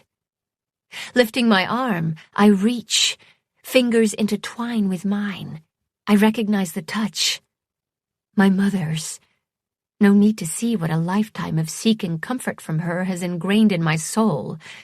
My contentment lasts until the legs shift, giving me a better view of a white sheet covering Niall. Memories flash. He tackled me right before I was shot and killed. He was hit, murdered. A raw cry of anguish erupts from me as I surge forward, reaching for the fabric. Mom calls my name, but I'm determined. If I came back, he sure as hell can too. I will make him.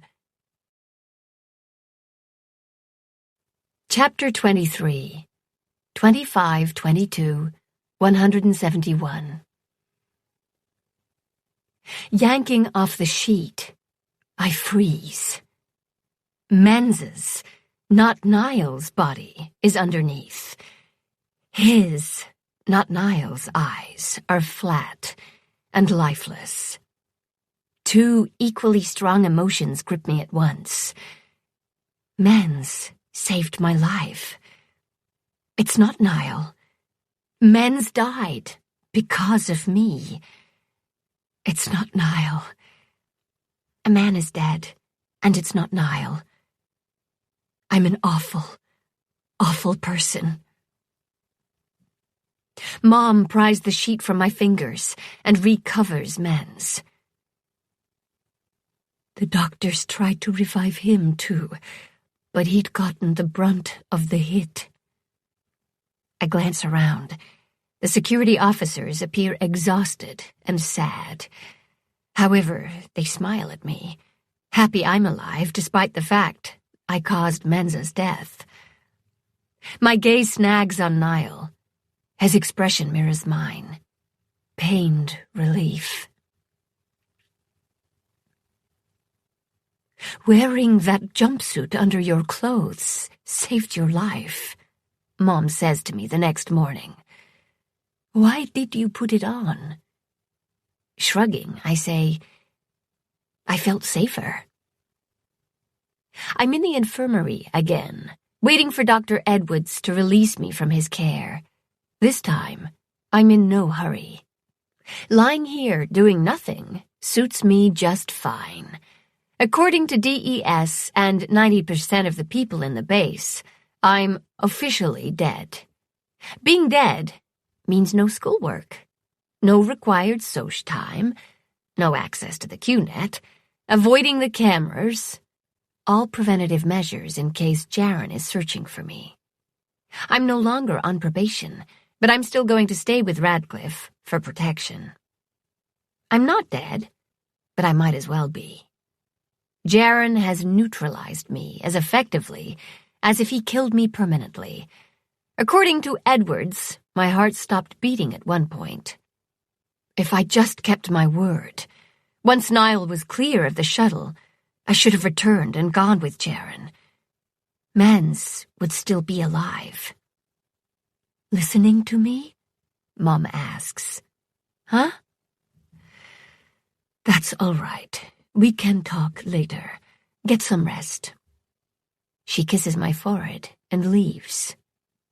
Sleeping is now my full-time occupation. Jealous? And I plan to do a damn good job of it. I roll over on my left side, squirm into a comfy position, and I can't sleep. Lovely. Yeah, I know what you're thinking. That I'm moping and pouting, and I should be grateful that I'm alive, that I should focus on the positive. I did rescue the team from detention, except they're not complete. If I hadn't interfered, Jaren and his men would have left with me without hurting anyone. Mens would still be alive, and really, what do I know about security? Nothing really. What a huge ego. Thinking I could outsmart the looters. And this is the time you say that it's not my fault, that Jaren fired the weapon, he's to blame, that no one asked Mens to tackle me, that he died doing his job, that he understood the risks. Yes, I agree with you. They are all true statements, factual. My brain is in total agreement. Too bad my heart's not on board. And you can't force the heart. I flip to my back and stare at the boring ceiling. The tiles are lined up in straight rows and columns, just like the Warriors, but very unlike the QNet, where everything's interconnected, just not in straight, predictable lines. There are many theories out there about the afterlife. In fact, the Terra Cotta army on Earth was created to protect the Chinese emperor in the afterlife. Maybe the shadow blobs are demons from the afterlife who found cracks into our existence. In that case, I would have encountered them during my brief visit to the afterlife. Instead, I flew through the QNet, my own personal heaven. Which makes sense. I've a knack for worming. Good enough to bring Jaren from wherever he's been hiding, to stop me and kill Mens. Makes a girl not want to use a terminal ever again. But the more I mull over it, because let's face it, I have plenty of time to do just that. This all started when I pieced together that alien artifact. The symbols intrigued Lan, and she figured it out and must have told Jaren. Perhaps she sent her research to him as well. He'd had years to decipher it. Plus, he worked in the pits. Something must have clicked for him. I doubt I'm really clever enough to understand what it means. My mom returns in the afternoon as promised. Dr. Edwards said you'll be released tomorrow morning. I guess a change of scenery would be welcome. She hovers next to my bed, and I suspect there's something she needs to tell me, but is reluctant. I speak fluent Mom. What is it? Mom studies my face. They're having a funeral for Officer Mens in 2 days. You don't have to go if you're not feeling well. I'll go. She squeezes my hand. We'll be there, too. When she leaves, I wonder if it will be the same as the funerals we had for our time-traveling friends. I doubt it. This is real, while then it was just play acting. We did it because it hurt to watch your friends leave, and it was better to think they were gone than to think they were living their lives without you and loving other people, that we were just that important to each other. Same when you left the others behind. From experience, you knew that they'd actually continue on just fine without you. It just makes it quicker if you cut all ties. We convinced ourselves it was easier that way. But it was just fake. Because in the back of our minds, we knew they lived and loved, and some had children. Denial in its purest form. I wasted so much time pretending, when I could have been exchanging messages, learning about their lives and joys and trials. Mens and Lan are truly gone, and the pain is nothing like we pretended. Bo visits me later. He moves with care, and a nurse hovers at his elbow, but he waves her off before sitting, slowly, in the chair next to me. His color is better, but it's obvious he needs more time to heal. I hear you completed our mission. Well done, Daniels. Then you haven't heard all of it, I say.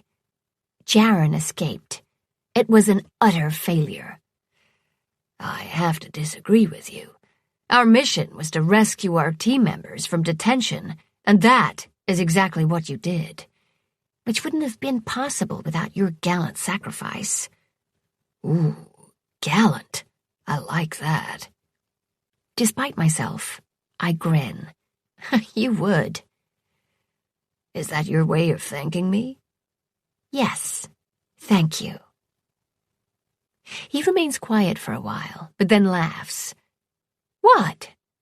All those bets on when you'd wind up in detention, and it ends with all of us in detention first. You should do some major gloating over that. I'll think about it. Bo cocks his head at my unenthusiastic response. Do you know Niall bet you'd get through the entire probation without going to detention? Yes, but it probably would have been better if I did go. Lyra, what was your bet? I ask, before he can make a lame attempt to improve my spirits. He pauses. 30 days. Bo holds up his index finger. I figured the first 5 days you'd be pretty freaked out over the whole probation thing. He adds a finger. Then the second 5, you'd be on your best behavior. His ring finger flicks up. By 15 days, you'd become comfortable with being around us. The pinky finger is next. And by day 20, you'd figure out all the weak spots in our organization. Around day 25, he adds his thumb to the rest. Boredom sets in, and roughly 30 days after you were placed on probation, you try something that lands you in detention. I mull it over. Sounds about right. Oh?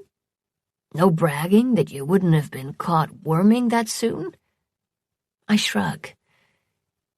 That was before. Now it sounds childish. Lyra. The door opens and Radcliffe strides in with Niall, Morgan, and Keir in his wake. Why aren't you in your room? He demands of Bo. I had to check on my partner, make sure she's okay. Niall's frown deepens, which is the reaction I suspect Bo was hoping for with that partner comment. Did you want something, sir? Bo asks, when no one says anything. Yes, we need to do a debrief. Now? Yes. Niall, Keir, fetch some extra chairs. I sit up. They're doing it here? I'm not sure I'm ready to talk about what happened, but I don't have a choice. They return with chairs, and my parents slip in. Soon, everyone is sitting in a half-circle around my bed, facing me and Bo. Radcliffe meets my gaze. "All right, Lyra. Let's hear what mischief you were up to while we were distracted." Interesting choice of words. I tell them everything. Bo adds a few details about the time we were together. Radcliffe leans back. "Quite the story. That's an interesting theory about the Hofs. But you shouldn't have endangered yourself by surrendering to Jaren. Niall shouldn't have helped you leave detention either. But it worked out." Anger swells inside me. It worked out? Jaren escaped, and Menz is dead. How is that working out? Calm down, Lyra. Mom tries to soothe, but I'm feeling an emotion other than grief, and it energizes me. And don't you dare blame Niall. He trusted me. My plan failed. I'm the reason Menz died. That's enough, Mom says, standing. No one blames you, Lyra. I press my lips together, seething. Of course they do. Their hearts know as well as mine. Mom glances at Radcliffe. I told you it was too soon for this. He makes a non-committal sound, staring at me. I glare right on back. All right, we'll continue this at another time, he says. Good luck with that. The next morning, I'm released, and Keir and Niall escort me to Radcliffe's. No one says a word. It's nothing but awkward silence the entire trip. I mumble a thanks and close the door to my room with relief. My jumpsuit is folded on the bed. It smells clean. I finger the material. It saved my life, but not Menz's. The clothes I wore over it were singed beyond repair, and my bag is still on the shuttle, unless Jaren ejected it into the universe by now. Radcliffe believes he and the men that escaped are off the planet, but with Jaren's superior ability to manipulate the Q-net, he could be parked right next door. Not a comforting thought. And no one has been able to answer how Jaren managed to get to Yulin in the first place. Next to the jumpsuit are a pair of jeans and 2 shirts, the last of my clothing. Mom promised to scrounge for more, but I told her not to bother. During dinner that night, my parents and Radcliffe discuss things. I'm not listening as I pick at my food. Niall isn't there, and I wonder what he's doing, but I don't have the energy to ask. Plus, I've more important things to do, like sleep. Menz's funeral is the next day. It's nothing like the mock ones we held. They were a party in comparison. It's horrible. I'm not going to relate the details. They're too painful. However, I'll say this. I barely knew Officer Ivan Menz before the funeral. During the funeral, I learned what a loving, generous, and kind man had been. Afterwards, I had to force air into and out of my lungs because of the crushing weight gripping my chest. Each breath is a conscious effort. I've never felt this terrible in my life. Crawling under the covers of my bed after pretending to eat dinner, I'm starting to think Menz is the lucky one. He's flying through the Q-net, and I'm struggling to remain upright. A few days later, no, I've no idea how many, Niall joins us for dinner. I haven't seen him since the funeral. Dark smudges line his eyes, and his hair is in need of a cut. He gives me a tired smile.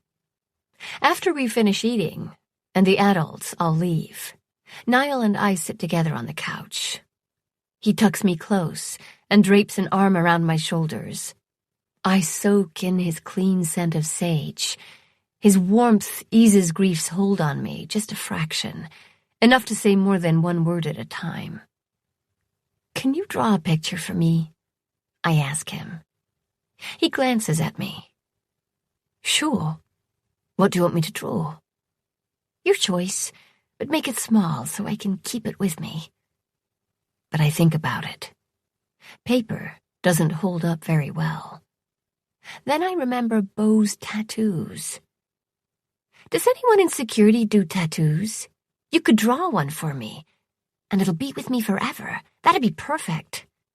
Shifting slightly so he can see more of my face, Niall asks, "What's this really about?" When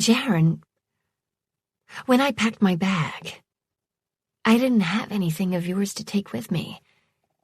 And I want something, in case I die. No!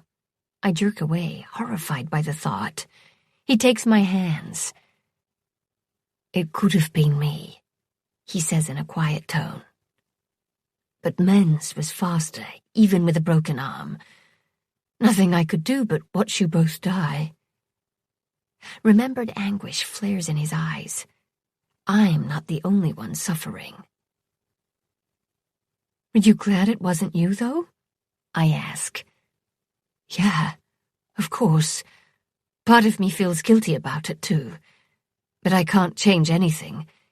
And I wouldn't do anything different. Not even locking me in detention? No, that was the right decision, he says with strong conviction. Lucky him.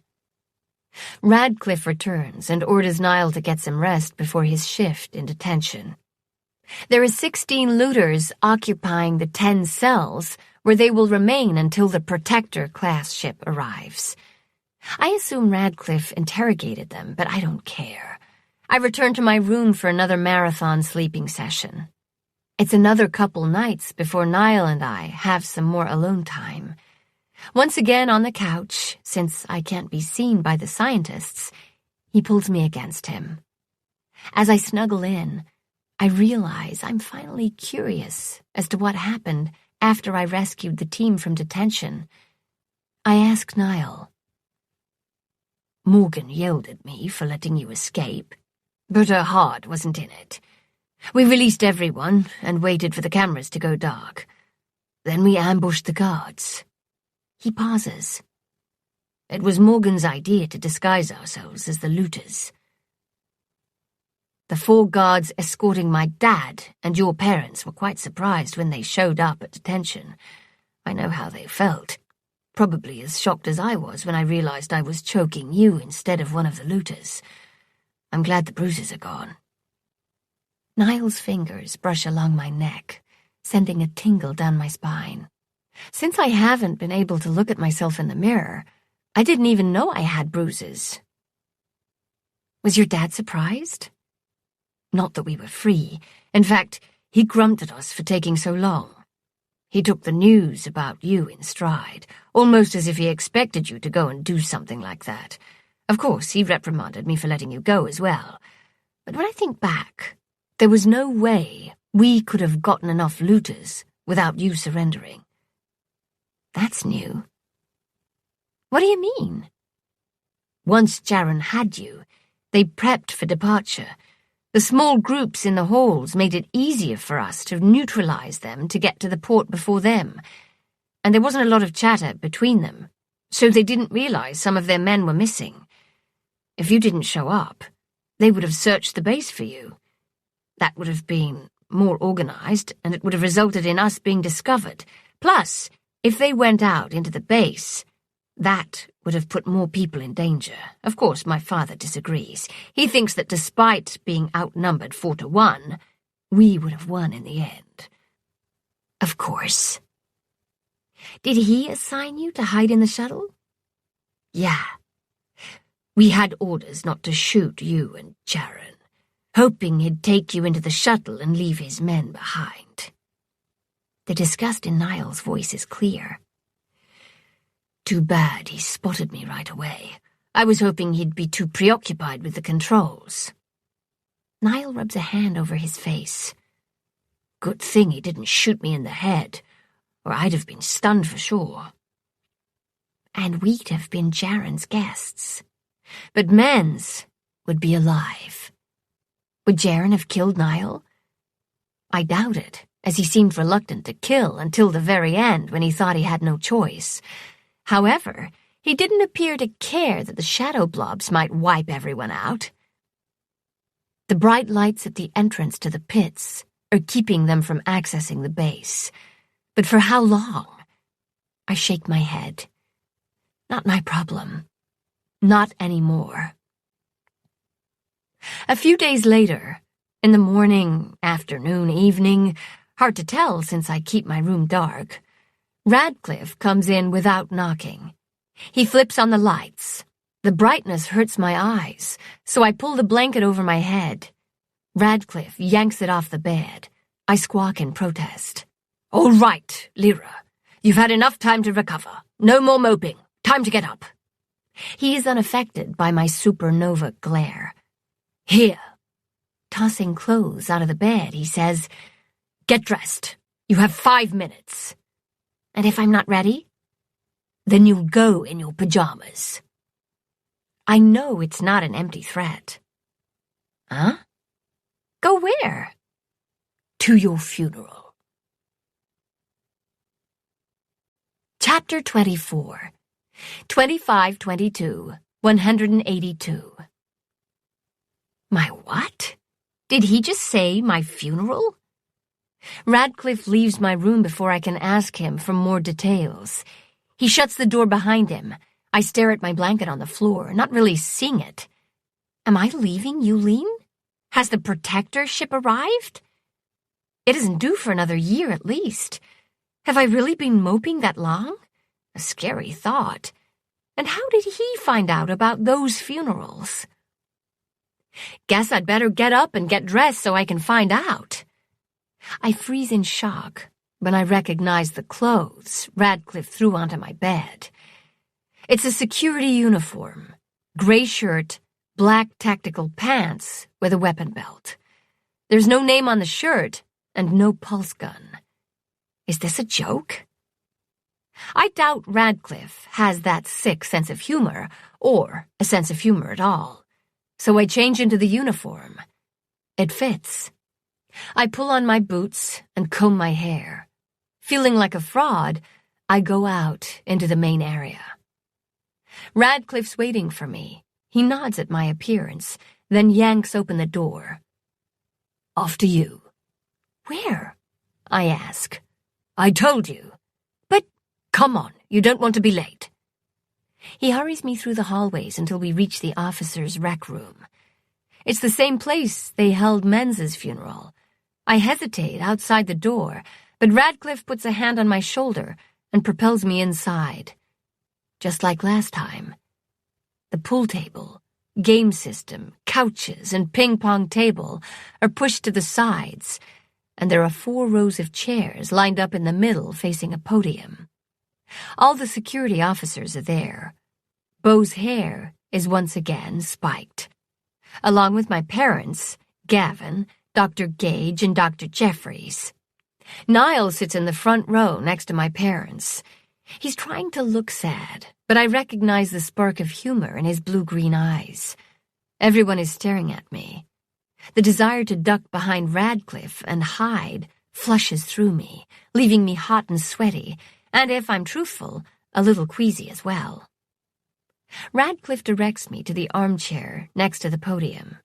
He hovers over me until I sit down. There's a picture of me on an easel.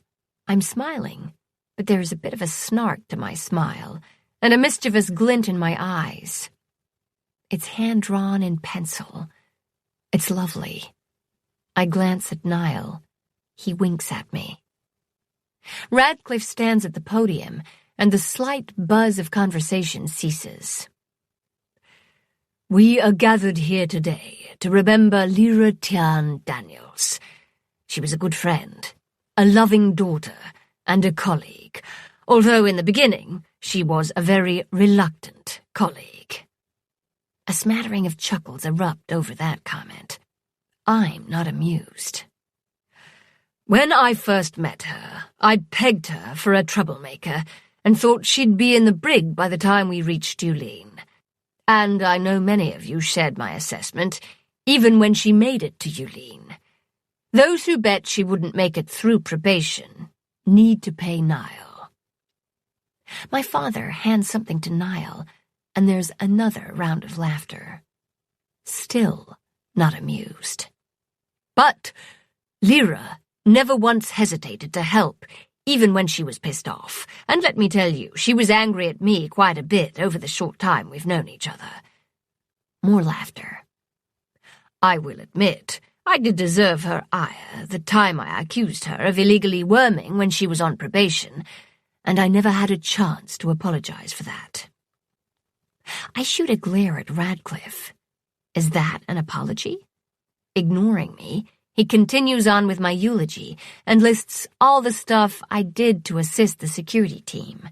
I'm surprised by how much I did, and when he chronicles my rescue of the team from detention, I sink down into the cushions in embarrassment. I thought he didn't like me, and here he is, thanking me for my efforts. I'm relieved when he finishes, but then he says, "Would anyone else like to speak?" My father hops up and takes Radcliffe's place. Lyra's mother and I are very proud of her. Although she insisted she wasn't interested in archaeology, she has made a number of crucial discoveries. Dad continues to detail my achievements. Then he switches to a few of my not-so-stellar moments throughout my life. And no matter how hard I try, I'm unable to turn invisible. He pauses for a moment. A part of us has died with her. Our bright, beautiful daughter is gone, and I'd give anything to have her back. Dad swipes his tears. And they're not fake ones. Mom's face is wet as well. My stomach churns. Guess I haven't been much of a daughter lately. Plus, I still might leave, and they'd lose me for real, like with Phoenix. They'll never see him again. Yet they supported his decision. My parents are the best. My dad rejoins my mom. They hold hands. Next up is Beau. I had the privilege of working with Lyra on a number of occasions. For all intents and purposes, she was my partner. We plugged security holes, tracked a superworm, and outsmarted the looters together. Men's died trying to save her. If only she lived, and Menz's sacrifice wasn't in vain. His parents' grief might be just a little less, knowing their brave son saved a life in his final moments. Suddenly very uncomfortable, I squirm in my seat. But Jaren killed them both. He knew her mad worming skills were a threat to his plans when he neutralized her. He won this round. Without Lyra, it might be a long time before we can discover what he's up to, and by then it might be too late to stop him. I wrap my arms around my waist. Beau and the others are smart. I'm sure they'll figure it out without me. Right? Plus, I can't worm, or Jaren will come back and kill more people. Lyra and Niall saved my life in the pits. Beau continues. Her ability to see the Holfs and his trust in her are the only reasons I'm standing here today. I'm not going to waste my second chance. I've learned a few worming tricks from Lyra, so I'm going after Jaren with all the skill and cunning I have. Too bad I won't have a partner to be there with me. He sits down. The desire to melt into the cushions presses on my shoulders. I'm not wasting my second chance. I'm playing dead like I'm supposed to be. Big difference. Although I did have fun working with Beau, maybe I could teach him a few more tricks. Anyone else? Radcliffe asks. Dr. Gage rises to her feet. We are posthumously expunging her probation from her permanent record and giving her a commendation for her brave actions that led to her untimely death. She sits down. That's cool. If I'm ever listed as living, that would help for my future career. Huh? That's the first time I've thought past my next nap. And just what would be my future career? Based on what I've enjoyed, it would be an interstellar navigator/crime fighter/archaeologist. I doubt that's listed under occupations, and Lan still needs her recognition.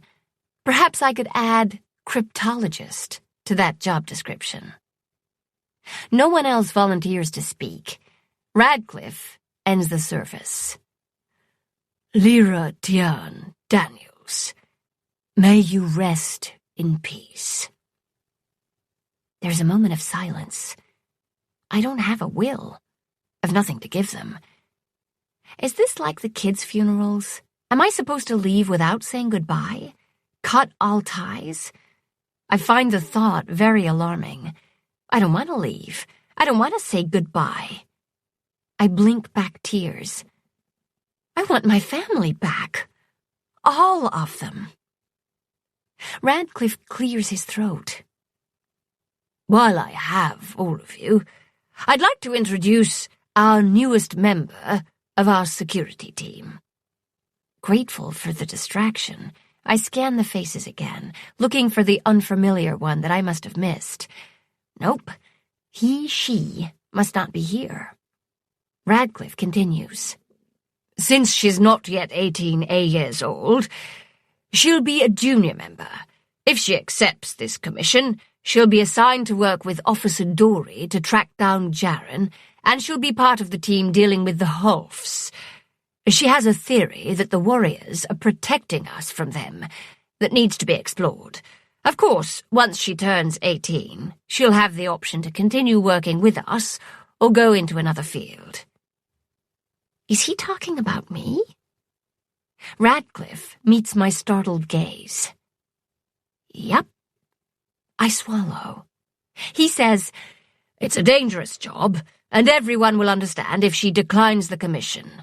I will be sad, though, as she's like a daughter to me, and I consider her part of my team. Oh, my stars. Will you accept the position? Radcliffe asks me. Will I? This is my second chance. Hell yeah! I stand and shake his offered hand. He turns back to the now grinning crowd of people. Please welcome our newest recruit, Junior Officer Ara Yinhoshi Lawrence.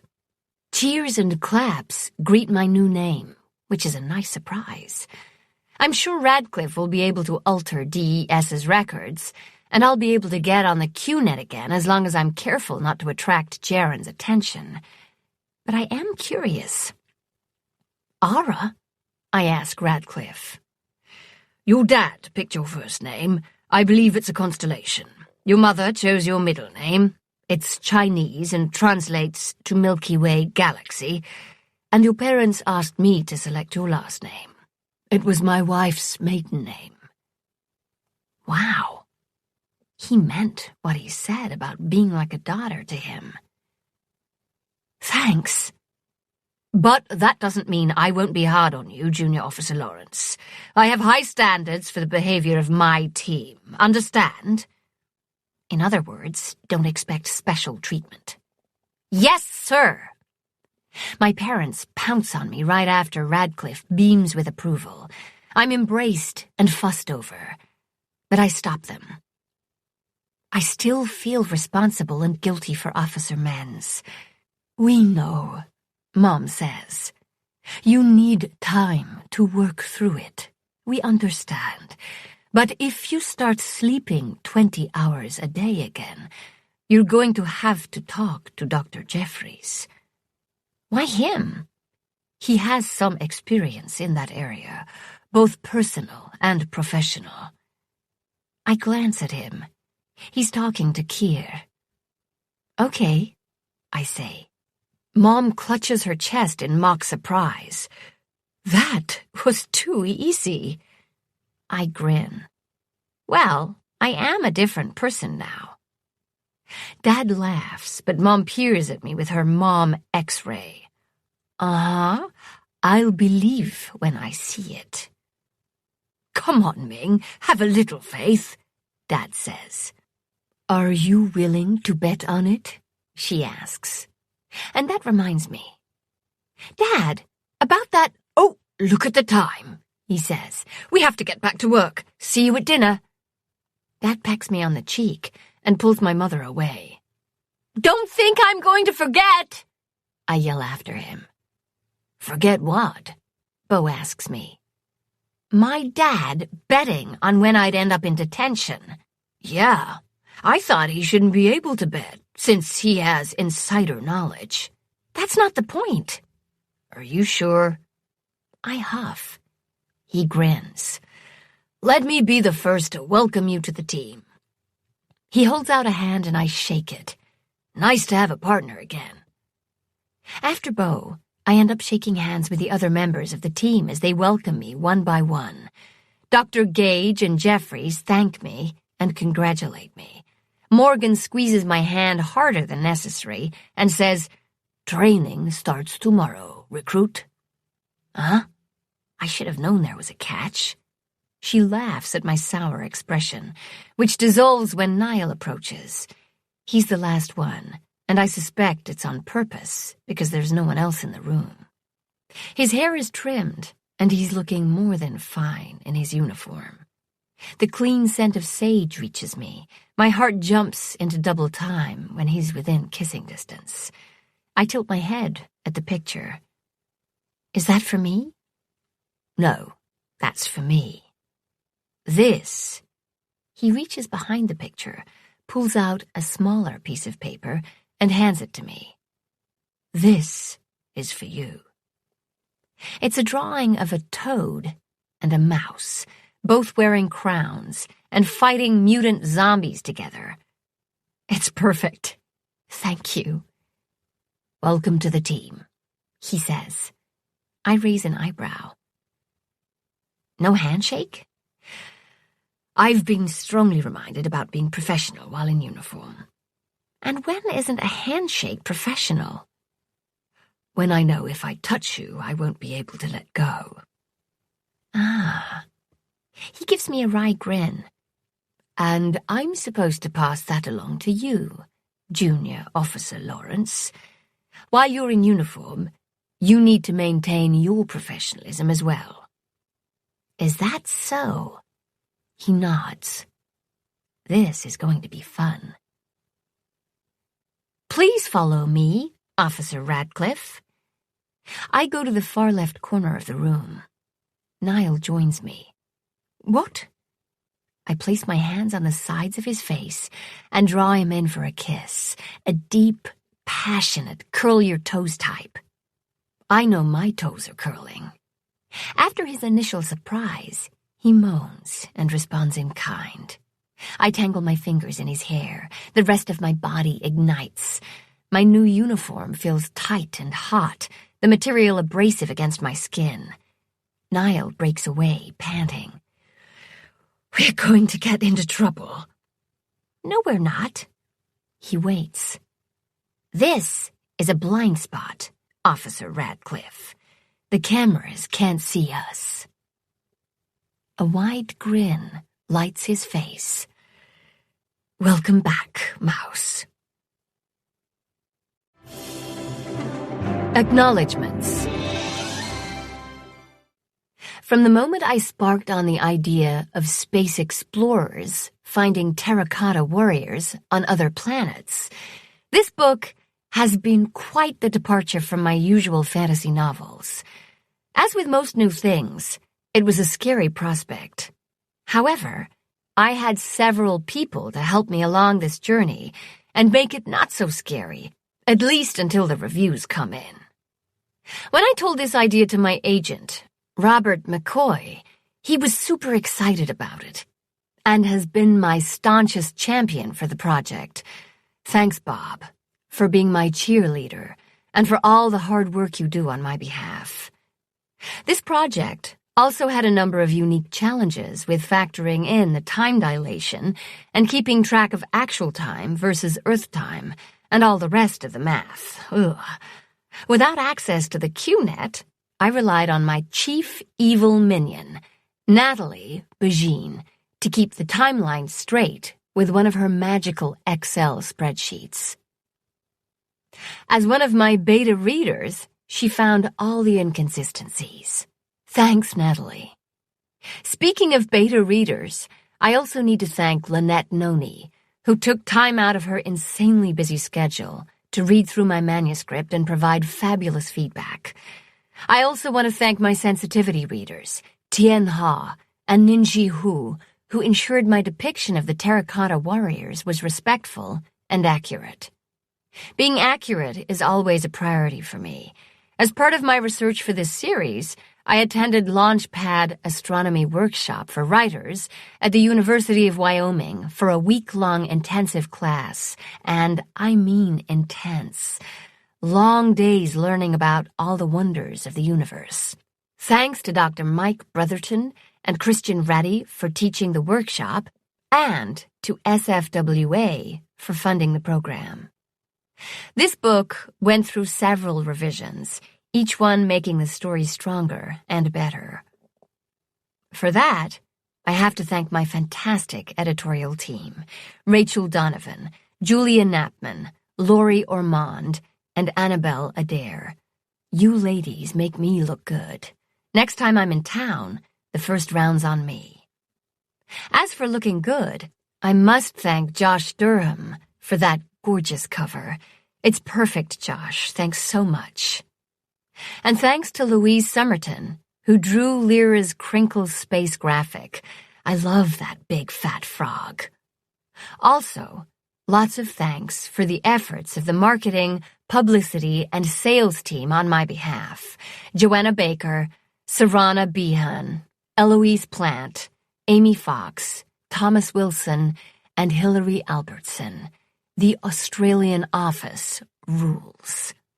And I can't forget my publicity team here in the U.S. Thanks to Michelle Herring of Cupboard Maker Books, who has hand-sold a bazillion copies of my books. Okay, not quite a bazillion, but close. To Sarah Weir for designing bookmarks, to Jamie Arnold for hosting my blog tours, and to all my readers who have recommended my books to their friends, family, strangers on the street. That's the best way to keep an author in business. The cliché of saving the best for last is quite true when it comes to acknowledgments. My family and friends have all been so supportive of me and my books, and I appreciate their help and their patience as I disappear for hours to write or fly off to yet another conference or book signing. Thanks to my daughter, Jenna, for her honest feedback on my stories and wardrobe. And as always, the biggest thanks goes to my husband, Rodney. I know I've said this in all my books, but without him, I wouldn't be sitting here writing my 16th acknowledgments. Thanks so much.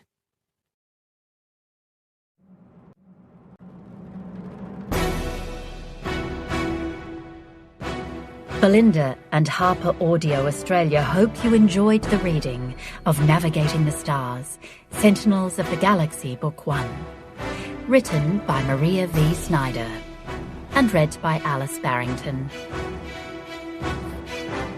Our audiobooks are becoming increasingly popular among travelers, families, and people who are on the go. If you really enjoyed this audiobook, please introduce your friends and family to the experience. We're sure they'll love you for it. If you want to hear more about our fabulous range of titles, please visit us online at belinda.com. Thanks for listening, and remember to always take a Belinda audiobook with you.